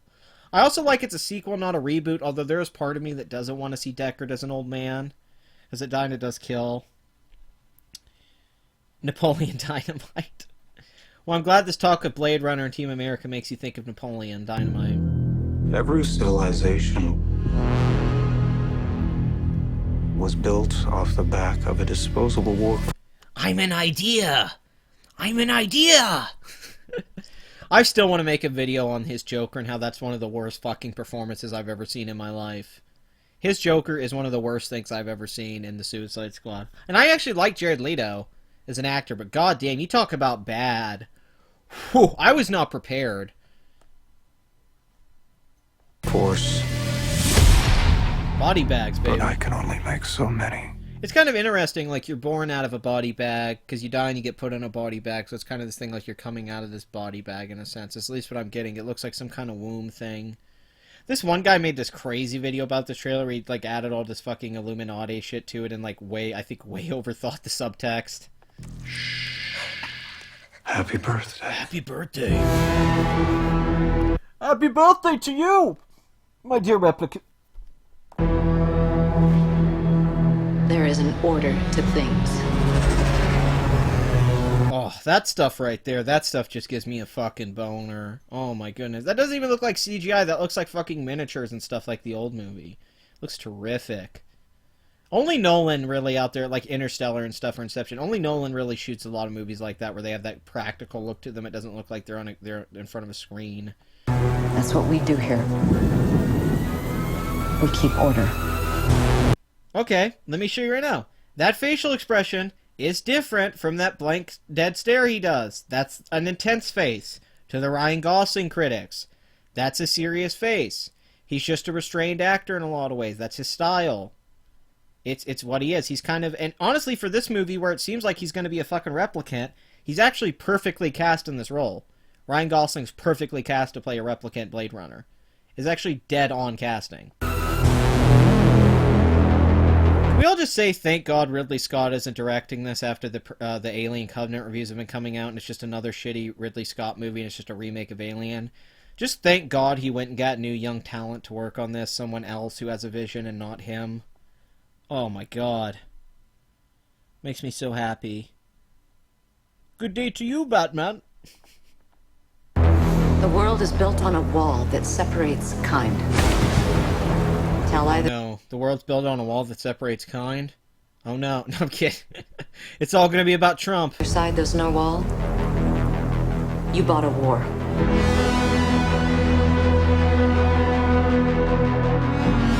So like that shot there, right? That's the stuff that's reminiscent of the old movie. This isn't just some shot that's cool and lit. This is artful. I mean, there's something about this. This is more than just a cool special effects sci-fi image. This is something that could be in an art book. I mean, it's a beautifully framed, thought-out image. And that's really what made Blade Runner stand out for years, was the artistry that went into all of those things that we've seen in sci-fi. To really just jump it completely into the noir, neo-noir thing, and just completely embrace it.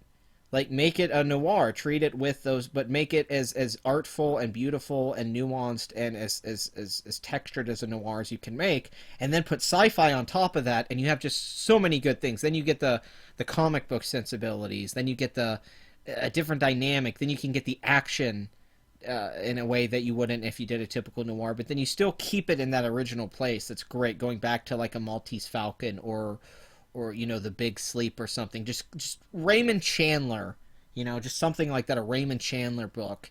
But putting it in that dystopian sci-fi universe, it works so well. The juxtaposition is just fucking great. You're a cop. So this is Las Vegas, from what we've heard from Cinecon footage. So I guess Deckard... I had a theory this might be on a colony or somewhere else, but this is just Las Vegas in the future. I did your job once. I was good at it.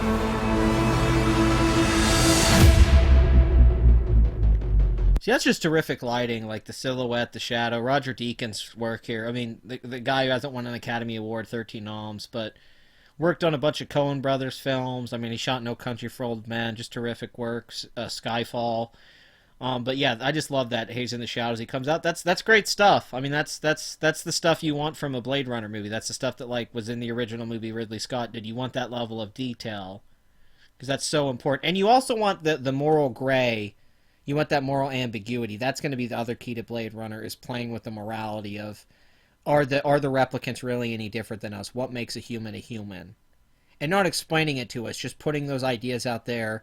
And nobody really knows the answer, because just like life, we don't know the answers. So even trying to answer the questions in a movie's problem. That's a problem with really big, high-concept sci-fi when they get to the space baby, is they basically try to answer all of life's questions and God and all that, and you can't. So the best thing to do with sci-fi is to explore the ideas and then let other people come to their own conclusions from the ideas that you present. You're not really supposed to give answers with sci-fi. You're just supposed to introduce ideas that, with some basis in science that we can buy enough, but it's ultimately a fantasy. It's the fiction. It's the ideas. And then you can make commentary with a movie like Ex Machina. You know, I mean, at its best, Ex Machina is something like that. Oh, Tom Hardy would have been absolutely terrific as the lead in this. Gosling is not necessarily bad, but I'm not sold on this. The original is such a great film, and I love the short story. I don't think Gosling's bad at all. I don't know where anyone gets this idea in Ryan Gosling's bad. Watch Half Nelson, one of the greatest performances of the last 10 years. It's a Sean Penn, Marlon Brando performance. Watch The Believer, where he plays a young neo-Nazi. Terrific acting. I mean, jaw-dropping. Watch La La Land. Everyone gives him shit. He's great in that movie. He's very funny. Watch that movie he was in just recently, Wise Guys or whatever. That movie he made with Russell Crowe. He's hilarious in that movie. He's hilarious. He's like Wile E. Coyote in that. Gosling can legitimately pretty much do anything. He's just kind of a goofy looking guy. But if you watch Half Nelson, you can see he can do character stuff, realistic. You see Drive, he can do stoic tough. It's just he's kind of got stuck in the Drive thing the last few years since he made that movie. He's kind of stuck doing stoic. But if you go back and watch Gosling's early work, it's incredibly versatile and in depth. Like I said, that movie he made, The Believer, is amazing acting. I mean, I think Gosling's one of the greats. I think he's very much a Sean Penn or something like that. I think he's just starting. Honestly, and let's be this way: Harrison Ford was a limited actor. He was a movie star. He's great in Blade Runner, but that's one of his best performances. I mean, that's the best performance Rutger Hauer ever gave. That's the best performance Sean Young ever gave. The best performances a lot of those actors gave are in Blade Runner. Hey, Filthy Frank. Oh, American History X is wonderful. It's such a good fucking movie. It's just... I did read your comment, man. You said, broski, yo. No American... But I mean, this could be disappointing, but, you know, it's whether or not they expand on the things from the first movie. If they actually expand on those ideas from the first movie and the stuff with Deckard and what happened, and they make it even more interesting and complex, then you have a good sequel. However, if this is kind of like Force Awakens or what Alien Covenant's doing, that J.J. Abrams thing where it's a soft reboot, I don't like that. I don't like the soft reboots. Either be a reboot or be a sequel. But this does look like a sequel. This does look like it takes place 30 years after Blade Runner. I don't get a feeling of this being a reboot. It's got a lot of visual cues from the original Blade Runner. But so far, the story doesn't seem to be the story from the first one. There's beats in it, of course, like the girl and Gosling and all that stuff. But, you know, Deckard in the original film didn't go meet up with an old Blade Runner and try to find stuff out. He's pretty decent at Gangster Squad. No, I think he steals Gangster Squad. That's really funny in Gangster Squad. I love him in Gangster. Oh, my favorite ever, Only God Forgives. He has the greatest line reading of all time. Wanna fight? Wanna fight? Then he gets his ass kicked for 5 minutes. I know. What do you want? I want to ask you some questions. See right there, he looks fucking crazy. He looks like he just got out of some shit. Look at the eyes popping out of his head. Gosling's out of his fucking mind in this shot. Gosling can go crazy. What I like about Gosling is he always seems to be on the edge of breaking, like he's about to explode, but he doesn't give into it. He always seems like he's about to release this energy he has, but he's so collectively calm and zen all the time. He's like one of the most zen motherfuckers in the world. Which suits a Blade Runner. A Blade Runner should look like a zen, calm, stoic, anime-ish type of guy. I think Gosling, physically, how he looks visually, is dead on for what it should look like. That's how I picture a Blade Runner in my head. You know, it's like, yeah, it should look like that. Like, in a comic book mindset, that's how I would see a Blade Runner. The key to the future is finally unearthed. Bring it to me. And I know every shot they've shown with Gosling a lot has just been him doing that same face. I know everyone hates Gosling, the Gosling face. Yo, Pat, want to fight, bro? I know he's doing I like the Gosling face. They know you're here. Oh god, this is the worst. The Harrison Ford run, the old man running. Watch this. This just looks so bad. Ugh. They shouldn't have that. They could have sped him up. Also, here's the thing. That's Ryan Gosling jumping through that fucking wall. They know you're here. Right there, like, if you freeze it... Damn, we can get... Right there. That's Gosling. Like, I freeze framed this. So Gosling's got to be a fucking replicant. He just ripped through a fucking wall. He just jumped through the fucking wall. And then he tackles him. That's not a replicant. That's fucking Gosling in there. So, like, does Gosling know he's a replicant this early on? At what point in the movie does this take place? Is this near the end of the movie? That's what really confuses me. Because this definitely, to me, confirms he's a replicant. I've got that vibe. I predicted that back when the first trailer came out. I said, oh, Ryan Gosling's going to be a replicant in this. To me, Deckard being old makes me think he's not a replicant. I know there's that theory that they made the aging replicant that gets older, but I don't like that idea. I'd much prefer if he was the original Deckard and the one we saw in Blade Runner was just a replicant of that Deckard, and he has to go find Deckard, who ran off years ago. But, which would actually be interesting because then this wouldn't be the Deckard we know. This would be a different Deckard. And that's actually kind of a cool way to do it. But also, if Deckard wasn't a replicant, that made some of the shit in the first movie really weird, like the unicorn dream and stuff. I was like, what's that doing in there then, Ridley Scott? What the fuck does that mean now? Does that mean Deckard just wanted it was to make him relate to the replicants? Because basically now a lot of that stuff, the subtext, whether he's a replicant or not, if they're going to answer it in this movie, that's going to make the first movie, it's going to make or break a lot of things. So the way they answer that question is a huge deal. Like, this movie has to have a really good story with now, I'm assuming Gosling character finds out he's a replicant and all the Blade Runners now, or that everyone's becoming a replicant. Jared Leto's character's been making people replicants. So he has to go back and find Deckard, who maybe was like one of the last human replicants, and he got away, and after he got away and ran away, they were like, okay, we can't have human replicants anymore because they feel sympathy for these things and run off to them, so we need to make replicants who were just designed to kill other replicants. Because the thing that made the first movie kind of cool was that it always felt like he was a replicant programmed to kill other replicants. The power of awesome hotness is pretty damn powerful. I think the new Dark Tower looks like shit. I think that trailer was very disappointing. Very. I will say, I love the stuff with him loading the guns really fast with his fingers. I think that looks awesome. I think that looks really cool, him loading the guns. Everything else looks like the most generic, end-of-the-world, sci-fi travel movie, kid adventure. I mean, every one of them. It could be good. It could be a good movie. I don't know. The trailer did nothing for me. Seeing like the Man in Black stop glass and use telekinesis and stuff, did not want to see that. I think that's terrible. That's nothing of what I wanted Dark Tower to be. I don't like that they're already jumping to like the third book, and it seems like they're just gonna, because the first book, The Gunslinger, is such a good book. It's such a good book and can be such a good movie and has such a great shootout scene in it. And then the fact that they're just trying to mix it all together at once. It's like, well, I had this idea. Why didn't you just make the Stephen King universe? What they could have done and what they should have done is Matthew McConaughey plays Randall Flagg in The Stand, in Eyes of the Dragon, and in Dark Tower. And it's basically a Marvel Cinematic Universe. Every year we get a Stephen King film like It or Pet Sematary, and then every other year we get an Avengers film, and the Avengers films are the Dark Tower movies. So in between the Stephen King films that are all connected, and Matthew McConaughey will appear in different ones as Randall Flagg as different entities, then you have the Dark Tower movies which connect the universes, and they're kind of the Avengers films, and they can take place in between, like every year or so between a Stephen King movie. And then we'd go see these movies, and we'd go, oh, that's Randall Flagg, and he's in this, and there's all these movies, like how the books were. It was the first expanded universe like that. So they should have treated this Stephen King, if they wanted to do the Dark Tower right, and all these, and the It movie and all that stuff, they should have approached it as a cinematic universe first. Because Stephen King's one of the only things that it completely makes sense for. It is like a comic book. Then Dark Tower wouldn't have to explain a lot of things in a certain way, because you'd have this whole universe that you could explain little things from all these other movies, and then just use Dark Tower for the big things. Instead, it looks like they're making multiple different franchises with Stephen King at once. And like they're making the It movie and the Dark Tower movie. And they're going to have some references to each other, but they're really never going to cross over. And if they make a Stan movie, I don't think Matthew McConaughey is going to be in it. So that's going to be weird.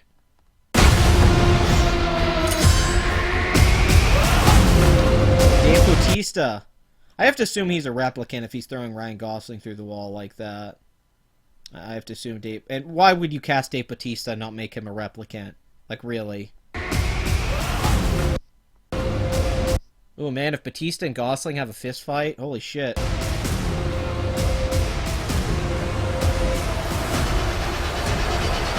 Okay, right here, right here. Gosling losing his shit for a sec. That's different facial expression. Right there, he's like, God damn it, fuck! He's losing his shit. Like we just don't see it in the movie because the trailer's just doing a lot of quick cuts, but like you see there, Gosling's losing his fucking mind. So it's like, okay, he's gonna have emotion. He's gonna have different emotions in this movie. He's not just gonna be stuck one way. Right there, he's yelling. He's like, I mean, we rarely even see that Gosling like shaking his arms and screaming. He's pissed. I always told you, you're special. Your stories. Now this is the face I think he does that's actually great. I actually think this last face is great. There's still a page left. Look, he looks like he's about to fucking cry. Like, everyone keeps making jokes saying that's the same facial expression. That's not the stoic, serious Gosling. That's a guy that's about to start crying. His cheeks are starting to flush. His eyes are starting to veer. His eyes are down. He's having a freak out right there. He's, like, about to start crying. That's an emotional face. That's acting. Look, he's acting. Like, in a few seconds there, you can tell what his emotions are. That he's upset and distraught. That's just good acting. I'm so sick of this Gosling is limited crap. No, he's not. The dude can act. He's got the chops. I think it looks really good, though. I have a lot of hope for it. I think it's the right director, the right team. I think it's the right project. I think Blade Runner's a much better universe to go back to than Prometheus was for Alien and Alien Covenant. I'd much rather go back to the Blade Runner universe and span all that stuff. There's so much stuff that's cool in there that I'd like to see. The colonies and what's going on with the replicants. I'd love to see more with that Tyrell Corporation. All that stuff I'd love to see. I didn't want to see more of the space jockeys or where the xenomorphs came from or more of the corporation. But Blade Runner, yes. I would love to see more of the replicants and where they come from. And I think that stuff would be terrific. Guess I need to actually watch Blade Runner in full then. Whilst on the subject, apparently they're talking of having a remake of The Shining. God, no. Oh, God, a remake of The Shining is an awful idea. It really is. I mean, don't get me wrong, you could stick closer to the book than Kubrick did and do a lot of different things for sure with it, especially with Jack's alcoholism. But unfortunately, like, we all have that Shining movie in our heads so much, it would be hard for me to associate anything else, like, besides, here's Johnny! Like, that's The Shining. I couldn't watch something else and think, oh, this is The Shining now. I mean, I want to, but... Oh god, is Blair wearing, like, little cat ears in her video? Jesus. Used to be a girl came in my place that I own, family business, and in this college my family owned, and I would work there sometimes and stuff. You know, I do a lot of, I basically work with my family that I do freelance work, like... I'm either doing editing or some job or some photography thing. I go take wedding photos or something, and then I go work for my folks for a while somewhere, and then I go help someone else out. I'm pretty much just makes me sound more lazy than I am. I'm not an entrepreneur, I guess, but I just do a lot of different things. I mean, I spent most of my life running a register and stuff like that. I worked at a video store for a while. That was a job I had. That was fun. I actually really enjoyed it, too. You didn't get paid anything, but it was fun to work at the video store, and you got 6 free rentals every week. There was a really bad... Yeah, the TV movie was made by Stephen King. It is really bad. He said he was going to make the proper version. But basically, this girl used to come to this business my family owned, my folks owned, and she'd always come in with, like, cat and bunny ears every fucking day, and that's when I started to, like... I didn't know about that culture. Like, the kind of furry people that wear this stuff, and I was like, oh, people wear bunny ears and cat ears and stuff? I'm not knocking it. You can do what you want. It's just like, oh, I didn't know that was a thing. I always think about her because she used to come in all the time with like bunny ears and cat ears and like set around and it was different ears every time. Sometimes she'd have devil horns on. That was always fun. Actually, the devil horns were pretty fucking great. Jesus Christ, this stream has been going for 4 hours and 10 minutes. We were kicking this one's ass. I did not... You know, everyone kept saying you haven't done a stream all week, and that's because I planned a bunch of them and they fell through, be it with other people or not. And so I thought, well, if I'm going to do one, I'm going to do one big. It's a fucking Saturday. I didn't have anything to do today. So I thought, fuck it. I'm going to do a big stream. Long one. I did love the one I did about Hassan Minaj, though. I thought that was a terrific one, because we just went through his whole thing. Just one after another. Really ripped him a new asshole. But, yeah, I never thought... I was thinking maybe 3 hours. I never thought we'd get to 4 hours. That's really fucking crazy. Are you going tonight? Alright, see you, Len. You have a good night. Thank you for joining us. Yeah, it is a super... Especially for a one-man stream. I didn't think I could do 4 hours by myself, but I guess... It gets a little boring being here by yourself for a while. You feel like you're talking to no one. Like, I feel weird right now talking. I know people are going to watch this and listen, so I'm doing it, but it is strange. I feel like I'm just, like, normally I'd just be sitting here quiet, but... but that's just kind of... Holy shit, was Jimmy Neutron the first film to win the anime? Oh, wait, no, Spirited Away was, actually. Bill Burr, is there a worse woman in history than Yoko Ono? God, that's terrific. I love you. Love you so much, Bill. He's just one of the best. Oh my god, I don't know what to look at. Does anyone have any... Well, let's look at the trending tab. Maybe there's something on there that's cringe. Well, this long stream is keeping me entertained today. Well, thank you, Luna. We should just watch Yeah, I should just put Teletubbies on and leave and go make dinner and just have you guys watch that for a few hours. I mean, it's not like you guys have other stuff to do. Oh, wow. Melissa McCarthy as Sean Spicer podiums on New York City Street. Oh, wow, that's amazing. Can't wait for that. President Trump finally got around to addressing one of the biggest threats to America, Stephen Colbert. I mean, when he says he is no talent, that's not true, but he is unfunny now. Stephen Colbert's a talented improv and actor, but not that funny these days. Jesus Christ, is there any cringe in here? This is just really generic shitty content, like, oh wow, Reese Witherspoon's movie trailer. Oh boy, Home Again, can't wait to see that. Love me some Reese Witherspoon. I love her generic romantic comedies. That's all I want, yo. Don't want to hear Trevor Noah talk about anything or Seth Meyers. They are terrible when they talk about anything. It really is the worst shit in the world. Like, I absolutely fucking hate it. I guess we could watch some Young Turks, although I might end up like fucking Hard Bastard. I get the fucking claims from them. That's... hated those things. You mean Olsen Twins Pizza Song? Olsen Twins Pizza Song? Yeah, that's pretty good. Oh my god, the Young Turks are doing a live stream right now. Well, that's nice of them. Just go watch the Young Turks live stream. I leave it on and live stream their live stream. I don't do anything.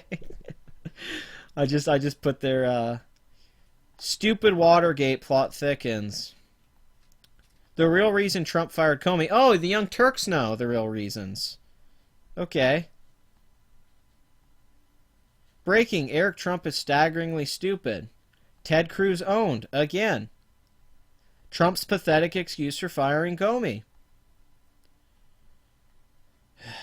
I'm waiting for something at least somewhat like that. I don't want to watch any of those at all. No interest. God, these all suck. Well, wait. Here's a best of the Young Turks Election Day meltdown. That could be fun. Alright. Ben Mankiewicz, Jake Uger, John Irola, Anna Kasparian. I will be yelling throughout the day. If you want to know anyone I actually hate as much as Chank in that team is Ben Mankiewicz. Ben Mankiewicz used to be on Turner Classic Movies, which I actually liked him on there. But man, you talk about... he does these TV and movie reviews with the What the Flick. He is just one of the most pretentious guys I've ever seen in my talk, is Ben Mankiewicz. Like, goddamn does he think he is a gift from God sent. Like, your subscriber code goes down by millions out of the few thousand you have. Yeah. Copyright coming up. Do you ever get Hillary supporters bitching on your videos? I've never met a Hillary Clinton supporter in my life. I can honestly say that. I have yet to meet one person in my real life that actually likes Hillary Clinton. So no.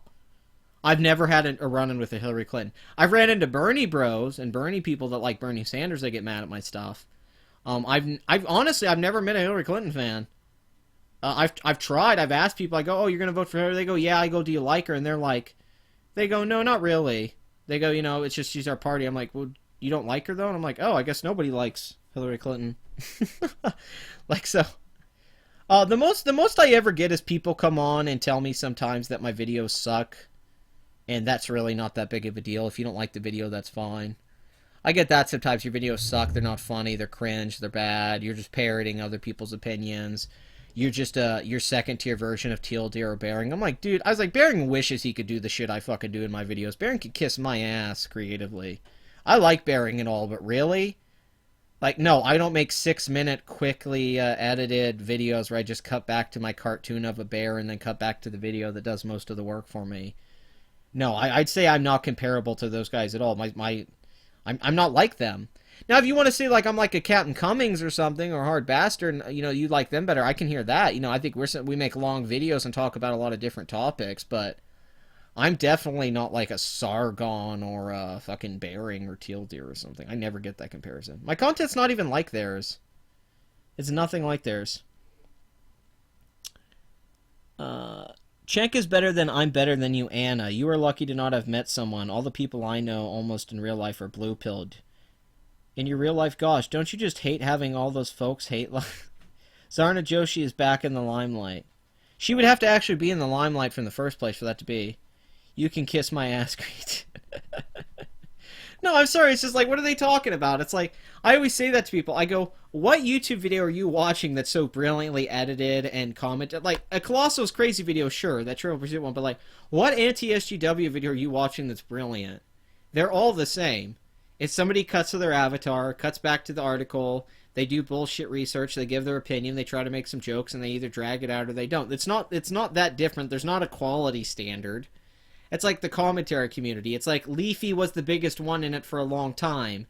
There's no fucking quality standards on YouTube. I'm so sick of this idea. It's like, we should make better videos. I'm like who? Like PewDiePie? Is he the standard? I like PewDiePie's videos, but they're not the best thing on YouTube. iDubbbz is way better than PewDiePie. Like, there's no fucking standard on YouTube. Scarce is popular on YouTube. 5 movies to watch and a video to do and bleach to go drink after watching the SJW in the grocery store. Speaking of, that's a great video. Thank you. I thought it was one of my best videos, actually. I really do. And even though everyone did that same video and made a lot of the same points, I really liked mine. No, Doom does, for sure. No, Doom does. No, you're wrong. If you put the effort in, I agree. It's just most don't. Most don't have that good of editing. Or if they do have editing, it's pretty much the same generic editing everyone else does. Like, they put something in Sony Vegas or Final Cut Pro and they edit it the way everyone else does. Oh no, on Doom's editing is terrific. I'm not going to disagree with that at all. Yeah, that's what sells it, the personality. But some of these people don't have good personalities. And they're finding that out now that they don't have the content. They're like, oh wait, like that grocery store chick, that's the biggest SJW thing we've had in a long time. That anyone can make fun of and be good. But like, when I approached it, I think I was one of the only ones to straight up call her a fucking bitch the whole time. Talk about the business. I mean, I was really, like, I wasn't doing a lot of like, oh, well, these guys shouldn't say that. I'm like, no, fuck this lady. I was like, fuck this lady. Who's my favorite YouTuber? Of all time, angry video, of all time, not currently, ever would be James Rolfe. My favorite YouTuber currently, though, would probably, I mean, it's probably iDubbbz, if I have to be. Every time he uploads a video, I think it's like always like an 8 out of 10. I don't think he's made a bad video. But classic would be, Razor Fist I'm actually a pretty big fan of too, Rageaholic. I think his videos are great. I like all of his videos for the most part. His video game videos especially, I think, are wonderful. But currently, I'd say, yeah, iDubbbz is obviously, to me, the best YouTuber. I don't even think there's a competition. I don't think anyone even makes videos even close to iDubbbz. Like, I don't even think he has competition. I think he's on like he's like the Beatles or something for us right now. Like, he's just on another level. He's defining what YouTube is. Yeah, no, I agree. I think it's about humor and what works and doesn't work, and it was for different people. It's just that, you know, your content could come off really generic if you don't have an opinion or a personality. If you're trying to be too safe, then your content just comes off kind of still. Like, the worst Bearing videos or the worst Sargon videos are the ones where they're too in the middle. The best videos they make are the ones where they take a stand. Those are the videos you want to see. You want to see people disagree with people and get at something. That's why I don't like Armored Skeptic videos most of the time anymore, because he tries so damn hard to be in the center, he has nothing of substance to say. Naked Ape's my favorite in the Skeptic community just for laughing, but I think, like, Vernaculus is probably the best at making videos in the Skeptic community. Would I recommend what? Would I recommend, like, iDubbbz? Well, of course I'd recommend iDubbbz. I'd recommend iDubbbz like crazy. Filthy Frank's amazing. Filthy Frank's really good. I think Filthy Frank is better than iDubbbz if you're thinking full term, his whole career. But I think iDubbbz's content in the last year and a half has just been the best stuff on YouTube in years. I mean, his Content Cop, that's the best show on YouTube. I mean, every Content Cop's a fucking event. It shakes up the whole fucking platform. Every time. And he keeps topping himself. You know. Also, I think iDubbbz could just be a professional comedian, the way he looks and acts and stuff like that. Filthy Frank is someone who thrives on YouTube. He's so brilliant for this platform. It's really made for him. I mean, it's a perfect platform for him.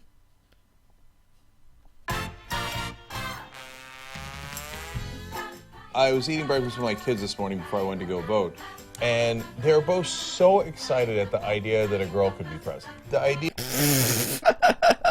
Oh man, this is great. He's having cereal with his kids, telling them the Armenian genocide's not real. The idea of Donald Trump beating the person who is...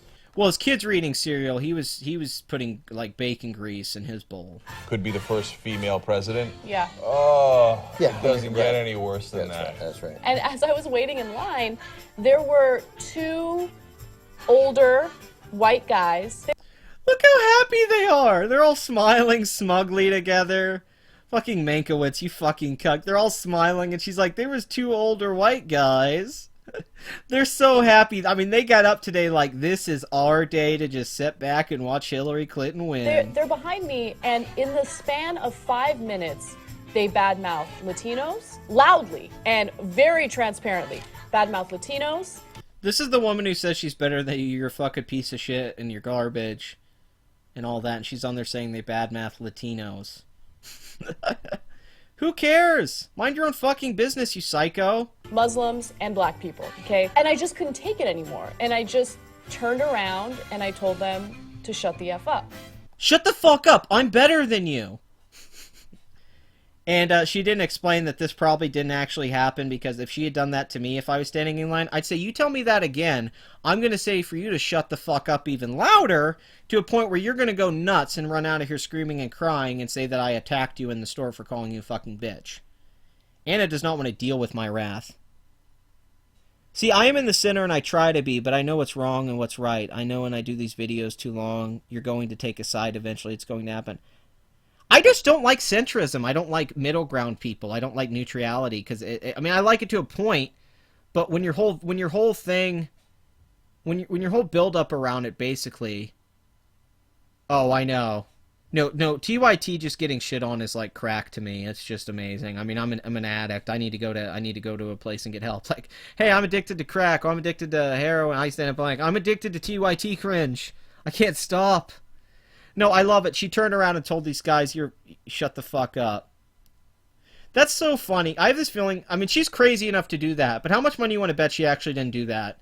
Because anyone in real life would go, shut the fuck up, you fucking cunt. Get the fuck out of here. We wouldn't have experienced that before. Like that kind of open hatred where you feel. Are you fucking kidding me? You never think there's been open hate and racism before now? God, that is one of the most retarded things I've ever heard. Feel emboldened enough to talk like that about 3 groups of people in the country. It's called freedom of speech, Anna. We've actually had it for a long time. You use it all the time when you tell people to fuck off, when you called those guys assholes and told them to shut the fuck up. That was your freedom of speech. It's called the First Amendment.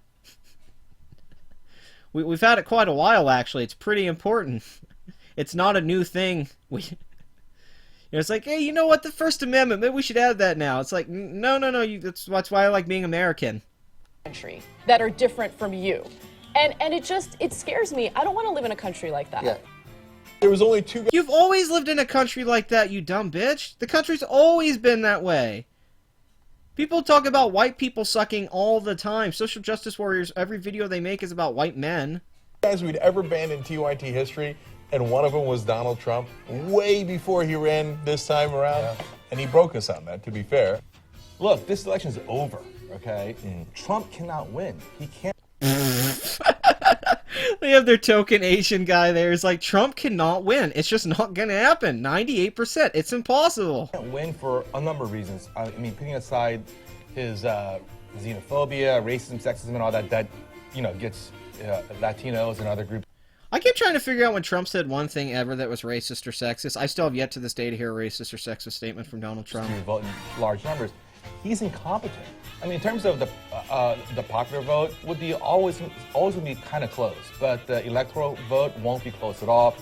I think it won't be close at all. I think Hillary will have 320 electoral you votes. Fuck! Oh my God! -5. It's like he's their math guy. Like, all right, let's get our little George Takei. Oh my goodness, that's wonderful. This is so funny. So I never bought into your fear mongering. Ida Rodriguez joins us, yes! I never bought into your fear-mongering. Well, I wish you had. You got a Latina. You have to today. Yeah, absolutely. Well, it turns out you guys might make all the difference.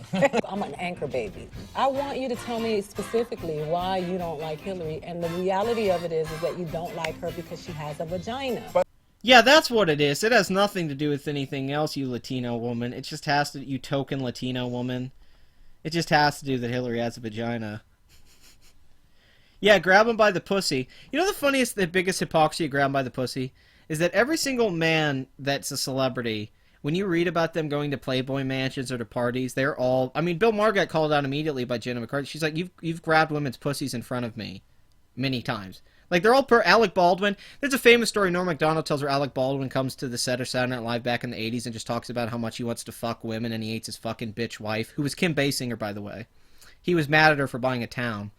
And he would just talk about how he wanted to fuck the women on the set. This is the same guy now that mocks Trump and talks like he's so much better than Trump, even though he's a guy that's grabbed women's pussies his whole life.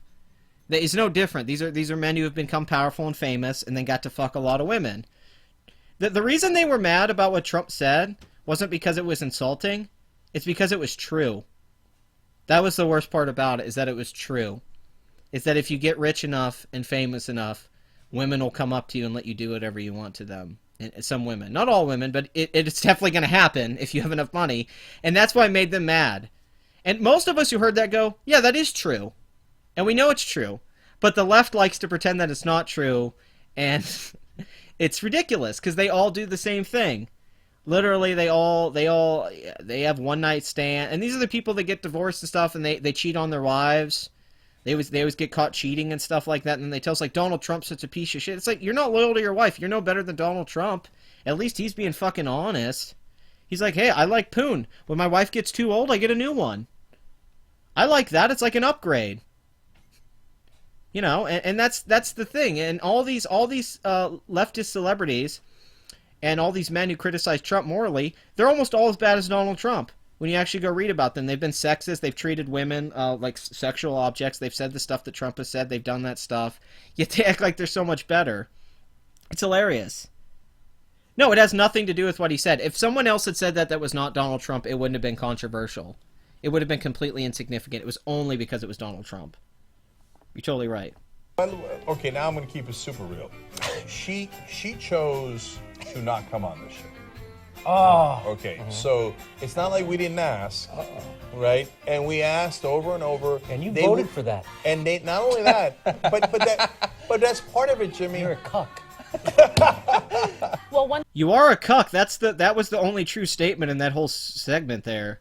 time I was testing a bowling ball, and as I kind of scooped it back, there was a child behind me. I was testing a bowling ball? And it hit him in the face. Wow! Holy shit, she hit a kid in the face with a bowling ball? This is an amazing story. When it comes to liberals or conservatism, you need views from both sides to thrive as a nation. Some more than others. You can't lean too far on the side what I've seen and heard. That's the way I see it. I like to think that way, Showstopper. I really do. But I don't. It is bad. I have the libertarian understanding that the government should be small as fuck and should tell us what to do, and the state should decide what they want to do. And I think liberalism pretty much is a failure outside of some social progress that we already made naturally. I can't think of one good thing liberalism has done in the modern day. It's really just hurt this country. We need conservatism when it comes to insurance. We need it to be like you get to pick what insurance you want. We need the free market. Conservatives are right because they want the free market to dictate the prices and stuff, and that is fucking true. The free market should dictate the prices of your insurance. Then you could pick the insurance you want, and then it would be cheaper. That way you don't have to get insurance for everything. Liberals, they're the reason colleges are so fucking... I mean, they're bad at this stuff. I hate to be that way. They're not good at money. Liberals are bad with money. And it was like, oh, well, the economies always do well, like Bill Clinton and Obama. It's like, okay, the tech boom during the Clinton era, and Clinton was a centrist. He was pretty much as conservative as a liberal can get. They was against gay marriage. He wasn't like your hardcore liberal. He was your neocon Democrat. Like Hillary. And those people, I think there should be a balance, but I don't know what liberalism can offer anymore, modern America. I really don't. Like, now that all the social issues have kind of been settled, it's like, okay, well, economically, I don't agree with the liberal message. I don't agree with the globalist message at all. I don't like the federal government having so much power. I don't like there being so many regulations on businesses. I don't like there being all the... I mean, I don't want it. I think the government should be so small it has almost no impact on our day-to-day lives. I hate how big the government is, and I hate that Trump's keeping it big. Because a part of his campaign was that he was talking about making it smaller, and he hasn't done that at all. He's kept a big government. I don't like big government. I don't like it deciding our medical system. I don't like it running our education system. That's why that stuff sucks. The government's not good at it. They fucking suck at their jobs, and the liberal mindset is let the government take care of things because they're the most responsible people.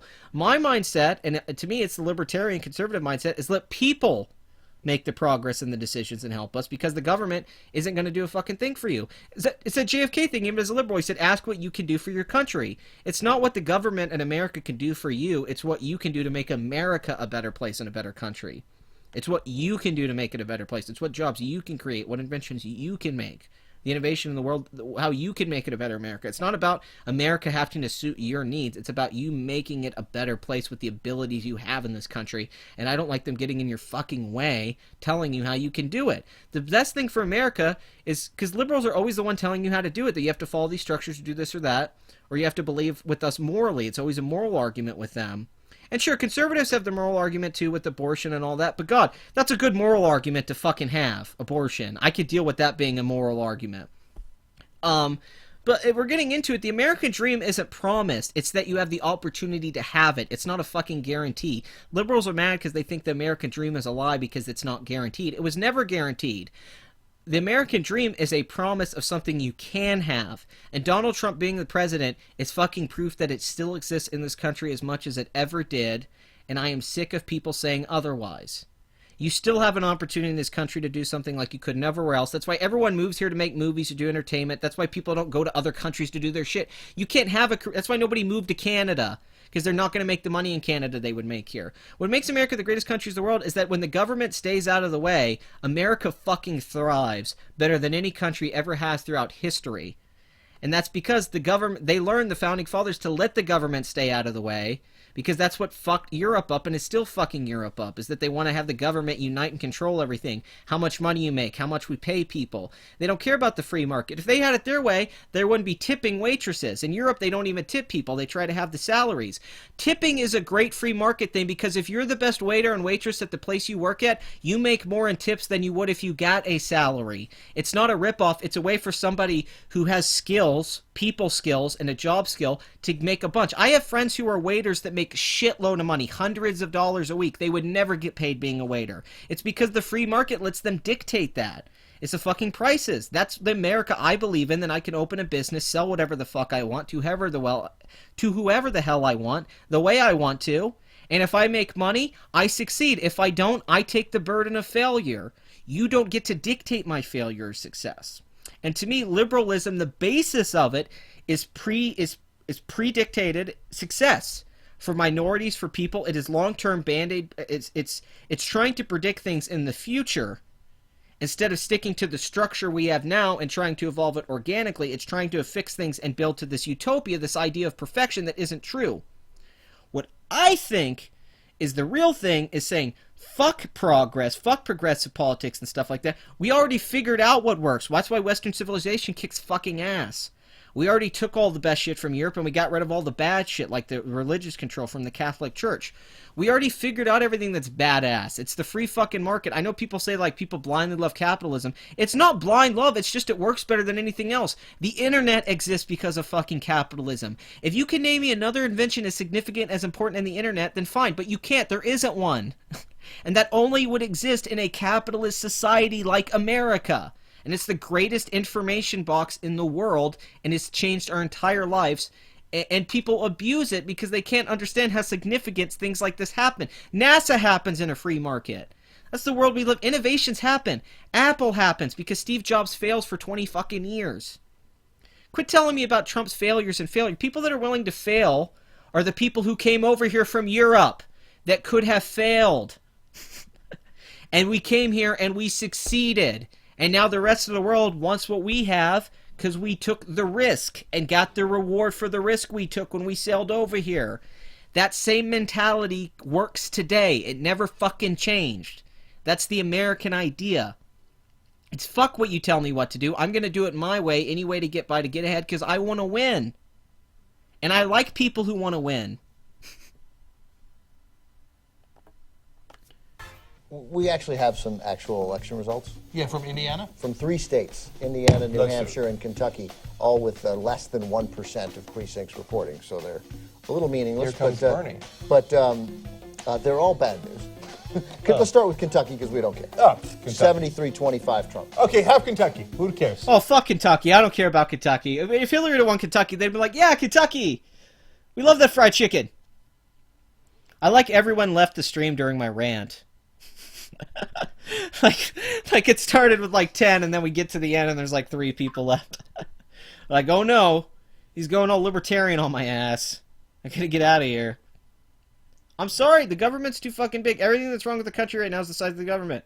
If the insurance companies were smaller, stuff would be cheaper. If the government was smaller, school would be cheaper. It'd be affordable to go to college. Jobs would have better price. Like, it's because the government tries to control this shit that it all sucks.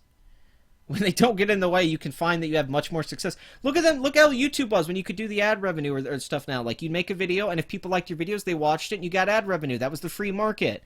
You made money or not money based off your popularity of what you could do with analytics and clicks and stuff like that. That was fair. Even if you didn't agree with someone's content, it was a fair game. You know, now they're trying to ruin that. You can't play the game anymore. You know, and no, that's hilarious, the Kentucky bit. Second one we don't care we about, love you in Kentucky. Indiana. Don't care. 69-20. Fuck Indiana. Again, This is important. it's an important one. What is this, Hillary Clinton? Like, is this how she was? Yeah, fuck Kentucky, fuck Indiana. I don't need them. Less than Is 1%. this her staff? Sorry. That one actually not less than 1%. That 1%. 1% of the precincts in 53-41. Disaster. Okay, the mood has immediately changed. Jake's fucking face right there is just like, no. Hello, I have shown you a revolution, Jake. Well, Donald Trump will be the president now. It will be wonderful. Tell me, Jake, why are you already picking the president before the votes have already been cast? Doesn't that seem a little premature? For you. You're a big buffalo. The Buffalo Jake. Don't worry, your spelling and typing skills weren't that good before. Much left to be desired. Just Bane all day. It's been fucking amazing. The bane of my existence. And in fact, Trump is now taking the lead in Florida. He's taking the lead. Wait, where? In Florida. Okay. It's oh, come on. Love Anna, like, wait, where? Oh, Florida. And she's like, okay. And he's like, oh, come on. Stop doing this every 2 seconds. We're Yeah, gonna I start agree. Killing ourselves. Virginia. Stop update. This is how it was on election night. Does anyone remember watching Does anyone remember watching the live media coverage till 3 in the morning and how fucking nuts it was? They wouldn't say Trump won. Like, there'd be states where the votes were almost all in, and they would wait an hour to 2 hours to say too close to call, and it's like, no, it's far beyond that point. It was too close to call like an hour ago. No, I remember watching CNN the whole night, and they wouldn't fucking call the election. I've been hunting buffalo. I found the great buffalo Jake. He's a very rare kind of breed. Very angry. He seems to deny the Armenian genocide. I don't know why. He kept telling me that it was all Jews. Jews do everything. That's all I wanted. 10% reporting. Uh-oh. Okay, hold on. Buckle up. 54-41. Trump. Yeah, just put it in. No. 161. They don't even know how to talk. They're just sitting there quietly. Anna's looking at her computer. She's like, no, this can't be real. 1,123. This can't be real. I just told those two white guys to shut the fuck up today. And wait, you mean they voted for Trump and he's winning? Oh, no. No, it got quiet in here the minute we started reporting these real results. Yep. And we can't talk once we start reporting the news. And it goes against us. Liberal media in a fucking nutshell. Seriously. Oh, no. Steven Crowder's bits on TYT are the best things he's ever done. That's the funniest thing Crowder ever did, is his Cenk impersonation. That night was the best night. No, that night on Poll and the Donald, being up till 4 in the morning, and then when Hillary Clinton didn't come out and did not, like, concede to Trump, after she spent the last month and the whole media talking about if Trump didn't concede to her because he said he might not, they said it was going to go against everything that we believe in. Politics is the worst thing ever. And then she didn't do it the night of. And everyone defended her. And then Van Jones called us all racist. I mean, that was truly a night to remember. That was the night that killed the media, if it ever did. Because that was the night everyone tuned in to see the election. And they saw how biased the media was and how right Trump was that whole time. I mean, it was like the final nail in the coffin. It's like, I just pictured him sitting there with his wine like Cersei in Game of Thrones and watching it blow up from the distance. And he's smiling. You know, it's, and then of course, little, he has his Toman. Does that make his, what's his son's name? I can't remember his son's name. Bastion or something like that. But that makes him like Toman. I wish I got recommended to myself. I see your channel popping up in your feed on this. Yeah, I don't know why they recommend my videos to me. It's like, hey, do you want to watch your own video? It's like, no, not really, but... If that continues, there is going to be a Paul in here. I don't even want... I mean, I where are you? I will cry. I will literally cry. Oh, I want to watch you cry so bad, Anna. I can't bear anything more. Your tears are wonderful. Oh, Anna, your tears fuel me. They provide me with my venom that make me stronger. up and down the middle of the country, all red. Have we called all those out yet? Oh my no, God, we he haven't. built a wall. Okay, So let me- he built a wall. Well, even look at this map. Red, red, red, red, red, red. Over red, red, red, red, red, red, red. North Dakota, gone. South Dakota, gone. Nebraska, gone. Kansas, gone. All called for Donald Trump. Hold on, this is serious. So the calculation that the New York Times has had as a running prediction of winning the presidency. Last time I glanced at it, John, I don't know if you've been looking at that win presidency meter below the states, No, below I the map. Well, it was at yes. it was at 80% an hour ago. For 80%. New York Times had it at 80%. That's how crazy they put that. They didn't put it at 65 or something. That would have been fair. I think 65 would have been fair for Trump that night if you were guessing. But 80%, they're like, nope, Hillary's going to win. 80%. What is it now? 68%. Okay, God damn it, I'm nervous. Okay, you should be nervous. This is not kidding around anymore. I'm not kidding. Okay, so... At least you caught on. If you were watching CNN at this time or MSNBC, they were acting like there was no issues and Hillary was still going to win, even though it became very clear, pretty much within the first few hours, Donald Trump was going to win. Like, once he started winning the swing states, you were like, oh, this is over. Yeah, YouTube wants me to prove... Yeah, Barron. Barron Trump. He's like the Toman. He's the he's the Toman Baratheon of the Trump family. He's just going to jump out the window of the White House at some point. King's Landing. It's too much. Hold. Ohio, gone. Okay, Virginia. God damn it, it's 77%. God damn it! Reporting. Still a 5-point lead for Trump. Florida, 76 plus early voting reporting. 49-48 holding steady for Trump. The lead in North Carolina has essentially completely evaporated. It's gone. It's tied. Ohio, gone. 49-47, Trump now leading. Well, at least they were being honest with their coverage. I will give them that, because I didn't watch the Young Turks coverage, but the thing I remember about that night is that everybody that was a leftist media outlet was lying about the results or trying to, like, present them better. They're being pretty honest here that, yeah, we're not winning. Granted, these are clips cut together. Who knows how long it took them to accept this on the night of. He's got a 2-point lead with 30% reporting. You know what? Texas. And so that Texas is gone. Texas is gone. Okay. So any talk of... Hillary had a chance to win. That's ridiculous to act like the Clintons couldn't have won Texas. The Clintons did amazing in the South. So that's a big failure. It's just the Democrats just give up on even trying to win Texas. They don't Like, try. hey, attorney verbal, blah, blah, blah, bullshit, gone. Sometimes I can barely hear you guys because in my head it's like, she's losing Virginia, needs Florida. She's losing Virginia. She needs Florida, but she will not get it. No, Jake. Florida's already been lost. I've claimed it. It is mine now. It belongs to Donald. I gave it to Donald already. No, it was a big middle finger to extreme leftists and voted for Hillary. No, it was the biggest finger to political correctness and SJWs in the history of all time. Like, the night that he won was like, I haven't felt that good in so long. I haven't enjoyed Trump's presidency as much since that night, but I gotta tell you, that night, I felt like things changed. There was something in the air that night. I was like, oh my god, the world isn't the way I thought it was. Like things can happen. Like, oh my god, the Star Wars prequels didn't have to suck. It was possible. Right?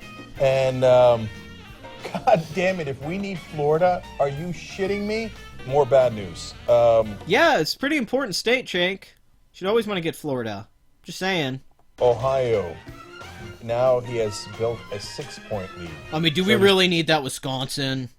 7% reporting, 51-45. North Carolina, he's now taking a 1% lead with 36% plus early voting in. Wow. New Hampshire, 16% reporting and the lead. Look at these two. They're just having a fucking meltdown. And look at they don't know what to do. Oh my goodness.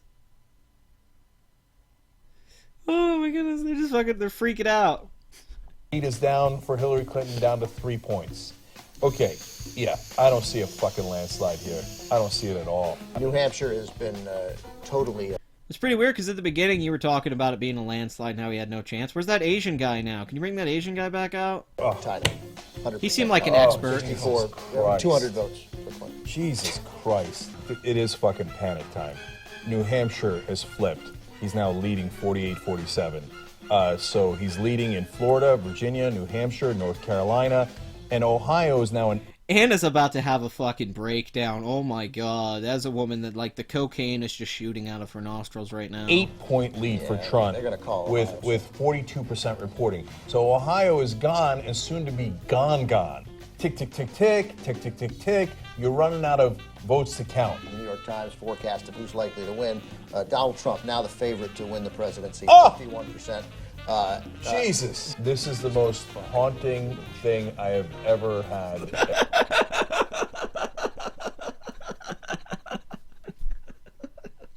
Oh my god.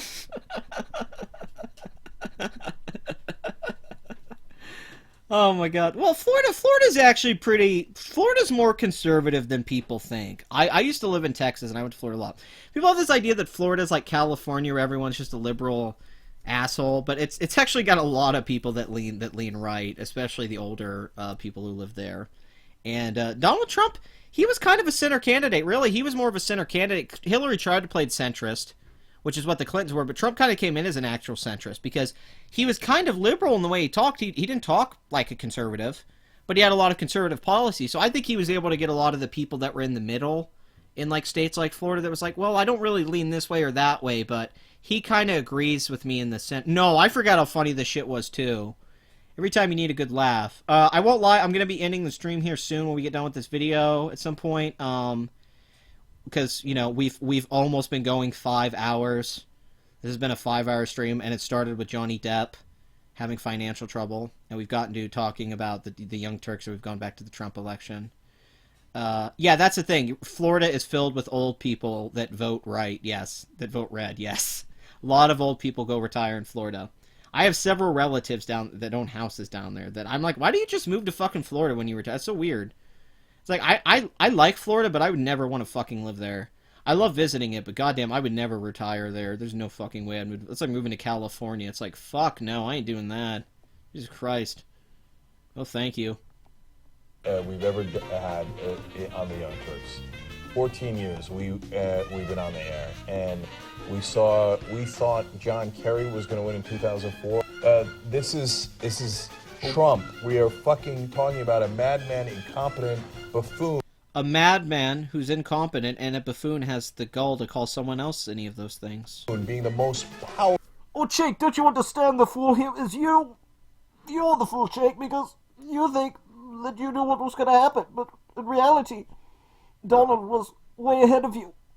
For the Donald on Reddit was far superior. Their prediction skills were far ahead of yours, Jake. Maybe you should bring that Asian guy out again. Why stop at 5? Why not stop at 900 years or 9,900 years seasons? Got to get that dipping sauce. Got to get that dipping sauce. Powerful man on earth, he now has a better than 50% chance. I can't even believe how this is going so far. And this is why I don't obsess about the polls. Yes, they're relevant. Yes, they're interesting. Feminist doesn't like numbers polls. It's funny because earlier when you guys were hearing everyone saying Trump couldn't win, you were all into it. Now you're like, well, it doesn't matter. No, this is just a shock. This fucked you guys up the ass. You weren't expecting this. This is a prison rape. To you guys. But I never look at the polls and think, oh, you know what, Hillary has a comfortable lead. The poll I was looking at, the POL poll on 4chan was saying Trump was going to win. According to, you know, all of these polls put together and analyzed together. It doesn't mean anything, okay? It means something. It means something. By the way, as we were talking, 54% chance that Donald Trump wins. They moved. Well, the poll promos, they were oversampling Democrats, and a lot of people weren't saying they were going to vote for Trump. They just didn't say. Like, if you asked me, I probably would have said, I don't know. I would have said, I don't know who I'm going to vote for at the time if they would have called me. I just never got the call. I wouldn't have been able to give an answer, so they wouldn't write me down. I'm sure Hillary people are like, I'm voting Hillary. All right, write 2 down for Hillary, then. It just moved again. 55% chance Donald Trump is going to win right now. Stop saying the number. 61% chance. Chank, I'll help you. It's 100%. This is insane. I'm talking to you from the future, Chank. It's 100% chance. I'm in the future. Well, since stream is ending, glad my first one here for you has been great. I gotta go work to video to get out tomorrow. Thanks for the stream. It's been fun. Thank you for watching Nothings, and Nothings, and I hope your channel does well, and I hope your video's good. I'm glad you're getting out there again. Yeah, I don't know if has any of you been with the stream since the beginning. We've had a lot of ups and downs this 5 hours. This is Okay, so I've got a lot more ramifications. Oh, wow. For the Trump presidency, brace for impact. New York Times now saying the chance of a Trump presidency is 92%. Brace for impact. I'll help you, Chank. It's still 100. Okay. Remember, Chank, I'm in the future. Huffington Post, what happened to your fucking 98.4%? What happened to you? They said there was a 98.4%. And I keep picking on them. Well, that but they leaves were not almost alone. 2% chance. They were not alone. All the fucking idiots in Washington and New York. Oh, you guys are worried about nothing. They're not as smart as you, Chank. You knew what was going on this whole time. You were ahead of the game. You were ahead of the curve. You knew who was right and who was wrong. Chank's been the best predictor of these things always, hasn't he? He's not like those assholes. This is the first stream of... Hey, man, these streams are about having a party. My streams are not about, like, I'm just going to talk with people. I noticed a lot of streams, the streams are they bring people in for a conversation, and they talk, and then they just kind of ignore the chat for half the time, and their subscribers, and they talk and try to have a conversation, which is really entertaining sometimes if you get really engaging people. But I think a stream should be, like, fun. I think a stream should be an interactive experience where the people watching it are involved with it directly, and it's just spawn. I mean, to me, it's it's a routine. This is all improv. You know, I don't get why people try to structure their streams or have it make some kind of sense or something or give it this self-importance. The thing about streams, like what I like to do is I like to treat the streams like a concert or a stand-up routine. Like I try to just entertain you guys. Like what can I do to be fun or entertaining for the next few hours? That's the whole point of the stream in my eyes. It's like radio. And good fucking radio is just insanity. Like just making chaos. You know, my approach is like I want to be the Howard Stern of live streaming. You know, I want it to be fucking crazy. I want to challenge, you know, I don't want to be like, hey, I'm just going to have really boring conversations with my friends on live streams that I could have anywhere. I'm going to record it for you guys. Like, no, let's do some cool shit, you know? And no, I'm not just going to sit around and get high and drink and make really bad jokes and straw man drunken peasants every time I talk about anything. I'm actually going to talk and engage with you guys and be sober and enjoy myself because I get high off making the content. The content's fun. I'm getting way higher off Chank's tears than I am anything ever. Worried about nothing. Drunk. And now this will be true rebel headquarters as Trump and his cronies begin their march against our freedoms. This is rebel headquarters. Look, we might literally be targeted. So, remember Alex Jones and Roger Stone bust onto our set in the RN. I'm sorry, Sheik, for we have taken your headquarters. And your armory. Your precious armory is now ours. See, and there were no consequences. They walked around. They didn't get arrested. They didn't get escorted out of the building. He's supposed to arrest for coming over and trolling your ass? You fucking moron, dude. And they laughed about it. And so... Because it was fucking funny, dude. Those guys will be in charge in a lot of ways on a national level. Talk about how historically... What, do we want you in charge on a national level, Chank? You? Not the guys who have a sense of humor and are funny and interesting and acknowledge their craziness. You who's a nutbag, who's in denial. Pathetic the Democratic Party is. That they let this guy who has never had any success in business, he's had a track record of money. Except for that show, The Apprentice, that was a huge hit and that was on for years that made him famous and he sold a bunch of merchandise from it. I love that everyone ignores that he was on a hit show. And his persona and being on that show is a big reason it was a hit show. You know that show, The Apprentice and Celebrity Apprentice, it was on like a decade? That was successful. Monumental failure. And they let him win the presidency and become the most powerful. The Democratic Party. Tell me all the businesses Hillary Clinton's run that were successful? Oh, that's right, none. Yeah. Is gone. But I'm at war with the Democratic Party. This corporatist, weak, spineless, pathetic party that lets the... Says the most corporate, spineless, weak motherfucker in YouTube media. You are corporate whoring at its absolute worst, Jake. What I think I hate about Jake is that he acts like he's like countered the mainstream or the media or the government, and he's everything that they are. He just is it. He's not different. He's the same fucking thing. Imbeciles on the Republican side walk all over this country that handed power to a raging, not just bigot, but an incompetent. And I'm done with the losers. And I'm done with those donors. I don't give If you were done with losers, Chank, you would have dropped Ben Mankiewicz and Anna a long time ago. Fuck what the donors want, okay? So Fuck what the donors DNC, want. you think we're coming for you? You're goddamn right we're coming for you. We're gonna You think this was gonna be a street fight? We damn right it is. pulverize the DNC. We're gonna rip it to shreds. Yes, we are at war now. So even if by some miracle... It's funny because going through all your videos, Chank, of the last few months, you pretty much have just been attacking Donald Trump and the Republicans. They've hardly talked about the DNC or the Democrats. Like, at all. We're past 11 o'clock Eastern in our live coverage. By some miracle, Hillary Clinton wins. I don't care. We're still at war. We're still at war. Because you are this close to handing Trump ultimate power on this planet. Are you insane, you pathetic losers? New York Times now has it at 95%. The way this guy structured this video is brilliant. How this guy edited it to where all the payoffs with the New York Times updates and stuff like that. This is so funny because like every time something updates, it's so fucking funny. Like it's just great. You can see Chank's slow decline into complete madness. This is absolutely hilarious.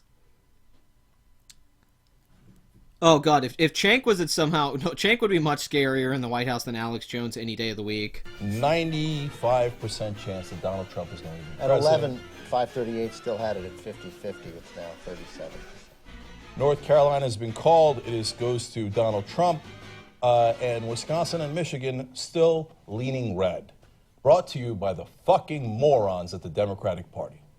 I don't know what CNN is doing, but I bet He's just having a fucking meltdown. He's going after the Democrats because it has to be that. He's like, I don't know what to do. It wasn't people like me that were pushing this kind of liberal leftist bullshit for years. They were like, Chank, you are part of the reason Donald Trump won. You directly contributed to it. Directly. You are a big reason. if you turn into their live coverage now, they're all very hushed tones.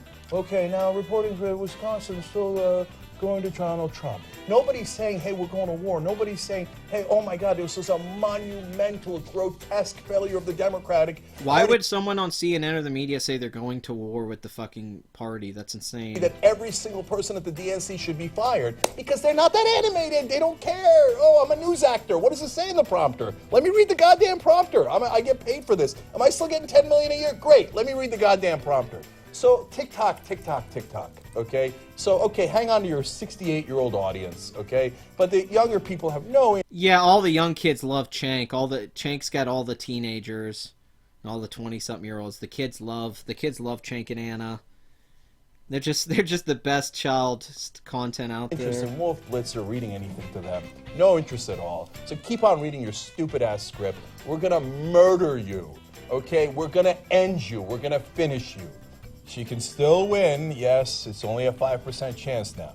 But she can still win, but in order to do so...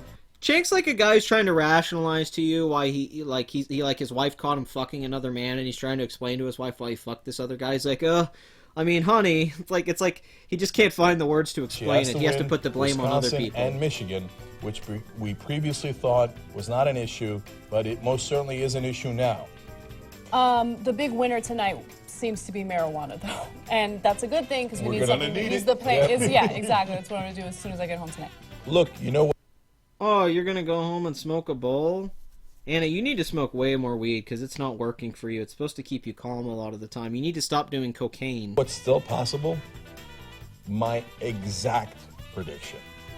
She wins Virginia, Pennsylvania, Colorado, and she pulls out New Hampshire and gets Wisconsin and Michigan, in which case that would be the exact 272 that I predicted ahead of time. Fox has called Wisconsin for Trump. Really? Yeah.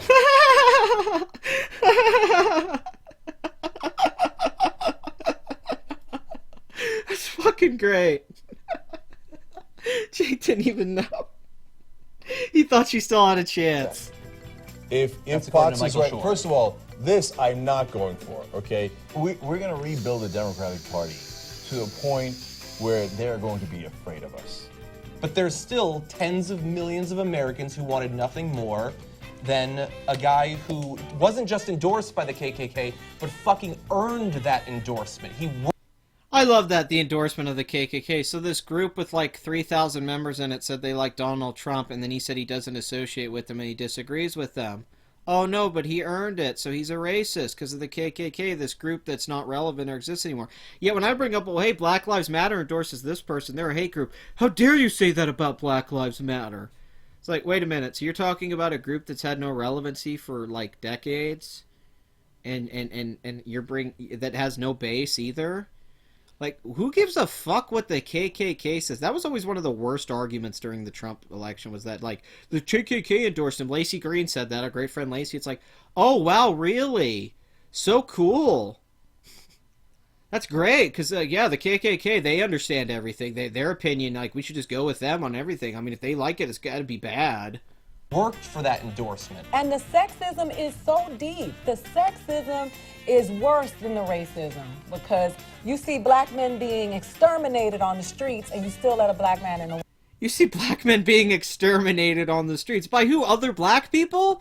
Who the fuck is exterminating black men? What the fuck? A lot of people are going to get that hyperbole as fuck behind this. They think these are the people of color from the 50s. You can't roll up on us like you used to roll up on us before. So the one thing I think... Oh, yeah, the Antifa, they really did a good job fighting against those Trump supporters. Hillary Clinton had right in this election was her comment about the basket of deplorables. Of course, the one thing the press heaped all sorts of criticism on, like how dare she?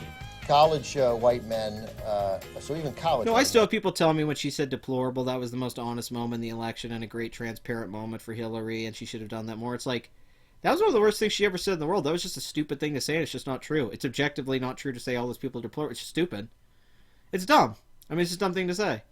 To me, these are the guys who should be particularly ashamed. 54-39, because they knew better. For Trump. College-educated white men. Because the only thing Clinton wins is college-educated white men shouldn't vote for Donald Trump. They should vote for our person because they're college-educated white men. White women. Wrong? 51-45. Raggy. Rethinks Ronald's gonna win. So what's staggering is non-college white women. The women who are college-educated. Non-college white women. 62-34. Absolutely. 28 points for non-college. We're socialized to hate each other. So now they're shaming women who voted for Donald. We're socialized to hate each other. You are such a cunt. Oh my God. You pay attention to the women. We are the majority. We have the power. But the kind of hate that this woman has gotten just because she's a woman, and I'm not trying to create excuses for her actions. That's literally all you've been doing is creating excuses for her when you're saying that it's all has to do with sexism. That have been questionable.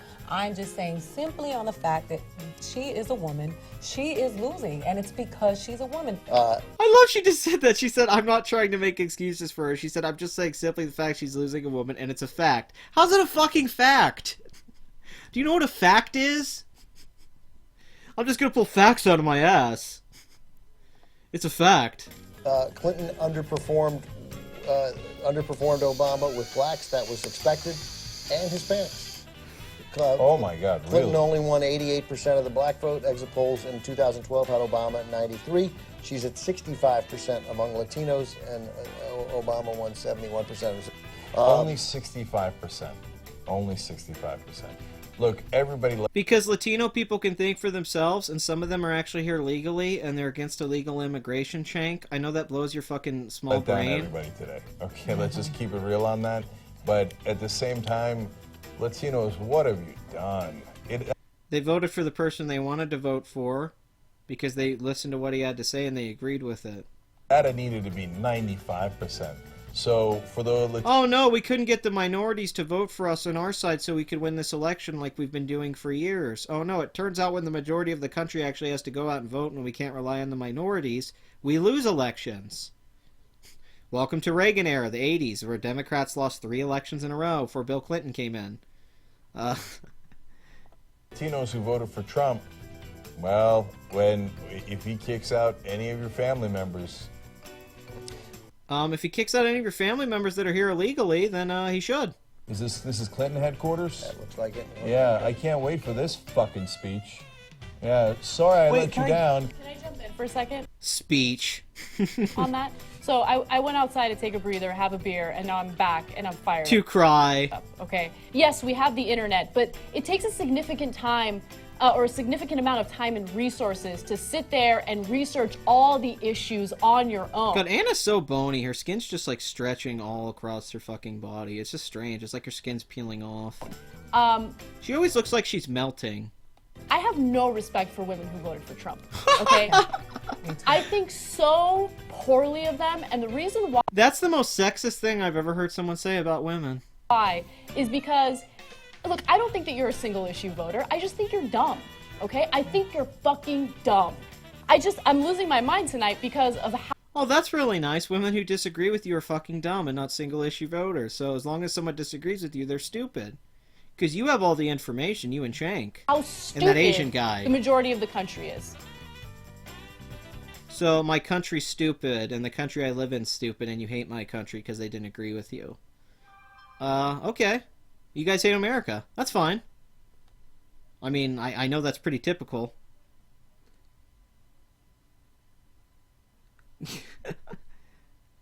I'm hungry as hell. Since the stream is ending soon, peace. It was fun, bro. Keep it up. Hey, thank you for watching the stream. I appreciate it, Showstopper. Get a shot, B12. You know you do. Boys 12. As a Latina woman, I tell you, I've heard it over and over again in my family. There's no way a woman can run the country. Really? We're in a household where we are raising a large percentage of the country as single mothers.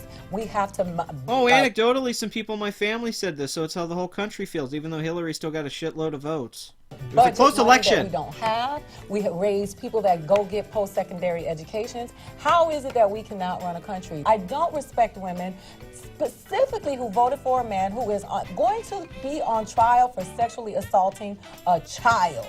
Which got thrown out because it actually was fake, like all the claims of Trump of sexually assaulting women. All of them have been thrown out consistently. Remember when Hillary got like 20 women at once and said they all... It's like, no. Yeah, I had for months people reporting me like, you know, Trump raped a 13-year-old girl. I'm like, you know that's not true and there's no evidence for it at all, and it got thrown out. They didn't even go to court or anything about it. A pedophile. Yeah. Like, let's talk about grown-ass women who... See, this is once again the left perpetuating a lie. This is what the leftist media does. That was never really true. There was a thing happening with Trump and a young girl, and then it got dropped. But they reported it like, well, Trump had to have raped this 13-year-old girl. There's nothing. It's like the Russia thing. Like, they're like 100%. Trump was sitting there with Putin planning on taking over America. Because what did Dave Chappelle say? I Well, think that charge has got dropped. I mean, I think she's not going to pursue it. I'm sure she's not. Oh, but what no, I'm he's saying... not going on trial for that. Not now. Yeah. Another thing we're He done wasn't going before. Ben Mankiewicz actually pointed out how it got dropped and it's not an issue and you shouldn't bring it up. Thank God to Ben Mankiewicz for actually having some honesty here. And then he's like, well, he's not going to trial for that now. It's like, he wasn't before. It was already dropped. today is the era of politeness. Absolutely. So- Absolutely. So progressives These are the least polite people in the world in this group. These are the meanest people in the world. don't listen to the Democratic Party who tell you to kneel yourself and be fucking polite. Okay? No. The progressives are.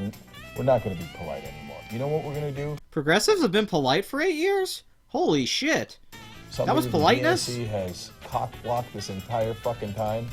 We're going to fight back. The era of politeness for the progressives is over. When it comes to poor white people, I'm going to quote my friend Matt Kazam and say, look, Well, you know, Bernie Sanders was a nice guy that you guys supported, and he got fucked over by the Democrats. You could bring that up. I mean, I'm not a Bernie supporter myself, but, like, you know, he was pretty nice when he talked. He wasn't, like, a mean guy to the other people running. So I still think you could be a positive politician and get I mean, Bernie Sanders was popular. I don't think you have to be mean. I got my own problem. You know, I can't be. I mean, this is they're the group. Can you think about me for 1 minute? No. I love that guy. Poor white people. I got my own props, and they're all laughing about it like it doesn't matter. Can you believe it? Poor white people. That's ridiculous. Why are poor white people feel so bad? I don't care. I have my own problems. I'm a rich black guy that's on this YouTube talk show. But fuck poor white people who can't afford to buy food or take care of their children. You're on your own. You're on your own. They are the people who I've said continuously, they get what they deserve. Hey, look, man.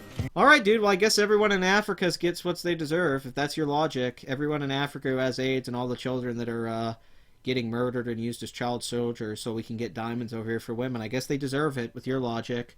You heard that said here. TYT thinks that kids in Africa that are used as slaves and stuff and child soldiers, that should be, they get what they deserve. That's what it is, because fuck them. Because, you know, fuck poor white people, so fuck the Africans. You gotta give us power, man. Because without money, we don't have power. Let's just keep it real. So let's go on a barn burner tour through the red states, man. Let's go talk to them. Let's wake them up. Hey, and in whatever language they understand. And you. Shank, you're not going to wake anyone up. Just quit it, Shank, please. Honestly, I was a Bernie supporter in the beginning of the election, but I also liked Trump. I don't care who you wanted to vote for or not, but like them acting like you have to be mean to win. That's just not true. In the beginning, we want to be a little rough verbally, right? And get them a little angry. They'll show up to a rally. They'll show up, right? And the brakes are off now, okay? So like, hey. What brakes, Shank? You've New been an Hampshire, asshole for Pennsylvania, years. Michigan, Wisconsin, and okay. Here's the list of corporate donors. Okay? This is what the Democratic Party is going to do with corporate donors from now on. Now she's losing Pennsylvania. Wait, can we have the Asian guy back on that was saying? What? Why? Well, because I'm the head strategist from the Clinton campaign, and I just wanted to issue my heartfelt apologies for everything I did. John Podesta said everybody should go home and get some sleep because she is not done yet, and Clinton will not speak tonight, CNN reports. Several states are too close to call. She will not speak tonight. Wow. She had no message. No message. What was the message? What was her message? Hold on. And even her Why own is this guy candidate- ranting about this now, statement. saying that Hillary had no message stuff, and he was earlier saying Donald no Trump to win? It's like, why didn't you make the criticisms earlier, man? I'm with her. What does it even mean? You know, he won like 35% of the Latino vote. Yes. That's unbelievable He to did. me. Okay. Yeah, but they're all inflated. Unbelievable. He won. You mean people think differently than me? 45% of the women vote. You know, after she won the nomination, I know for me personally, as a progressive, I wanted so desperately for him not to win that I started playing mind games on myself They're even saying now they had to trick themselves to believe Hillary had a better chance than she did. as well. This is amazing. Maybe she can win. Maybe she can beat This him. is the most alt-right honest moment of falls the under Young that Turks. category. These are the racists who don't want to take personal responsibility They're for never their gonna vote failures for in life, and they're not going to vote for Democrats. You're right. But what I'm trying to say is, Hillary not winning is not due to one reason. There are many different reasons. But I actually think it is. So look again. I'm going to go over the top here. Then why did you send Jordan to do all those interviews? And why did we play them on the show? Let me explain. Because Chank's intellectually dishonest and inconsistent, and every video is just a flip-flop on opinions, because he doesn't think anything out he says. That we will have the privilege to serve as your Vice President of the United States of America. Fuck this guy. Oh my God. Jesus Christ. These are the shittiest people on the planet right now. Off his skin and he's like the Red Skull from Captain America 1. Claim there's no link between smoking and lung cancer until like a There's decade two women ago. on stage right there. I come to this moment. He's anthropomorphized lung. You look like four people that are really desperate trying to make jokes of the fact that you just got ass fucked. I come to this moment deeply humbled. No, he doesn't. So let me say, it is my high honor and distinct privilege to introduce to you the Well, here it comes. President-elect of the United States Here he comes. of President America, Trump. Donald Trump. Woo! This is so gross. Thunder!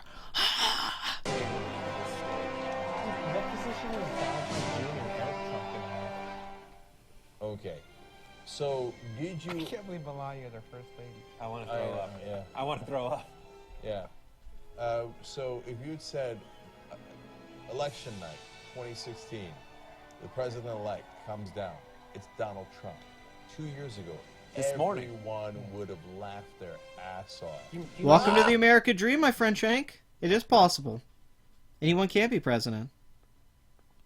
Donald Trump, don't be. Who was his vice president? Dennis Rodman? You remember when Ellison brought it up on George Snuffleupagus' show and everybody laughed at him? Yep. It's he's gonna be Everyone laughed at Ann Coulter and Bill Maher when she said he was going to win. in a history book. She didn't even say that. She said he had the best chance of winning, not that he was going to. Like someone pointed out, kids are going to be taught about him in elementary school. Ah, Listen, Jesus. and everything he does. Let's pull it back up. Oh my goodness, that was amazing. That was one of the greatest moments of my life. I don't believe Anna's story. I don't believe it at all, too. I don't think she did that at all. Alright, guys. Well, this stream's going to come to the end. Thank you for watching and listening. I appreciate everyone who's been on it since the beginning, which is a long time. It's been quite the fucking ride and journey. And it's been quite a lot of ups and downs. And I'm glad so much of you had fun. I'm glad you told me this one fun streams you guys have been on. That's awesome. And today was the first day I got a tip. So that was pretty nice. Very nice. Copy Lacey. To give you guys a little outro, I'll play a little bit of some Sharkfoot music before we end the stream. But once again, thank you for everyone who did listen, who listens to this later. Please make sure to like, comment, and subscribe to the channel Renaissance Men. Follow me on Twitter at Vamian. I'm also known as the Patriarchy there. And follow me on Minds.com, Patriarchy77. I'm also on VidMe. But I'll put links in the description when this finally gets uploaded and processed on YouTube. But like I said, thanks for everyone who's watching. And until next time, go fuck yourselves and have a wonderful night. But we'll play out some music here a little bit. I won't leave you hanging. Here's Sharkfoot through Clockwork Castle.